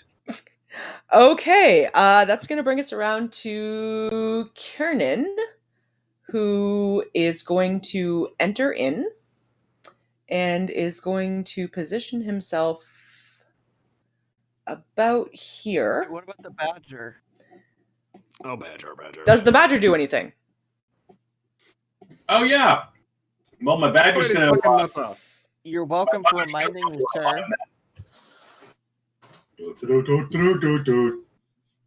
Badger. He's going to attack him. Watch the badger actually manage to pull this off. Okay, so question. First attack with his bite. Is he running past either of these two on his way there? Because he's going to have to pass by one of them. He's smaller than me. He's not a giant badger. Can he run? Oh, he is a giant badger. Never mind.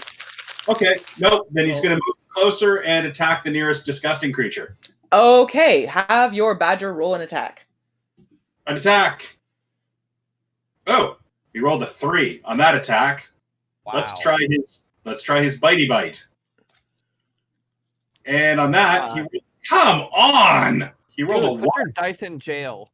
Like, These seriously. are virtual dice. They shouldn't be. Okay, you know what? I don't care if don't use the virtual dice. they're getting out the actual click clack rocks. Okay, so your badger whiffs on both of them, and on his natural one manages to miss and rend himself prone. So for the moment, your badger is prone.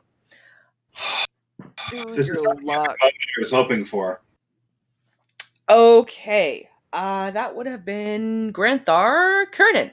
So Kernan has moved in and is actually going to shift himself this way a little bit, and is going to take a shot. No, he's not going to be able to do it from there.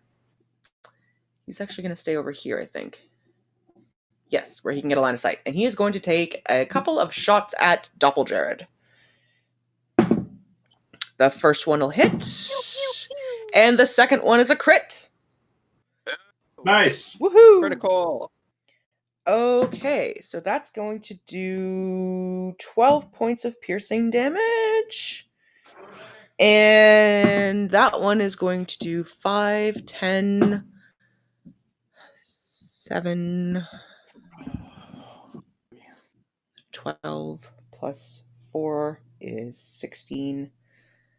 Nice. Okay, so he does just over 20 points of damage with his 2 attacks combined. Right. And as a bonus action, he is going to roll stealth and hide. And he rolls decently. Okay. It's going to bring us around to the nasty creatures. Okay. So, this first one is going to attack your badger. What is the badger's armor class?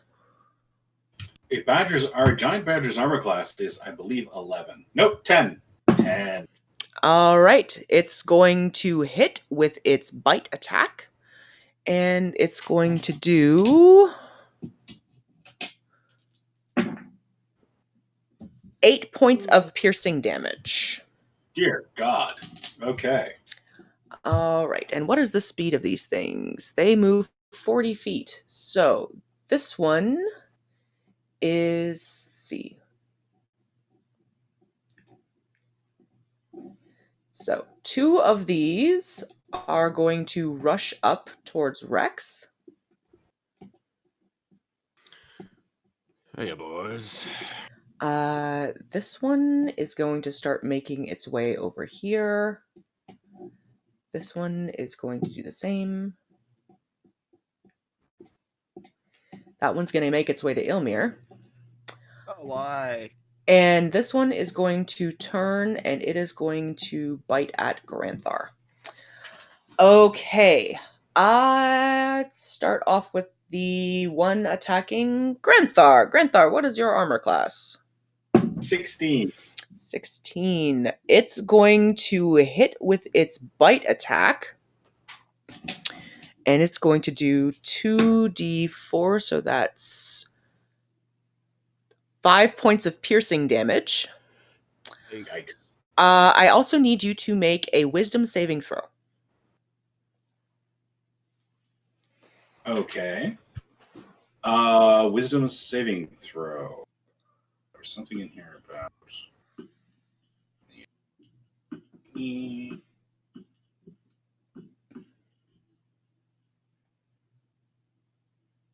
At least I get a +2 on my saving throw. I'm in a rage. Rawr. Okay. Wisdom saving throw. Okay, that's 20. Okay, you make the save, but it is currently haranguing you. All right. Like, why didn't you go to a better school? What's wrong with you? That's not a college. That's a technical, like that kind All of right. haranguing. Threatening. It doesn't look happy with you. Rex, you have 2 of them that are taking bites at you. You are an AC of 19? 18. 18. The first one misses, but the second one is going to hit. And I also need a wisdom saving throw from you, please. Okay. you. That is 8 dice in jail. that is a 21. 21. Okay, you're fine there, but you do take 9 points of piercing damage. Okay. And Ilmir, what is your AC?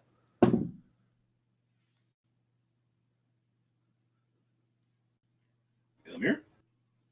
15. Okay, it's going to land a bite on you. You're going to take 10 points of piercing damage. And I need you to make me a wisdom saving throw, please. And because he damaged me, I would like to do Hellish Rebuke. If possible. Go for it. But I need you to make a wisdom save first. That would be 17. 17. Plus... The fuck is my wisdom modifier? You're fine. All right. You are making a retribution attack, so go for it. Yep. That one I just hit with, so that's 3d10. And he has to do a dex saving throw, I believe. Let me check this spell. You point your finger at a creature that is damaged, you momentarily surround it with hellish flames. The creature must take dexterity saving throw. It takes 2d10 fire damage on a failed save, or half as much on damage. Well, he made his save. But go ahead and roll half 2d. Of what I roll for 2d10. Yeah. So roll 2d10. Tell me what you roll. Come on, dice. Don't wind up in jail like the others. Shit, dude. 10. All right. Roll 20. It does less damage than you were anticipating. Damn it. Damn it all. Okay, this one is going to my, not my spell slot. It's going to a sorcery point. Is that okay? Warlock-wise, you have to use a spell slot. Warlock-wise? Because that's a warlock spell. Oh, it is. So okay. that uses up one of your warlock spell slots. Damn it. Wait, what if I want to cast it and I use sorcerer spell slot? You can't if use I a wanna sorcerer cast spell Magic slot for Missile, it. That's example? specifically a warlock ability. Well, no, I mean like for Ice Knife, Magic Missile, or Shatter, those are all sorcerers, so I could use a sorcerer slot for it, right? Yes, but if it's a warlock ability, you have to use a warlock spell slot. Okay. All right, that is their go, which means we're going to come back up to the top of the round with Seeker. Okay. And I'm at 27 health. What do we got? We got 2 guys on Rex over here. That guy. Granthar is currently engaged with sneaky freaking jerk face. Sneak face. Alright, so this one here, the one that I've got a clear shot on from pillar without having to step out. Yep. I'm going to shoot it. Roll me an attack. Pew, pew. So that's 10, 15, 17. 17 will hit. And of course, we got Buddy right next to him, so it gets sneak attack added to it. So that's 3, 8, 10 plus, so 5, 15 plus another 5, 20. Jesus. 20 points of damage. Very nice. Yeah. All right. And then I'm going to use my cunning action to hide again. Okay, roll me another stealth check. 14 or 9, so 14, 19, 23 again. Nope, 24. 24. Okay. Jesus, dude, you roll high. And Well, it has not I noticed get you. on stealth. And I've got double proficiency because I'm a Jared rogue, noticed and you. I've got Okay. boots that give me +1. All Wait, right. dude, the boot. Oh, don't I have You gotta click them though. You got spood boot. All right. So Seeker, is that your go? You gotta actively click them though. All right, Rex. Yeah. And All right. I have to, I'll figure it out later. As Go a ahead. bonus action, I am going to use my fire breath on these 2 fucking ugly fucks in front of me. Okay. 15-foot cone. A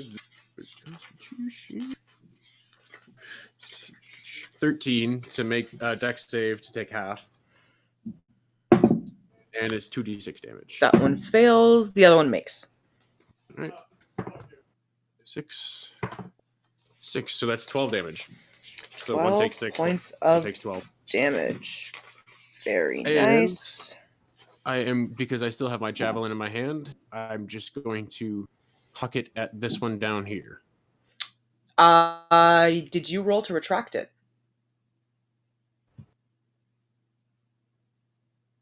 I didn't roll. I didn't think it was really a roll to retract. You have to tell me that you're pulling it back. If it was hitting something. You still threw it. You have to tell me that you're pulling it back. Okay, you meant roll. When you said roll, I didn't hit anything though, so I would have rolled it. Okay, well, sorry, I didn't say that, but yeah, I pulled it back. Okay, so as a bonus action, you can pull it back. I know, I pulled it back already. I had it because I specifically thought this, so I wasn't making an action to switch to my sword. I had the trident or the fucking javelin still. I'll allow it this time. Next time, if you don't tell me, you haven't pulled it back. Fine. Next time I will. Sorry. Okay, so I'm making an attack roll, which just plus my dex, because I should probably pick up a fucking proficiency in that soon. How did you not even land in there? Fucking threw it and it hit the side and bounced back. You kidding me? Okay. 13? 13 will miss. Fuck. All right. And yes, okay, I'm going to pull it back. Okay. This time. And is that your turn? It was a bonus action in my throw and pull it back in. Yeah. Yes. I think that uses all my actions. Yep. All right. Are you moving or are you staying where you are? I'm going to stay where I'm at for right now. Okay. That's going to bring us around to Jared's turn. I don't want to take the attack of op, so. Who is going to...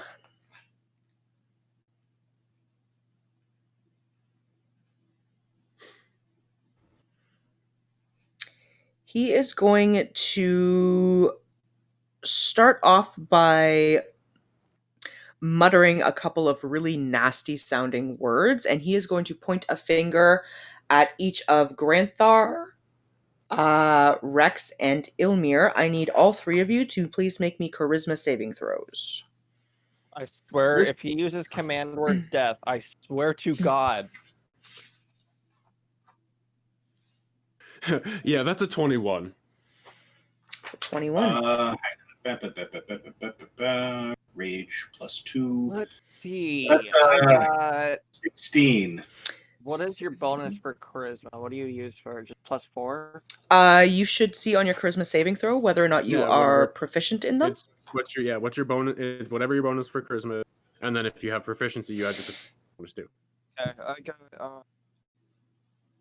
I rolled 18 +4, so I made it. Okay, so Ilmir and Rex, you guys make it. Granthar, you fail your save. 16 is a good save? Yes, it is. He's a strong spellcaster, I'm guessing. By the way things are going. So you begin to glow a dull greenish color for a moment, and from this point forward, any attack or saving throws you make, roll a d4 and subtract that from your total. Well, poop. Okay. I've got something coming for that in a minute. And as a bonus action,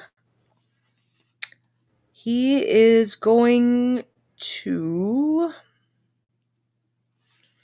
Let's see here. What is he going to do as a bonus action? As a bonus action...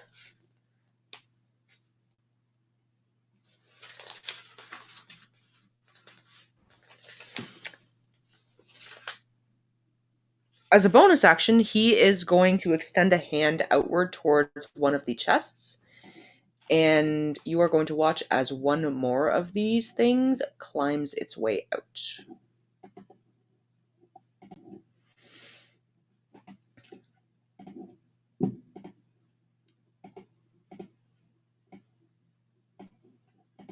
Alright, that's going to be his turn. So... uses that one. That's going to bring us around to Ilmir.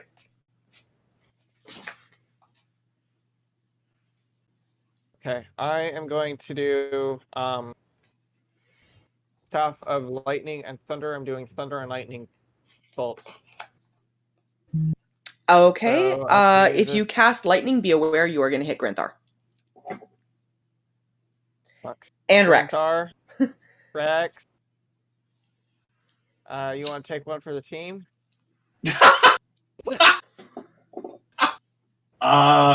Maybe cast fire. I don't know. I can't just willingly cast fire. This is my biggest hit, and that could really help us. The lightning bolt, it would hit me where it's the way it's traveling. It's a 5-foot range. It'll hit you. So What if I moved? The beast would get attack of opportunity. Yep. Attack. Shit. You want to take one for the team? I don't want to take one for the team. Oh my god, I'm standing right in front of the big bad evil guy. Well, I mean, like, hang on for a second, then. All right, come on. What are you doing? Make a decision here. You can hold your action. You can pull the Dragon Ball Z. I'm gonna charge him a laser. Do you want to hold your action? no, I want to do thunder. Would that hit Granthar? That'll hit everybody. Down? Oh fuck. Okay, hang on. This is a bit of metagaming, but you can use your bonus action right now to yell at me to move and hold your action till my turn, and then I can dodge whatever it is you're doing. Yes. Yeah. What I'm saying is, hold on. You can hold your action for a minute. Let us Well, create an opening. I can still use my action, but I'm going to use my bonus action to tell everyone that's in the way to move, because I will be doing Thunder and Lightning next one. So for my action, I'm going to do, would Magic Missile hit Granthar? It's No. targeted. No. Okay, good. Magic Missile is Sorcerer, so I'm going to cast that at level 2 with the Sorcerer spell slot, or Sorcerer point. So that just hits, I believe. It will be, if they save, then it's, I believe, Is that a dex save? I don't know. On here it says you create 3 glowing darts of magical force. Each dart hits a creature of your choice that you can see within range. The dart deals 1d4 plus 1. Let's see. What level are you casting at? They don't hit anything but the target, so... Right, but like, do I just roll to hit it? The Magic Missile, you don't have to. Oh, it just deals damage. Roll for damage, I mean? Yeah, it just does damage. Okay. So is it just 1d4 plus... 1, so it's 2. If you're casting it at level 2, it's 2d4 plus 2. Yep, so roll me 2d4 plus 2. And then it'll be 3 missiles. I'm going to direct all 3 to Jared.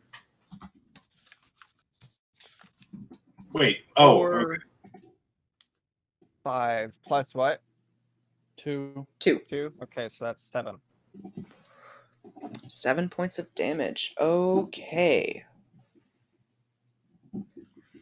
Okay, and bonus action, everyone needs to move to the side. I'm going to be using Thunder and Lightning. Right, and you know what? He is going to cast this at 5th level. Okay, so I said that for my bonus action. That completes my turn. All right, I need you to make a dex saving throw. Okay. Come on, don't fail me. Shit, you failed me. 2. This is gonna hurt. Oh, Oh, yeah, that's gonna hurt. So that's 5, 10, 15, God. 25. Fuck. You take 35 points of fire damage. Ow!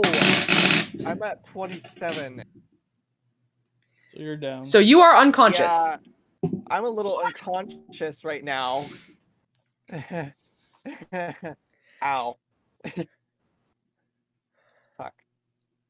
Okay, so Ilmir is currently unconscious. It is Kernan's go, and he is going to book it over here to where Kiernan is, staying out of range, and he is going to cast Cure Wounds at first level. So you are going to gain... Where's my d8s? Oh, nice. 14 points. So Ilmir, you are up 14 points. So you'll be at 14 hit points right now. But am I still prone?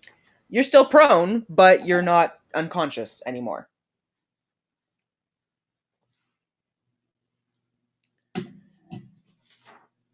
Wait, what is happening? Kiernan ran across and healed you. No, D&D Beyond is being retarded. I have no idea. I don't use it. All right, so Okay, you 14, are there I at am. 14 hit points. So you're alive. All right, I'm gonna look at. Can I look at Kieran and like nod out of respect? Yeah, I'll allow that. So that is going to be Chunkle. his turn. Fuck. Got obliterated. He is going to bring us around to the beastie's turns. Okay, so this one is going to continue its movement down, and it is also going to attack Ilmir. This one is also going to start moving this way. Why are they all ganging up on me? You don't know. This one is going to... Actually, he can just make it. So Did they understand me when I said that I was going to be casting Thunder and Lightning? Attack as well, but he's going to attack from this direction. Right, so your Badger is going to take a hit first. That one's going to make. Badger. So it's going to take 8 points of piercing damage. Oh no! Hang on, wait. Let me see if that falls under the thing. Oh wait, no. Badgers are not. Okay, nope. That's the end of the Badger. All right, Mr. so Cracker. that's going to kill off the Badger. Badger. And this one is now going to use its movement to start charging in this direction. This one is going to attack you, Granthar. What is your AC? My AC remains 16. That's a natural 20, so... But I'm in a rage. Let me just make sure. And... It rolled a natural 20, so it hits. Okay. I do have resistance to bludgeoning, piercing, and slashing So damage. it's going to take... So that's 4, 8... So you take 10 points of piercing damage, half to 5, and I need you to make me a wisdom saving throw. Okay. Wisdom saving throw. Great. My weakest saving throw.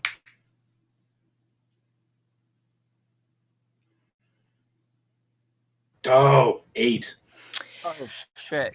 That is one failure. Okay. It is latched onto you, and you take an additional 16 points of psychic damage. Ouch. Whoa. Jesus. Okay. All right, so they We're suck. getting our asses screwed. All right, Rex, you have 2 of them attacking you. The first one hits. The second one misses. And I need a wisdom save from you. So you're going to take 9 points. You're going to take 9 points of piercing damage, but you do make your save. And Ilmir, you have 3 of them now attacking you. What is your AC? 15. That one hits. That one hits. That one misses. So 2 of them are going to hit. Why? All right, so you're going to take 7 points of piercing damage and 3 points of piercing damage. So 10 points total, and I need you to make a wisdom saving throw twice, please. All right, well, I'm at 4 hit points. Throw that out there. Oh, and you made your save, so you don't have the negatives to your roll. Okay. 2 wisdom throws? Yep. Okay. First one was a 4. Second one... So yeah, I actually do have a lot. Second one is an F 20. All right. You fail your first save, so you take 10 points of psychic damage and are unconscious. Yep, I'm very unconscious. Which means you automatically fail your second save. Jesus Christ. So Only those you rolls are currently have 2 of them that are latched onto you. Ow. Specifically, they are grappling onto your staff. Shit. All right. Top of the Not my round staff. is Seeker. Oh boy. I am worried. I didn't get to attack or anything. Did you skip me? Oh, it is your turn, actually. Go ahead. Okay, good. Sorry, I Good, missed good. you. No problem. I am going to ignore the naked mole rat vile thing gnawing on my leg, and I'm going to attempt to cleave Jareth in half. All right, just Okay. remember you need to roll a d4 and minus that from your attack roll because you failed your save previously. Right. Okay. So. Tricksy hobbitses. Wait, am I Who still said rolling? that? That would be Who me. said that was really good. Mm. My hand. Press. I missed with my first attack. Let's try my second attack, and this time freaking roll high. Oh, nope. Whiff. Okay, yeah, right. Why was I using virtual dice? Yeah, okay, hate my life. All right. I mean, I didn't re-roll my rolls, I'm just saying. Just testing it out. See how it behaves. Yeah, I do that sometimes too. My bonus action, I'm going to yell, Rex, breathe fire on me. I already used that. Damn it. All right, so that's your turn? Yep. All right, so that is going to bring us around to the top of the round to Seeker. Okay. So I'm going to use my bonus action to use one of my poisons. I'm going to poison one of my arrows. Okay. And then I'm going to step around here, take a shot at frickin' Jared. Go for it. All right. Well, that's 18. 18 will hit. Okay, so he's got to make a DC 13 Constitution save. And that is... Yeah, he makes that.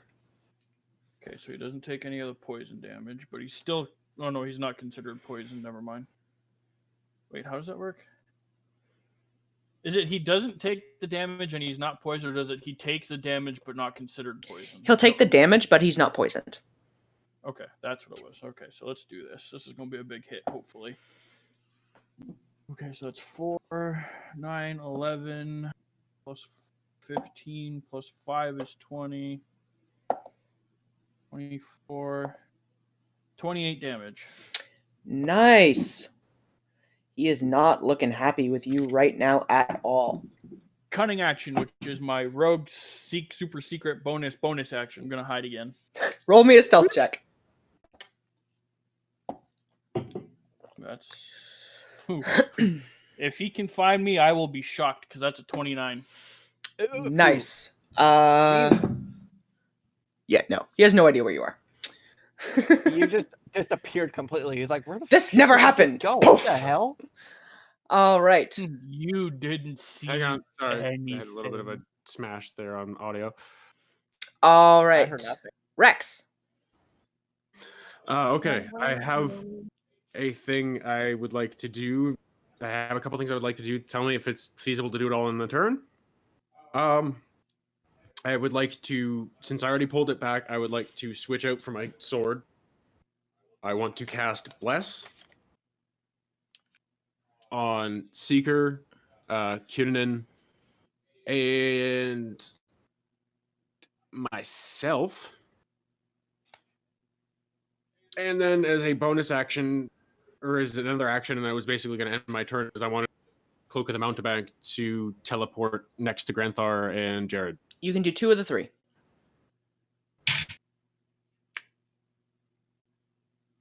Fact. All right. I would say blessed and teleport. As long as you can cast Bless as a bonus action, you could then teleport, because Camp of the Mountebank requires an action to use. I don't think so. I don't think it can be cast. Then you could switch out your weapons and cast Bless. That would take up your turn. I'm trying to see if I can, if Bless is able to be done as. Ah! What are you doing, fucker?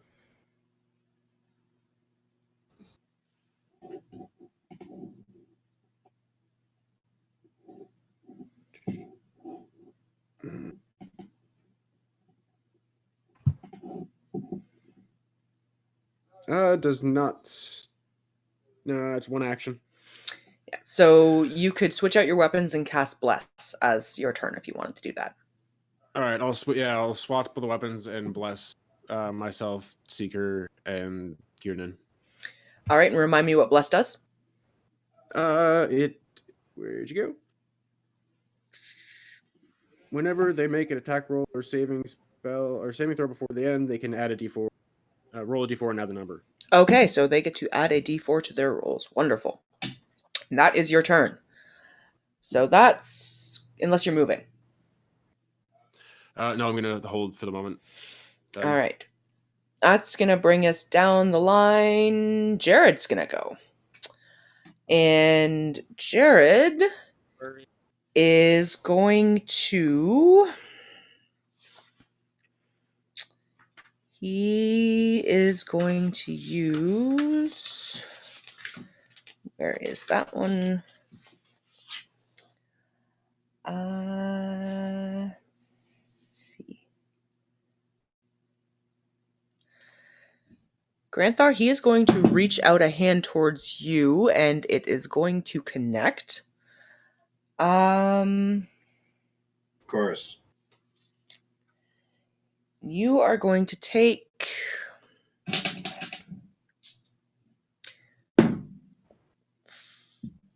6 points of lightning damage. Why can't anyone use fire? Okay. And he is also going to force you to make a wisdom save. Of course he is.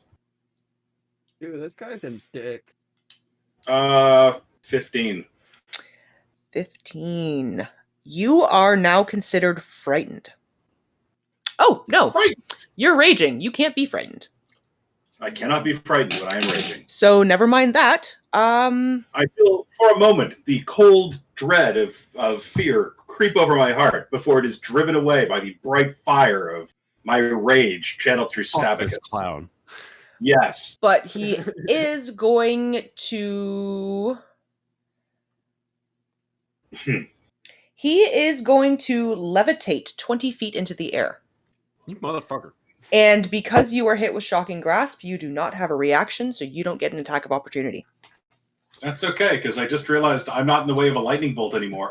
He's unconscious, isn't he? Yep. Yep. Damn it. Okay, so that the party is And I'm trying to aware. take my- Jared is currently hovering about 20 feet in the air. Someone heal me, please. So that is Jared's A little bit of turn. metagaming. Ilmir, I need you to make a death saving throw. That you do. Please be enough to 20 so I can get 2 saves. Please. Not gonna roll that die. That is 15. Okay, mark off you've succeeded 1 death save. Okay. That's Ilmir Granthar. All right. I am. Let's see. Well, I can't hit him. I don't have any ranged weapons ready. Oh yeah, I have this stupid mole rat thing. All right. Drinking potion in action? Bonus action. You can do it as a bonus action. Bonus action. All right. I'm going to drink I'm going to drink one of the healing potions. Okay. Because ouch. Yeah. Where is it? Potion of greater healing. What the hell? Huh. Dude, it's only been 4 hours and 14 minutes. Jeez. It's just been a lot of heavy content. Yeah, literally, all of us getting our asses raised. Yeah. Okay. So, what the heck?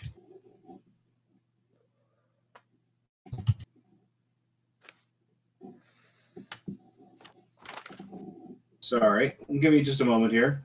D&D Beyond is being... What are you taking, a greater healing potion? Yeah, I'm going to take one of the greater healing potions. I've got it written down. Our best ones are 44 plus 4. That's I think the superior? We No, got 3 of that's those. greater. The superior, or we have 3 superior if you want to do that. Greater healing potion is plus 44 8. plus 4. A superior healing potion is 8d4 plus 8. Okay. I was gonna say we had 3 superior, 8 greater, and I think 13 lesser last time I had. How much does superior healing potion heal you? Superior does 8d4 plus 8. 8d4 plus 8.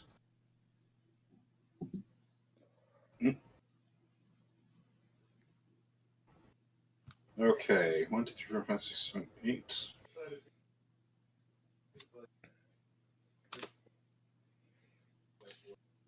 All right, that heals me 20 points, which is good because I was in trouble. Okay, and what are you doing as your action? Sorry, I've been reminded from the peanut gallery that is a plus 8. All right, so you're the peanut gallery. Oh, I'll explain the etymology of that term later. Comes to the days of Shakespeare. Anyway, okay, I'm going to put Lord Stabicus through the face of the thing biting me because ouch, and I can't reach 20 feet up in the air. Roll me an attack. Okay, first attack. That would be a natural 20, so 26 minus 1d4 would be... It'll hit. Okay, and it does 46 plus 3 damage, 20 points of damage, critical Nice. damage, so 40 points of damage. It dead. Okay, so yeah, I casually reach down and flick its head off with my sword. Pew. Yeah. Ow. Mm. All right. Do you want to move at all? Well, unless I can jump 20 feet straight up, and I don't think I have that kind of vertical leap. Don't think you do. I can't throw Stabicus, can I? You can make an attempt. If you can. want your sword, I wouldn't recommend doing that. I can't lose my sword. It comes back. He wants, okay. You I was could gonna throw say, it if he you wants wanted your to. sword. I'll just say that you won't get your proficiency bonus on it because you're going to be using it as a thrown weapon. So it'd be just a straight up roll? Plus your strength. I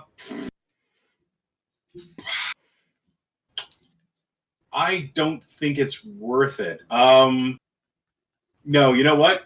I'm going to move. Okay. So I'm going to head back this way. La la la. So 1, 2, 3, 4, 5, 6, 7.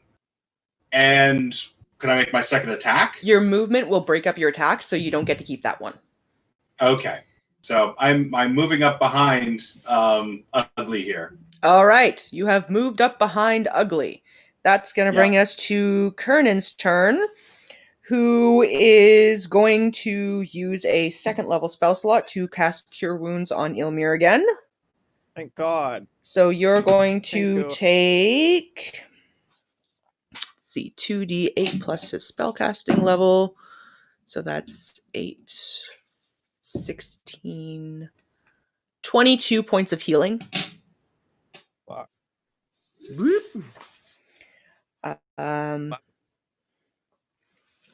Been kicking. If only I could do something right now.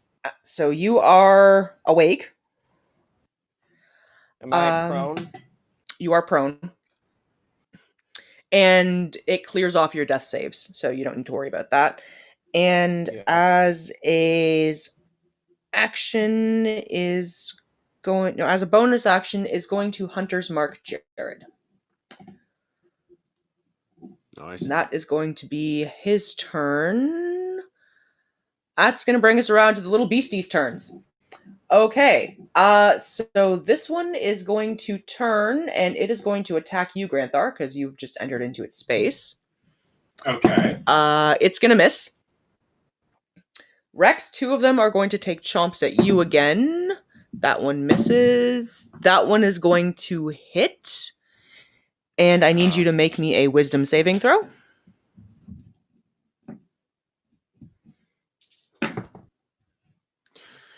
Fuck off. I rolled a 1.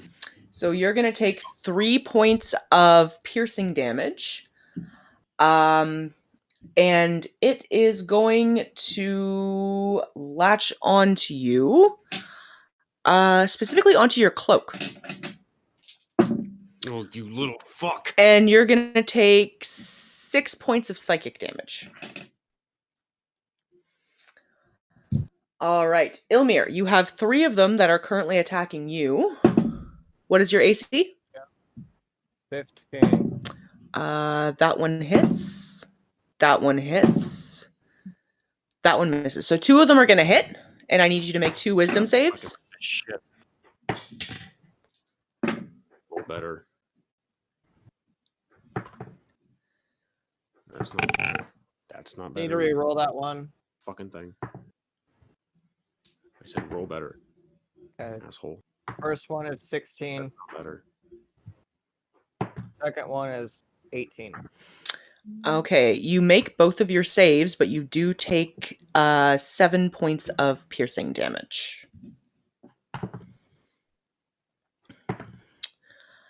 I'm at 15 Alright. at 37. Shit, that's not better. Better. I have never seen my D&D health fluctuate so much in one game. Welcome to more involved battles. 7 to 0 to 14 to 0 or to 4, then to 0, Fuck you. then to 22, now to 15. So that is them. They have now gone, which means top of the round is Seeker. Okay. So I can tell you this: so when Confused. it's my turn, there's gonna be hell. Almost the same. Oh, actually, not actually. Almost. I'm gonna do the exact Wait, same. do we see me again? I'm gonna use. No, you went. Oh, okay. I thought the rat things went before me. They go after you. Okay. Sorry. They're last in the initiative order. Right. So basically, the exact same thing as last turn. All right. You're peeking out to take a couple of shots at Jared. No, I'm dipping my arrow in poison, peeking out, and taking 1 shot at Jared. What is your range? On a short bow, it's like 80 feet for short range, and then anything over that's considered greater. You're fine. He's only about 70 feet away from you if you account the height. Okay, so same thing. Let's see what we get. Come on, dice love me. They do love me. There's my only. I think it's my first 20 of the goddamn game. There's a natural 20. He loves me. He loves me not. He loves me. He loves me not. Natural gonna 20. Really hurt. You remind me if sneak attack functions if. All right, let's see here. Sneak attack. God damn it! That's fucking better. Let's see, so Critical roll, or god damn it. D&D Beyond. Once brain per function. turn. Thanks. Sorcerer point. 1 pack. 1 level 1. You're not going to get 2 sneak level attack on it because 2, there's nothing else within range. 15. It doesn't matter. It's still getting crunked. But please crunk away. Okay, so we gotta do 6, 12, 18, 19. Oh, he's gotta make a DC 13 con save. Which he makes. Okay, so but he's still gonna take the damage from it. So, And don't forget to double the die for your poison damage.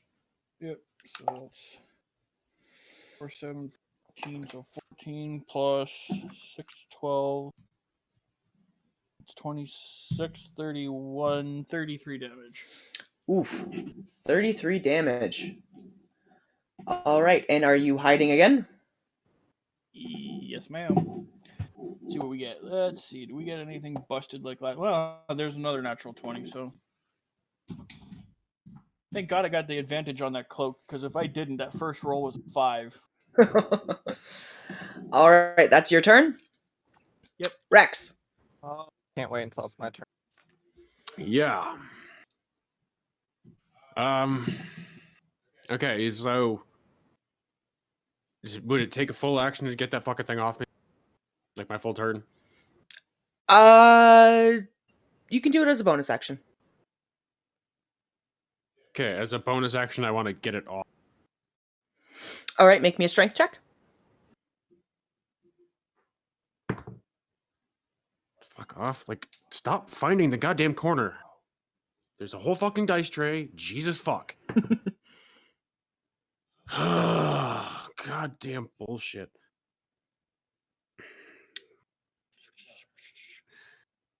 That is fucking 15. Yeah, you make your save, so you manage to get it off you. Alright, and I'm going to just swing. Hey, what the fuck? My dice is. It really wants to be a piece of shit today. Yeah, I heard that.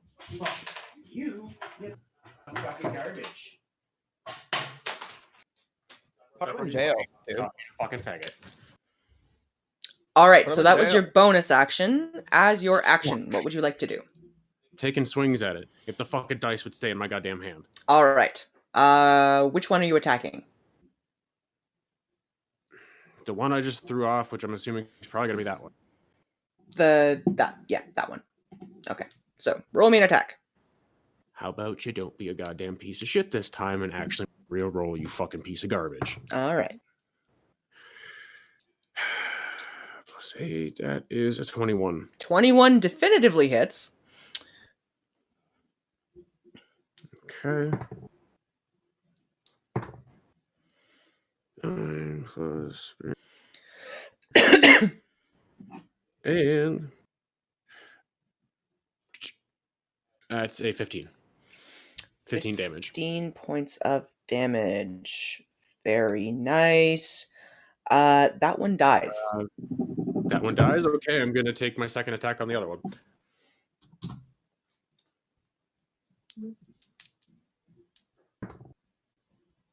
Uh, 19? 19 hits. Okay.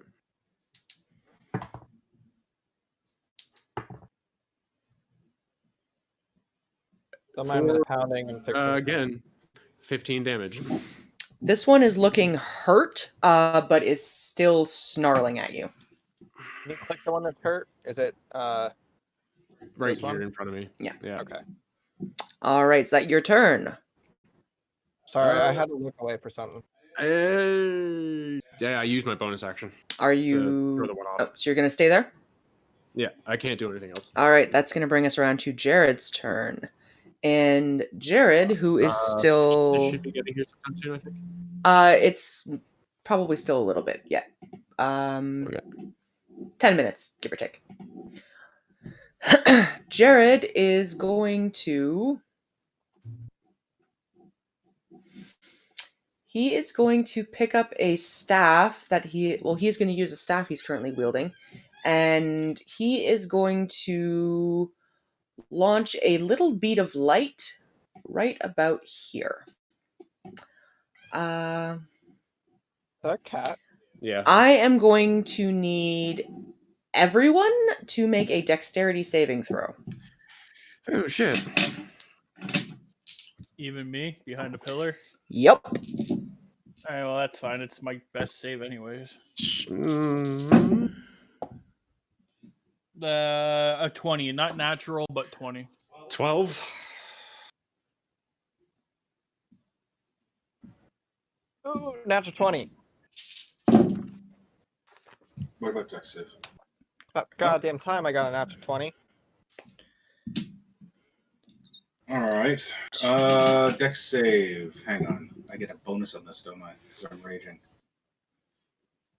Well, I would have gotten a natural 20 for the next hit I'm about to do. I had a 20, not a natural one. All right, and Seeker? 20, but not natural. Okay, so Rex, I believe you're the only one who rolled below a 17.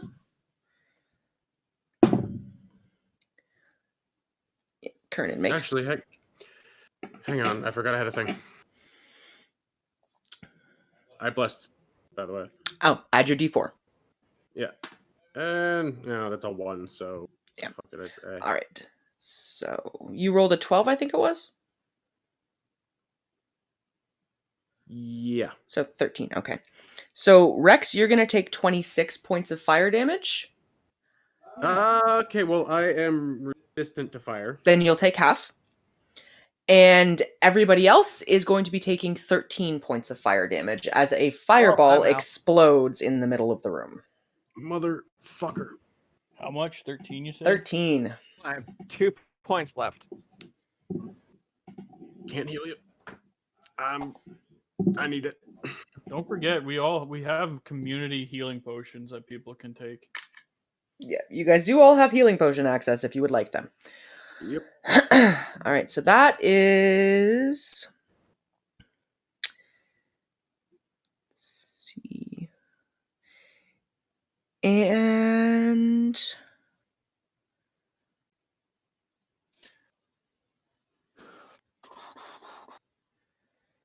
that's what he's going to do this turn. All right, so that's going to bring us down to Ilmir. I could do something. I can split my bonus action in half. Nope. Damn. Okay. For my bonus action, I'm gonna say I'm very sorry, but I have to do this.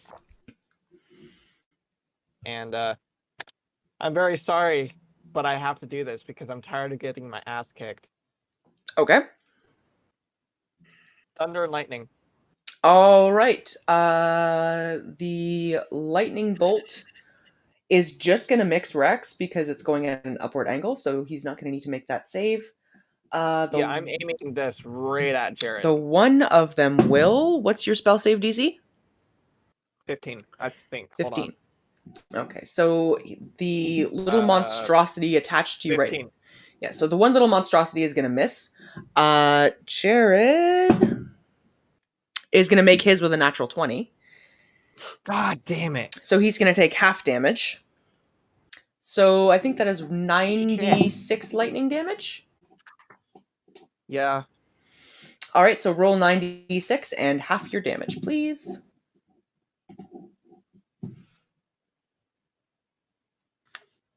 Where the hell is the other one? Oh, there it is. Alright, I'm getting it ready.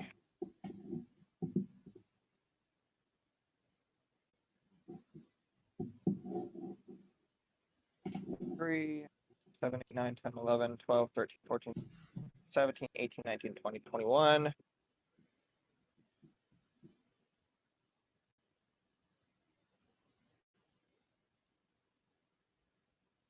Shit.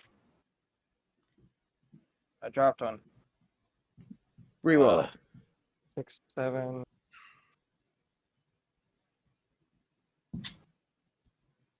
Okay. So 21, 22, 23, 24, 25, 26, 27, 28, 29, 30, 31, 32, 33, 34. 34, so half that would be 17. Nicely done. And the arcane, or the little beastie that is currently sitting next to you takes damage, but it doesn't do as much as you had hoped. course it doesn't.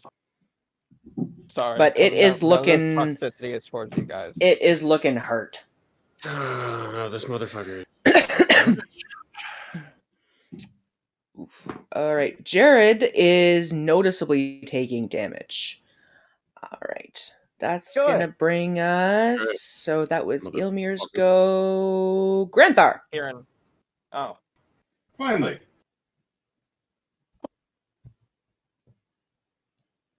Okay. Well, this fucker's I get a beast in front of me.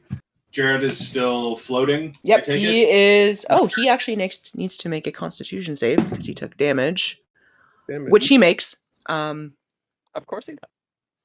So he is fine. He maintains his concentration. Oh, okay, yeah. I was gonna ask what's the Constitution save for, but then you said he made concentration. I'm like, So, oh, yes, right. Jared is still currently levitating about 20 feet in the air, and you have a disgusting little chomping creature trying to bite you right now. Trying to get to my staff. Right. Okay. Well, I'm going to stab the crap out of the little disgusting rat creature in front of me. Go for it. So, swishity swish, clang clang. And I'm still doing a D4 awfulness, right? Yep. So that was a 13. 13 hits. Do I hit it? Oh, okie dokie. And I do 11 points of damage. Very nice. That is your first attack. Are you taking a second attack? Yeah, I'm going to kill it. Go for it.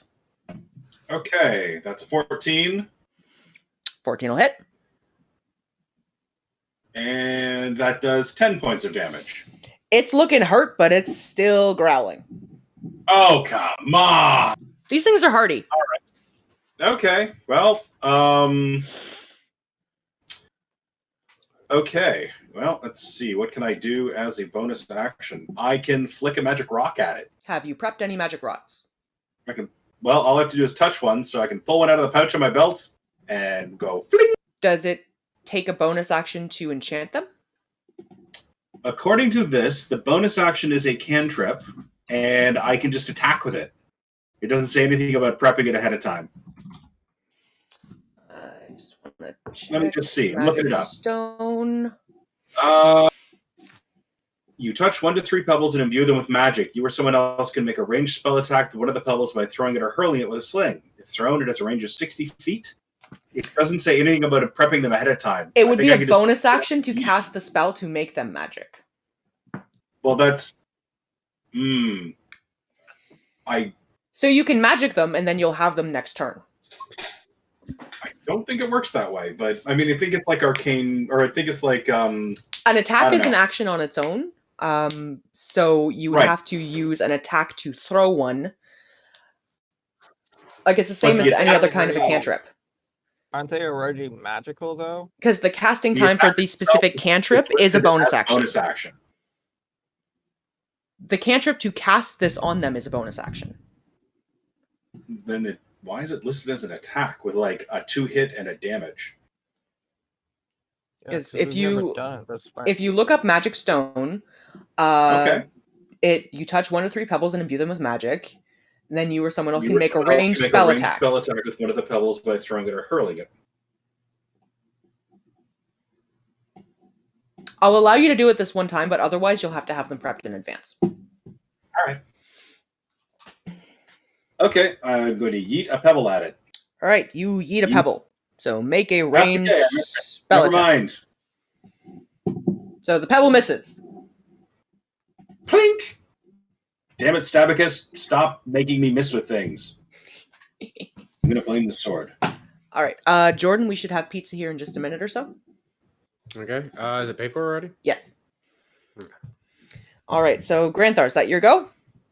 That would be my go. All right, that's going to bring us around to Kernan's go. And Kernan is going to take one step this way, and he's going to take 2 attacks at Jared.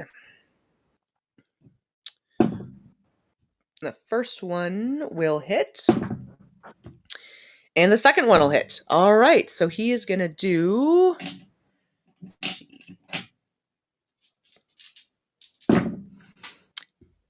16, 20.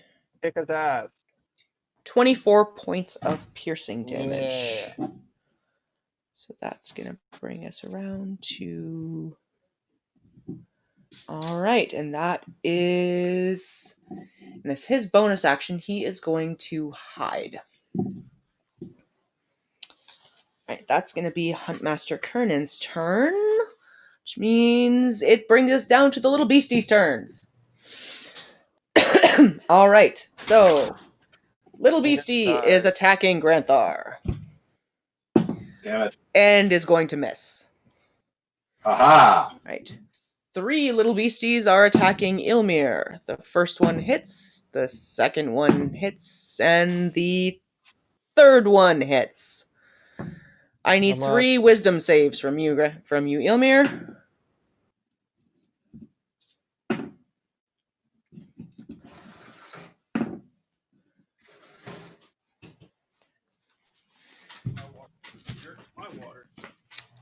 And 6, 2, 9. all right, you're also taking psychic damage on 2 of them then. So you take I'm at 16 points of piercing damage.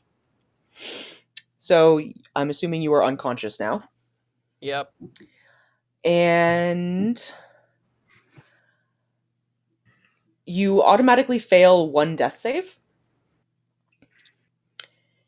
And 1 of your spell slots is now burned.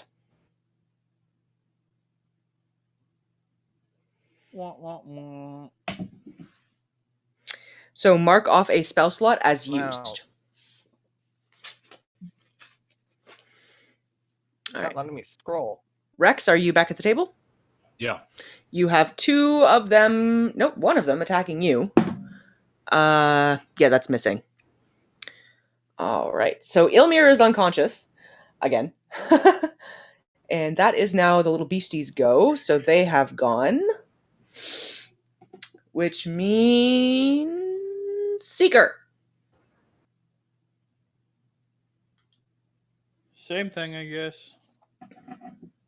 I got 1 last dose of this poison left, so I might as well try it. See if I can't get lucky. Okay. Roll to attack. 13 plus 5 plus 2, so that's 20. 20 hits. All right, he's still way up in the air, right? He's still 20 feet up, yep. Okay, so he's going to take 6, 11, 13, and he's got to make a DC 13 con save. Roll a 1, you dick. He makes that. Damn it. Well, he still takes the damage anyways. So he takes another 3, 6. So what did I say damage? So that's 19 damage? Yeah. All right. And I'm going to hide. And he fails his concentration check. And falls. So he falls, taking 4 points of bludgeoning damage as he hits, and is now prone. Lol. All right. Seeker, is that your turn? Yeah, I hid. I rolled 19, 25 to hide. Yeah, he has no idea where you Run are. up and stab him in the neck. Sorry, Right, what? so What did I say? he is down. Rex. Okay, I am going to, as a bonus action, use on myself to get my own health back up a little bit. Okay. Which gives me 25, so I'm back to 38. And I am going to take a schlong on the one in front of me there.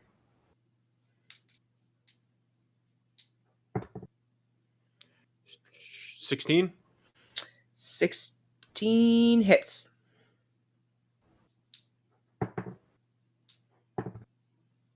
Uh,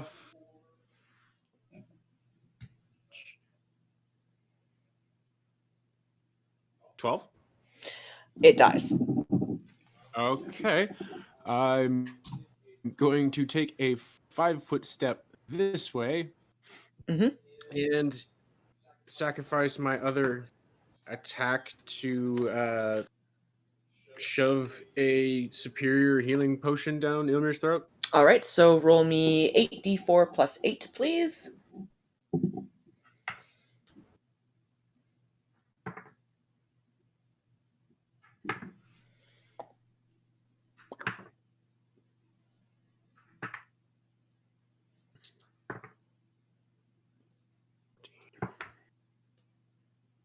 $16. 28. All right, Ilmir, you heal 28 points. And are conscious.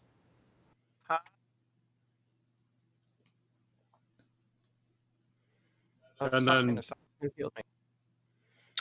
Rex poured a potion down your throat. Thank you. I healed myself, killed the one, took a step closer, and poured a potion down your throat. And then basically the rest of my turn, I'm going to kind of just stand there with my sword. All right. Rex, that was your turn. Yeah. It's going to bring us around to Jared, who is going to stand up. Am I prone? Yes, Yeah, you you're are still prone. Anytime you go unconscious, you are automatically prone. Okay. And he why I stood in is the corner. going to... He really wants to try and finish this.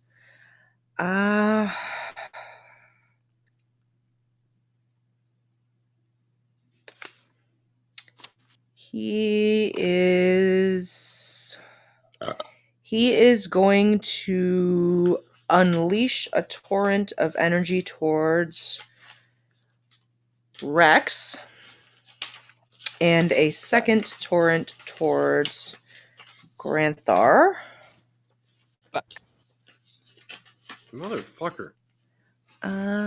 This dude just doesn't stop. Maybe just die. That's a nat 20 on the first one, and the second one will hit. Fuck off. So you are both taking getting crit. damage. I'm getting crit. So you're Hey, Lex. each taking... When His you crit said this sucked. morning, So that's... Hang on, just let me finish math. Rex, you're taking 12 points of force damage. Granthar, you're taking 8 points. when you said this morning that you were looking forward to today's game, You're trying to kill somebody, dude. I'm not trying Yeah. to kill anybody. yeah, Bullshit. you're having fun. You guys aren't dead yet. Hey, does any of that spill over into the Yeah. rat thing behind me? No, it's a targeted spell. Ah, damn it. You guys just both got hit with a beam of Eldritch Blast. Yikes. How's Rex I'm and good. Granthar? That's his Granthar. turn.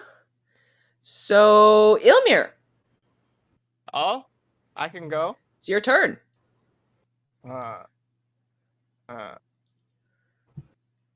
Okay, can my healing be used as... Why can I not scroll?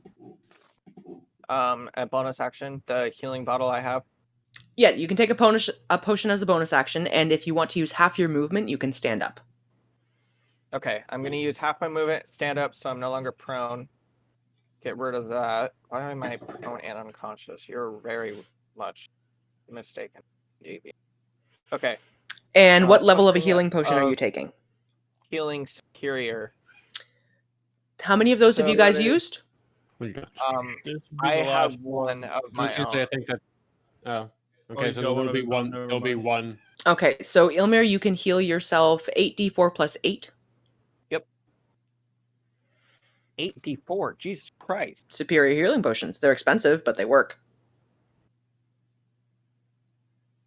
Yeah, because I'm tired of dying or going unconscious. 3, 4, 5.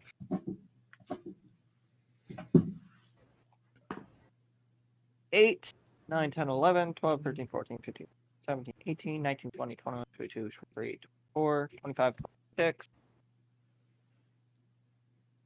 If I get to 37, I'm going to stop. Yeah.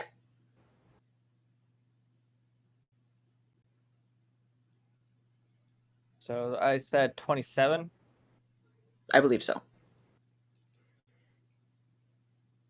27, Yeah. 28, 29, 30, 31, 32, 33, 34, 35, 36, 37. There we go. 37, full health. There you go. And you still have your action. Oh, what the hell? I had 3 potions of healing superior. That's the party had 3. You had 1 on your own. Okay, so how many is left total? Just 1? Yeah, the party currently has 1, and then you have greater healing potions and common healing potions. Okay. So let me fix my dice real quick, and then fix my health. So I'm at 37.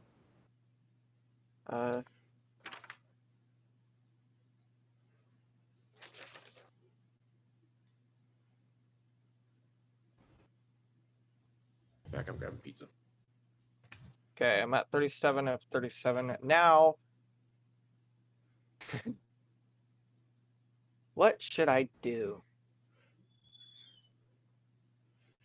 I'm gonna do thunder. This is from your staff? Yes. You slam it onto the ground, and nothing happens. What? I didn't even roll for damage. The thunderclap does not go off. No, not thunderclap, actual thunder. From your staff, right? Yeah, thunder. When you hit Yep. with a melee attack using the staff, you can cause the staff to emit a crack of thunder about by 300 feet. The target you hit must succeed on a DC 17 Constitution saving throw, or become stunned until the end of your next turn. So you'd have to melee attack something first. How would I do that? You're hitting something with your staff. So roll a d20 and add your dexterity modifier, I think, or strength, because it's probably not a... Because it's a melee attack. Yeah. Okay, so +0. Holy shit, 19. All right, 19 will hit. Okay. And the physical damage on a staff is 1d6. Okay. Who are you attacking specifically? One of the... No, I'm attacking Jared. He's So that is... way out of range for you to hatch with. You can't physically hit him. Where is he? He's all the way across the map from you currently. Okay, then I'm gonna hit one of the rat mole thingies. 5 points. Well, that's thunder though, so that's like within a 300-foot radius. It takes the melee damage, but as you hit it, no thunderclap emerges from the staff. Damn it, why? Did they disable my staff? As it currently stands, you don't know what's going on. You just know that what it normally is done, it isn't doing. I am so fucking done with this dude. Is that your turn? Yeah.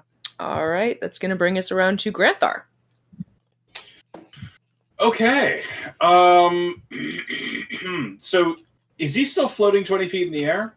Nope, he is on the ground. No, that's what I thought. He fell prone. Wasn't sure if he floated back up again.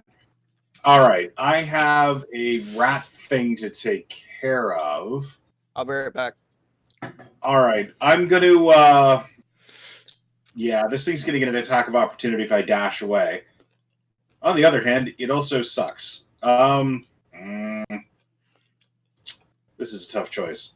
Okay, I'm going to... I'm going to charge at... not charge, I'm going to... 1, 2, 3, 4, 5, 6, 7. And I know I provoke an attack of opportunity, but I have a chance to stab this dude again, so... It misses on its attack. Good. All right. Let's try stabbing Jared. First roll. That would be... crap. That would be a... Please roll a 1, please roll a 1, please roll a 1. That'd be a 20. That'll hit. Good. The first attack does 2d6 plus 3 damage. It does 11 points of damage.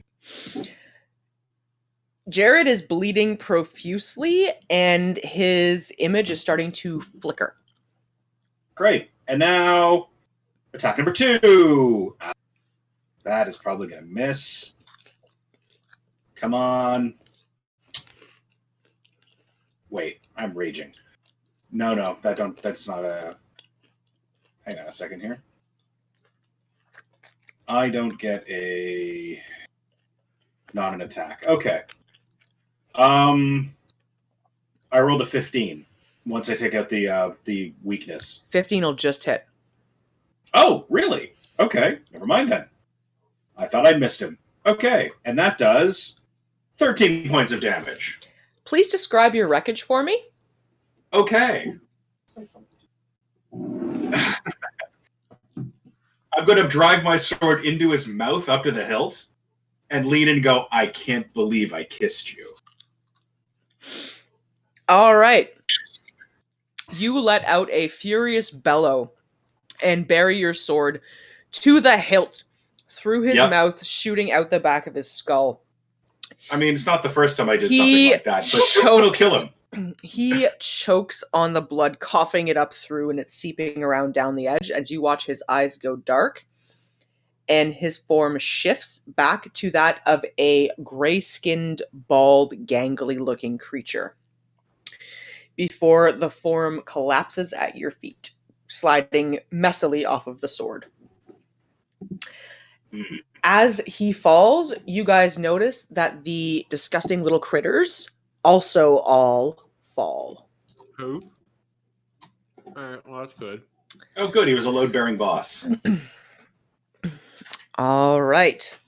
Nicely done, you guys.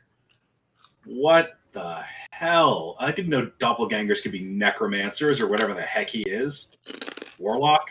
I don't know. What was this thing? It's a warlock. Well, let's sit a bit because we just got pizza, so we're a minute to like munch that while we kind of go to this new loot, and then we'll have a quick bio and smoke break before we continue on. Because holy fuck! All right. Okay. So you guys are now in this enormous, dark-looking temple with a dead doppelganger warlock and lots of disgusting little dead Morlock creatures running around.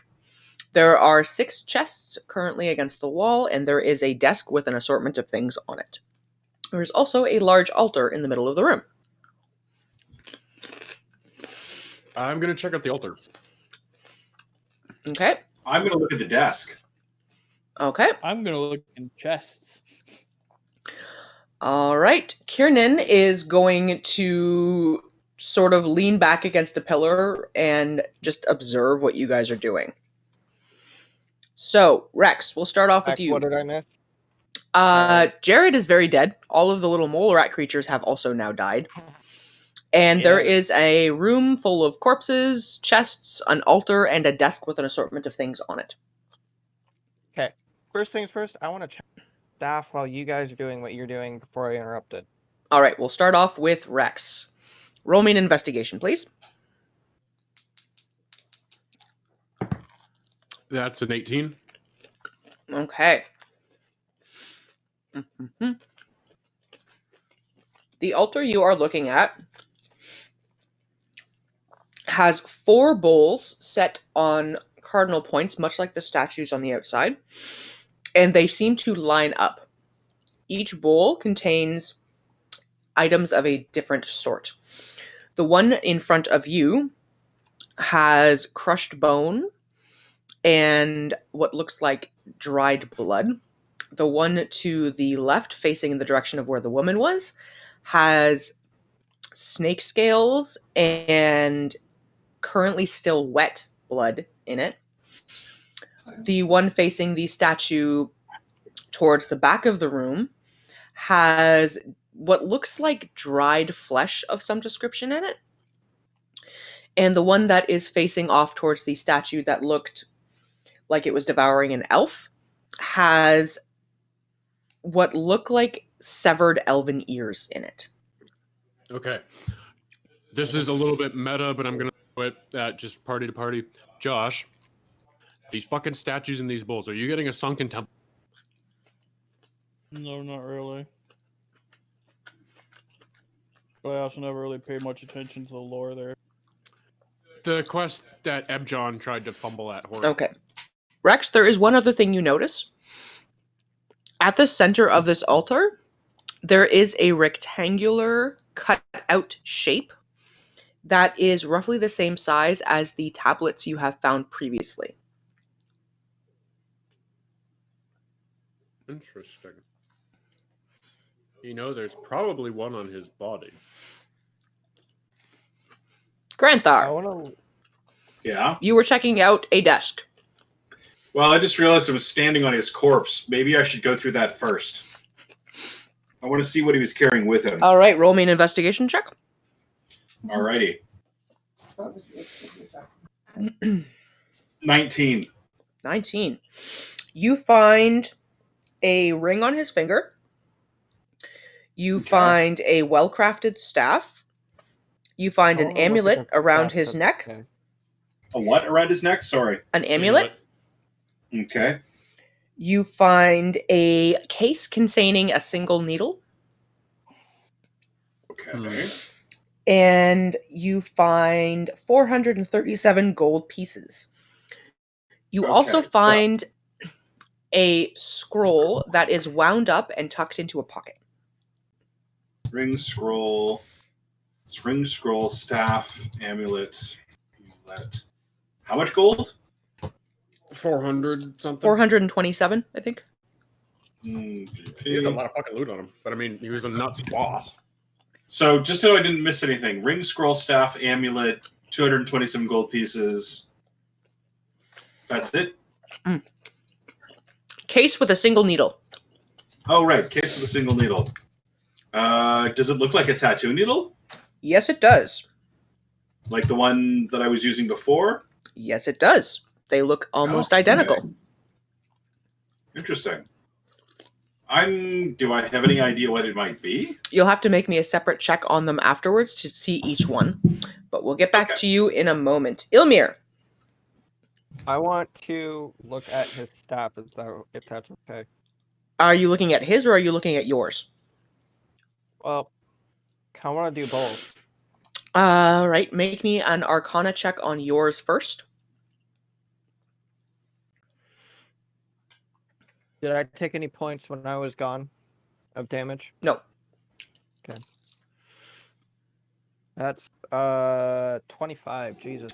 25. All right, looking at the staff you have been using, you do an Arcana check on it, and all of the magic has been drained from it. Fucker.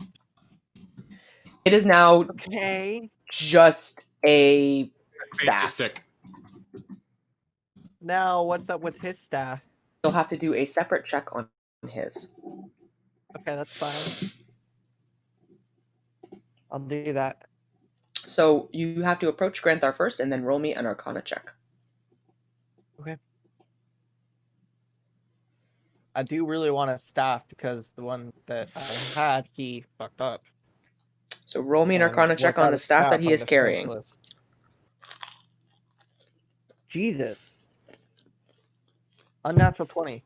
What the shit is with this dice? Okay. Looking Got over any the idea staff what that this he is carrying, you have seen one of these before, but you've never personally had one. This is a staff of fire. What level? So it requires attunement.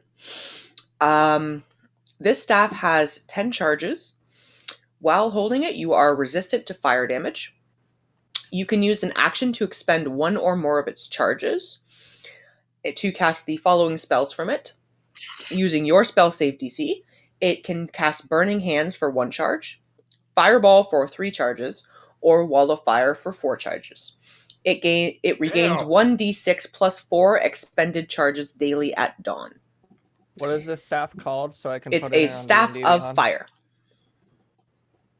Staff of fire. I think it's actually better than your other one. Doesn't come up to anything. You'll have to just Google the item then. Roll20 does have the item if you want to look at it later.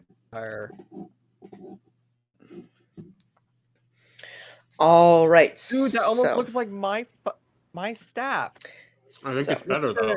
Look at the picture of the guy I put in for my character. Fuck. And then I'm gonna put a picture of the staff that I'm looking up.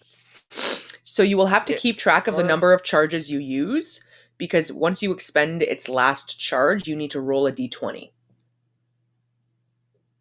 All right, so Seeker, you are going to go check out some of the chests. Yep. Wait, what level is it? Is it legendary or like one above? It's a very rare. Okay. I'll be right back. Okay, Seeker, which chest are you opening? Start with the one over here on the right. Okay. You're just going to open it up? No, I'm going to check it for traps. I'm pretty sure it's not trapped because things came out of it, but I rolled a natural 20 on investigation to check for traps, so. Yeah, no, it's not trapped. It's not locked. The chest itself is cracked open. Oh, right. Open the chest. See if anything. It has a single stone tablet in it with the engravement of 3 jagged triangles on it. Hey, big, scaly dragon boy thing. Come here. Wow. Sorry, I'm a what was that? robot. I don't play well. I was just coming back from putting away dishes. Well, come over here. Your little tablet thingies you like to break is over here.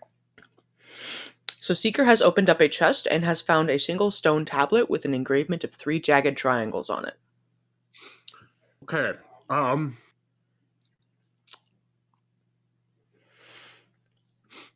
Do I have a little piece of cloth? Something I can put between my hand directly in it? Probably. Okay, can I use that to try to pick it up? You can certainly try. My dad is listening to Frozen right now. The song. So are you picking it up? Let it go. Yeah. Okay. You pick up the stone tablet.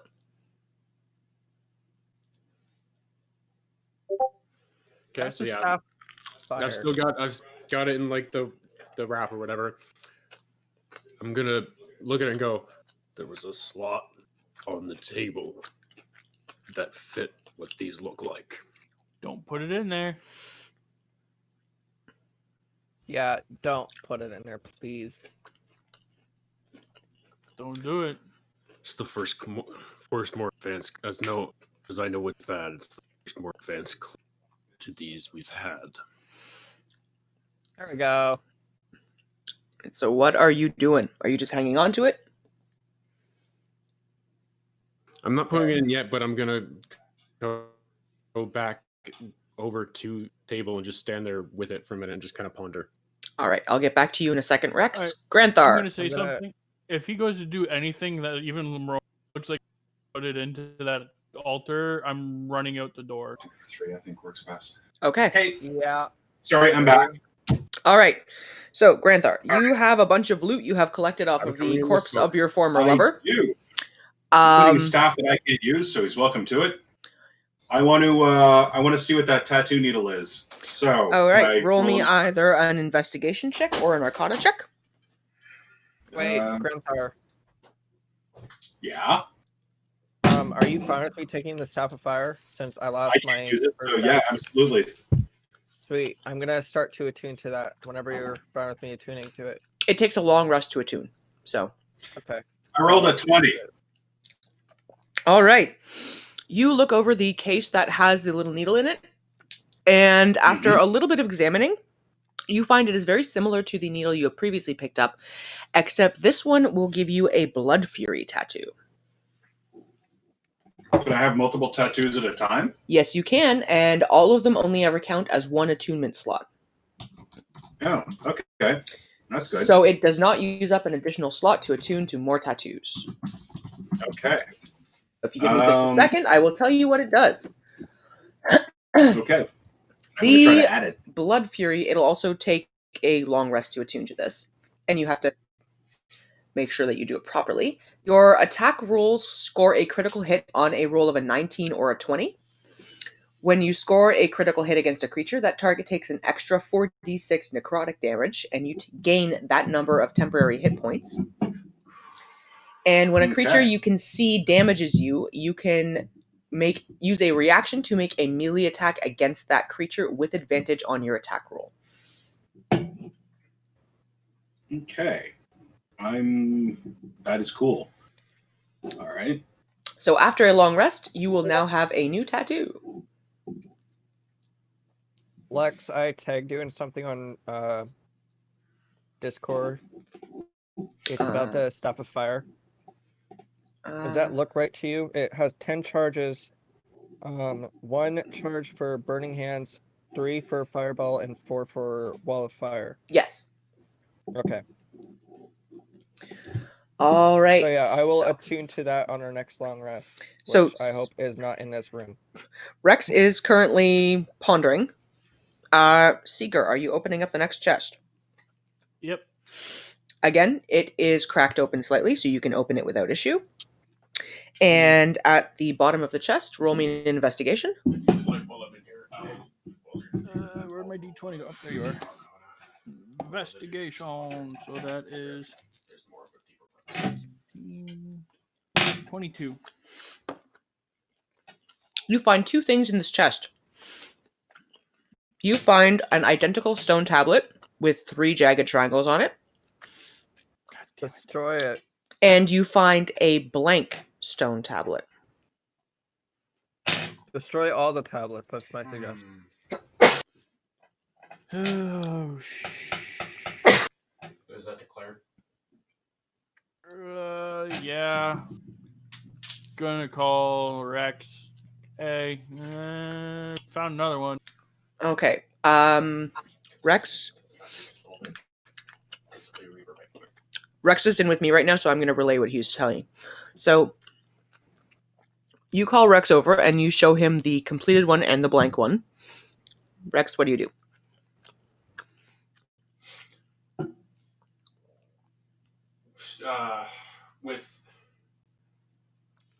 With the hand that's got the, I still got the piece of cloth on. I'm going to put the completed one with the other completed one, but there's the cloth in between my hand. Okay, so you have stacked the 2 completed ones up together with a cloth separating them? Separating them from my hand. Are they touching each other? Yeah, I'll tuck a little bit corner. Okay. So tucked a little corner of it in between each other. All right, and are you doing anything with the blank one? The blank one I'm going to take in an open hand because it doesn't have a mark yet. So I want to see something. Okay. Nothing in between that. I'm going to let that one touch my skin because it's unmarked as of yet. Okay, I am going to need a Constitution saving throw from you. Even without the mark on it? I'm going to need a Constitution saving throw from you. Do you know what your Constitution is? Oh, boy.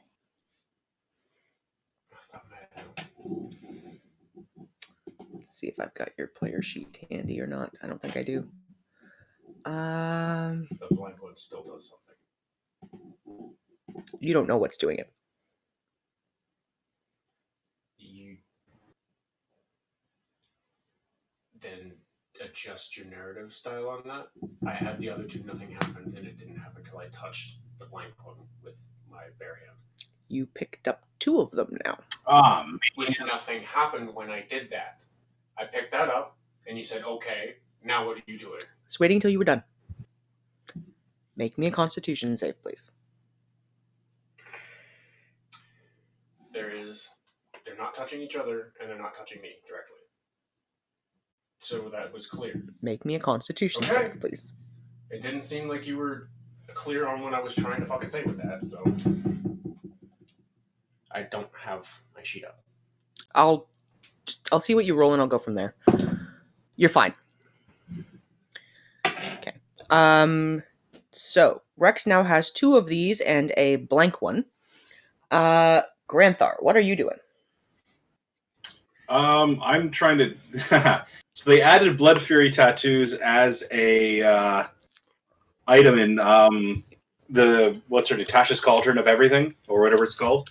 So you can't call them up in D&D Beyond anymore as an item. I will have to create a custom item for it. Okay, so I still am holding on to A ring, a scroll, an amulet. I'm gonna try to figure out what the amulet is. All right, roll me an Arcana or an Investigation check. Okay. Bloop. Tick, tick, tick, tick, tick, tick. That'll be a 16.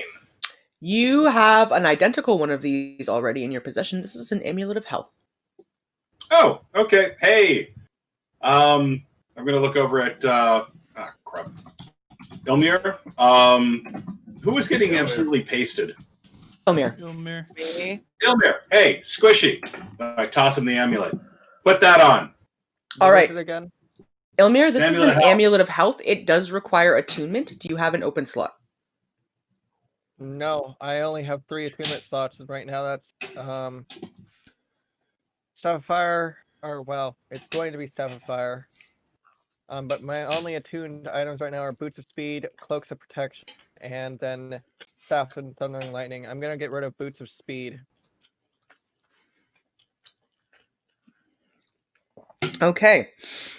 The Amulet of Health automatically brings your Constitution score up to a 19. Okay. Whoa, that's better than my amulet of health. Thank you, sir. Wait, I don't have an amulet of health. You gave yours to Kel. Oh yeah, that's right. I did. That's okay. Okay, I don't have so room. can I attune to both of these items in one long rest? Yeah, you can. Okay. All right. Okay, so Ilmir, what are you doing? Mm-hmm. Okay, so how many chests have not been checked yet? 4 of them. Okay, I'm gonna go to one of them and open it. All right, roll me an investigation check. First, I'm gonna see if there's a trap on it. Or is it too late? You've opened the chest up, but it's identical to the other ones. It is partially cracked open. Oh, investigation, you said? Mm-hmm. 17, 18, 19, 20, 21, 22. You find a single stone tablet with 3 triangles on it. I'm destroying that bitch. All right, roll me a strength check. Or do you guys want to hold on to all of these, take them somewhere where we can figure out what the hell they mean? We already know what they mean. They're a symbol for us. Ilmir would like to know if you want to smash this one or if you want to hold on to another one. Okay, well, first No, I'm gonna do an Arcana check on it. No, I think I might have figured out. We're gonna smash the one. 17 plus 5, so I placed the other 2 on the floor. Okay. So Yeah, Rex has put down the other 2 that have triangles on them, and you're rolling an Arcana check on it? yes. It reeks of ancient, dark, unpleasant, somewhat necromantic energy. Okay, we need to destroy these. So I'm if you gonna would roll like for strength to, on them. roll me a strength check to see how hard you smash this thing. I would like to go to the edge of the platform right here Okay. and lift it up in the air and slam it on the ground to right here. Go for it. Roll me a strength check. Is my voice picking up okay? We're not talking. My voice picking up okay. Fuck. Has anybody... 19. I don't know. All right, you smash the ever-loving crap out of that thing. It breaks into dozens of little fragments. I suggest do the same. All right. Rex, you have put 2 of these tablets on the ground and noticeably feel better. Nothing's happening with the blank. I'm still holding on to the blank one. Doesn't seem to be doing anything. Okay. The blank one doesn't do anything when I hold it. I'm going to smash these 2, but I'm wondering. I'm going to call my dragon to me. Shakes on the table.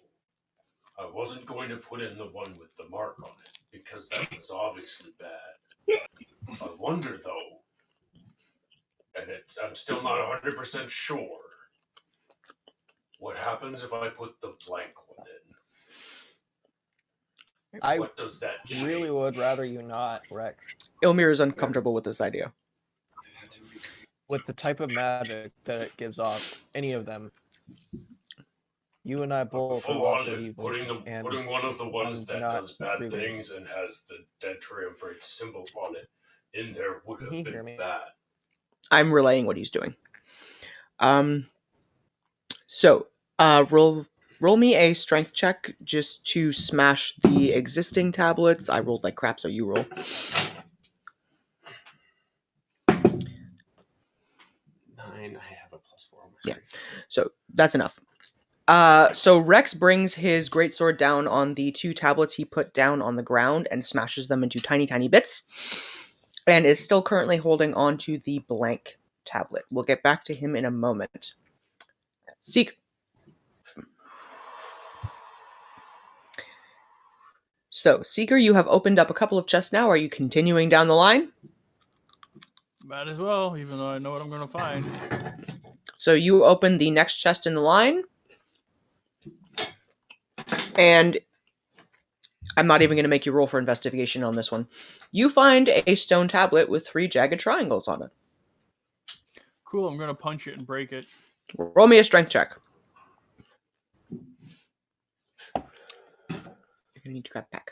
17 plus 1, so 18. It smashes into tiny, tiny pieces. Granthar. I think the assumption is the tablet's evil.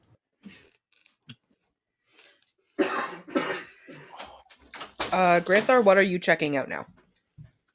I'm going to examine the ring. Roll Arcana or Investigation. 14. 14. You get a rough idea of what this is. This is a ring of free action. What does that mean? I'm just telling you what it does. Means you can't be held. Okay.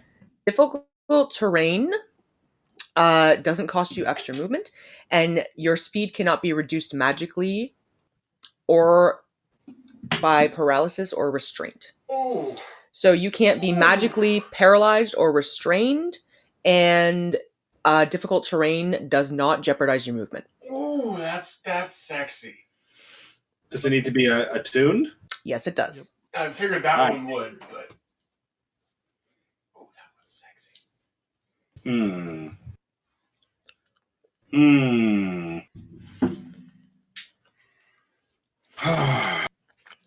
It's fun when you guys have to decide on your layouts, isn't it?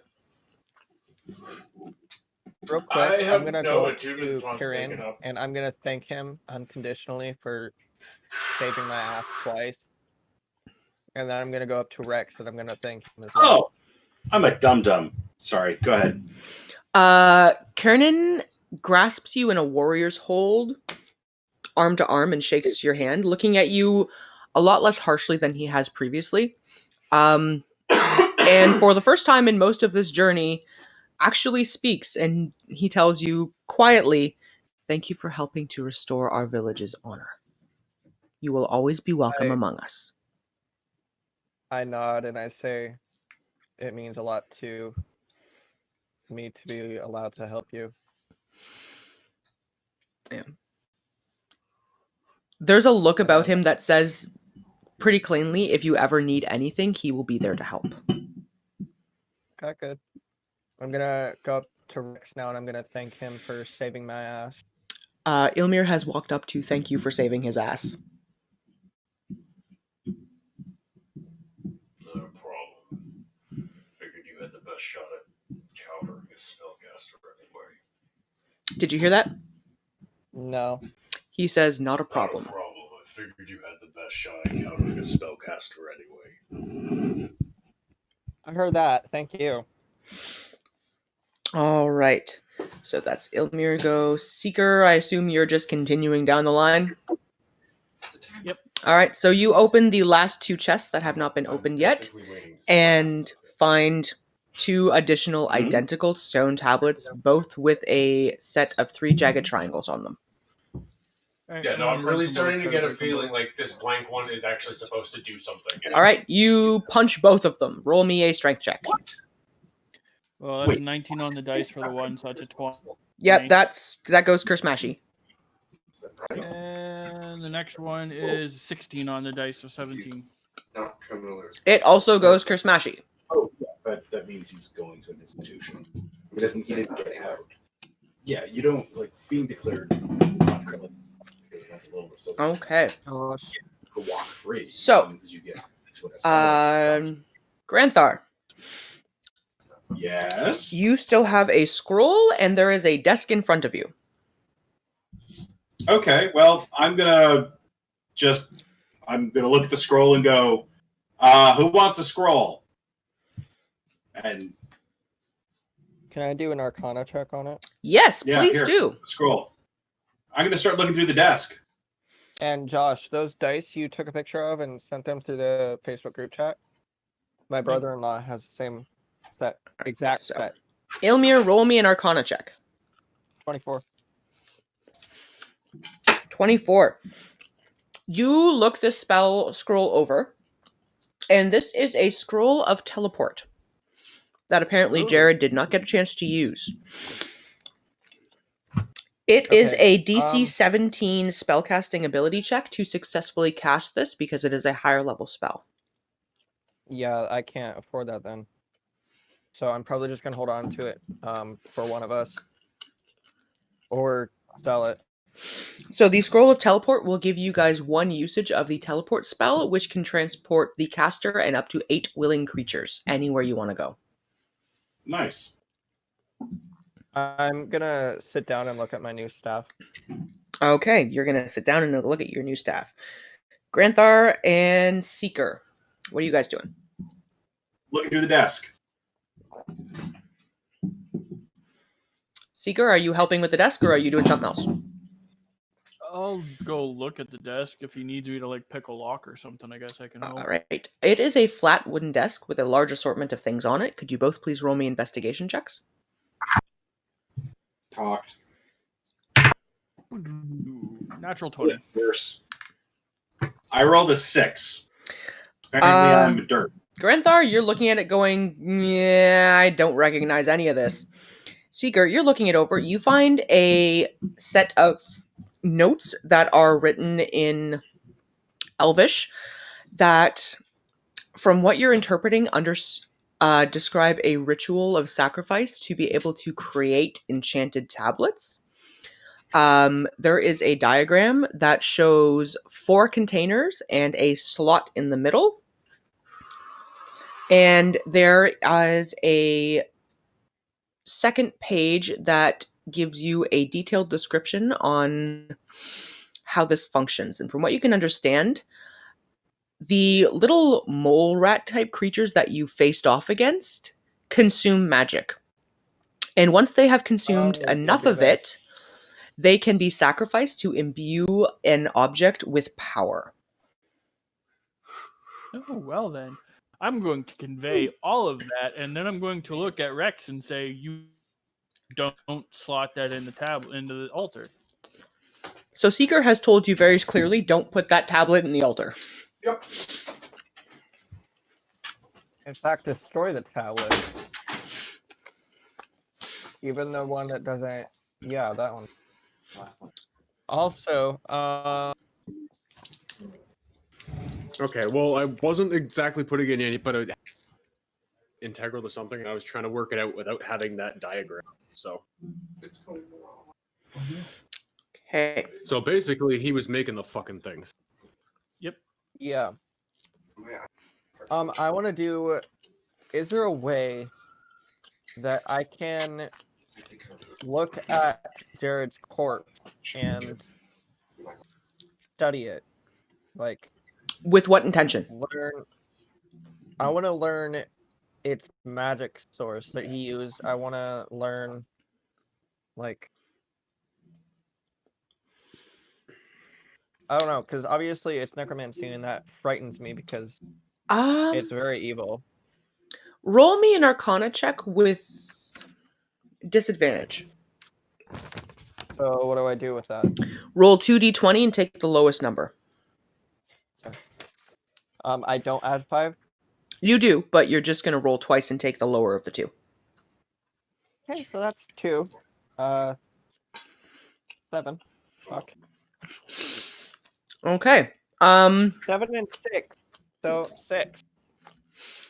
Fuck, dude. The most you can glean is that whatever had been powering him up is the same really powerful, old, somewhat necromantic energy that is all over the place in here. Okay, so my theory, as soon as we destroy all these tablets and make sure, because I have a feeling that if we bring the tablets, We've destroyed all the marked ones. They're all destroyed. But I have a feeling that if we bring the pieces of the destroyed tablets together, they might be able to reform because they're very magical. I don't know. It's just a theory. I could be wrong.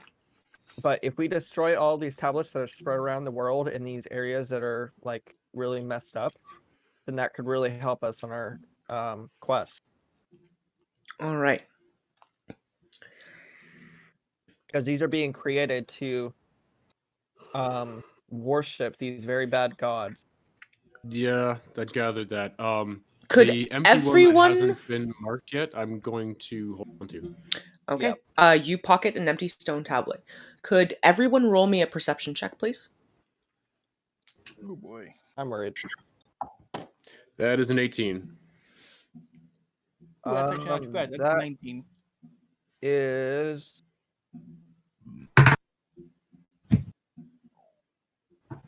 17. And 11. Jesus.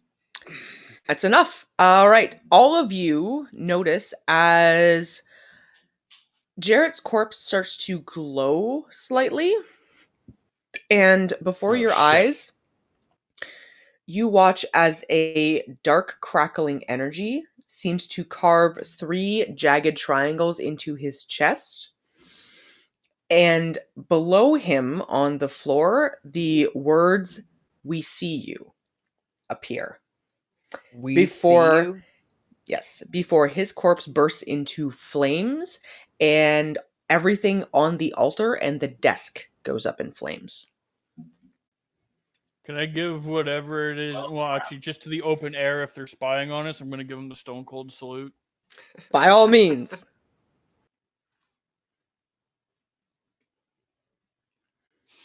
I'm frightened by that magic.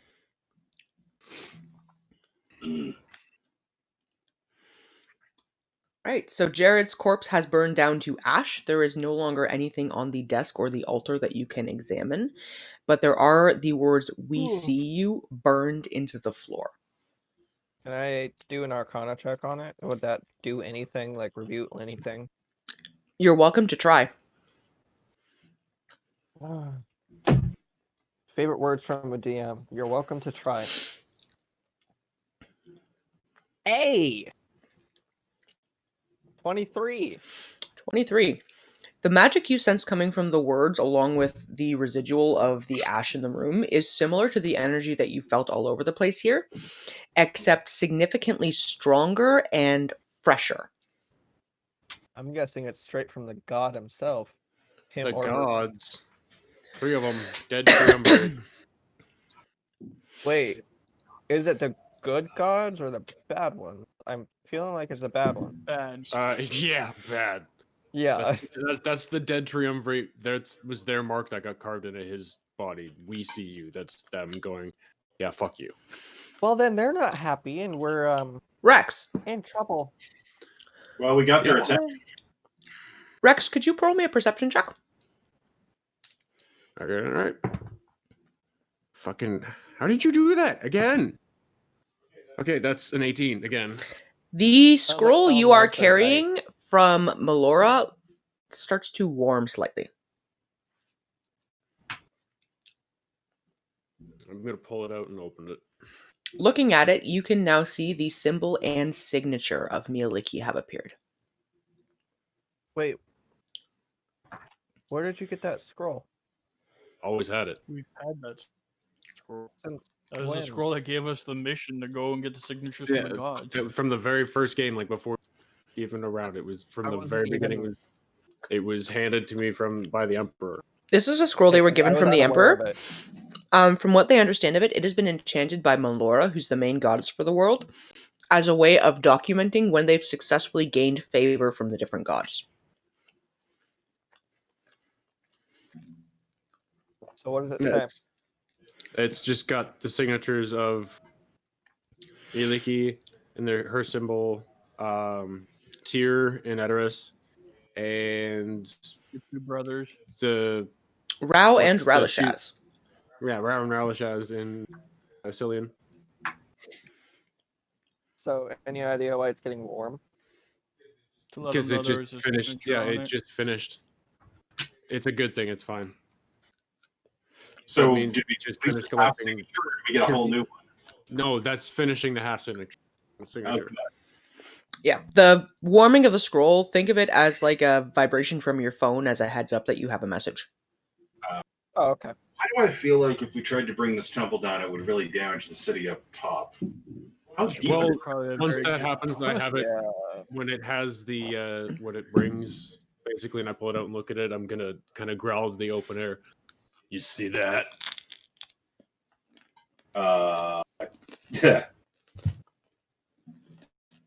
I'm confused. Yeah. We Same. see you, Oh. and we're gathering more against them. Fuck you. All right. Kind of like my Stone Cold. Yeah, just pretty- more correct. Yeah.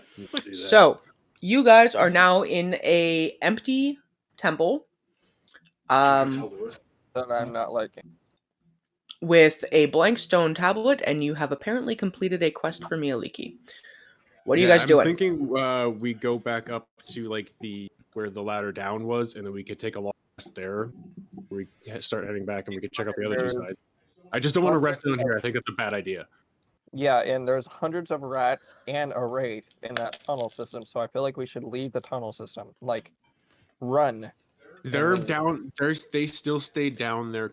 If we stay in that cistern where the ladder was, instead of going up yet, have the long rest there, and then Okay. we can head back down and then take those later once we're rested and filled back up. All right. Sounds good. Okay, so are you guys camping on this current map over by where the ladder is, or are you climbing back up to the first level of sewers? The first level where the ladder is. Okay. Where we were coming down here, but into the So tunnel. I am just going to move you guys up there. Kerboink. And you guys are all back up in the main portion of the hidden sewers. Is this where you guys want to camp out to make a long rest? Yeah. We're gonna call it a night. I think that's where we're going to call it a night for tonight. When we pick up in 2 weeks, you guys will have long rested, so your hit points and spell slots will all be back. Any of your new items will be attuned, and you can choose whether or not you'd like to clear out these sewers before you go back up above ground. Okay. Real quick though, Discord works out well now. Discord is perfect. Yep. Yeah. Good. So we'll start with using my server. I'm glad that I'm able to use it now. All right. So, thank you to any of our viewers that we had for watching. We're going to be ending the stream for tonight here. Please tune in 2 weeks 6 to 5 minutes. find out what the party is going to be up to next time. And congratulations, guys. You guys managed to deal with a really nasty enemy. So, you should all feel proud and please level up. Yeah. Woohoo! Woo! Finally.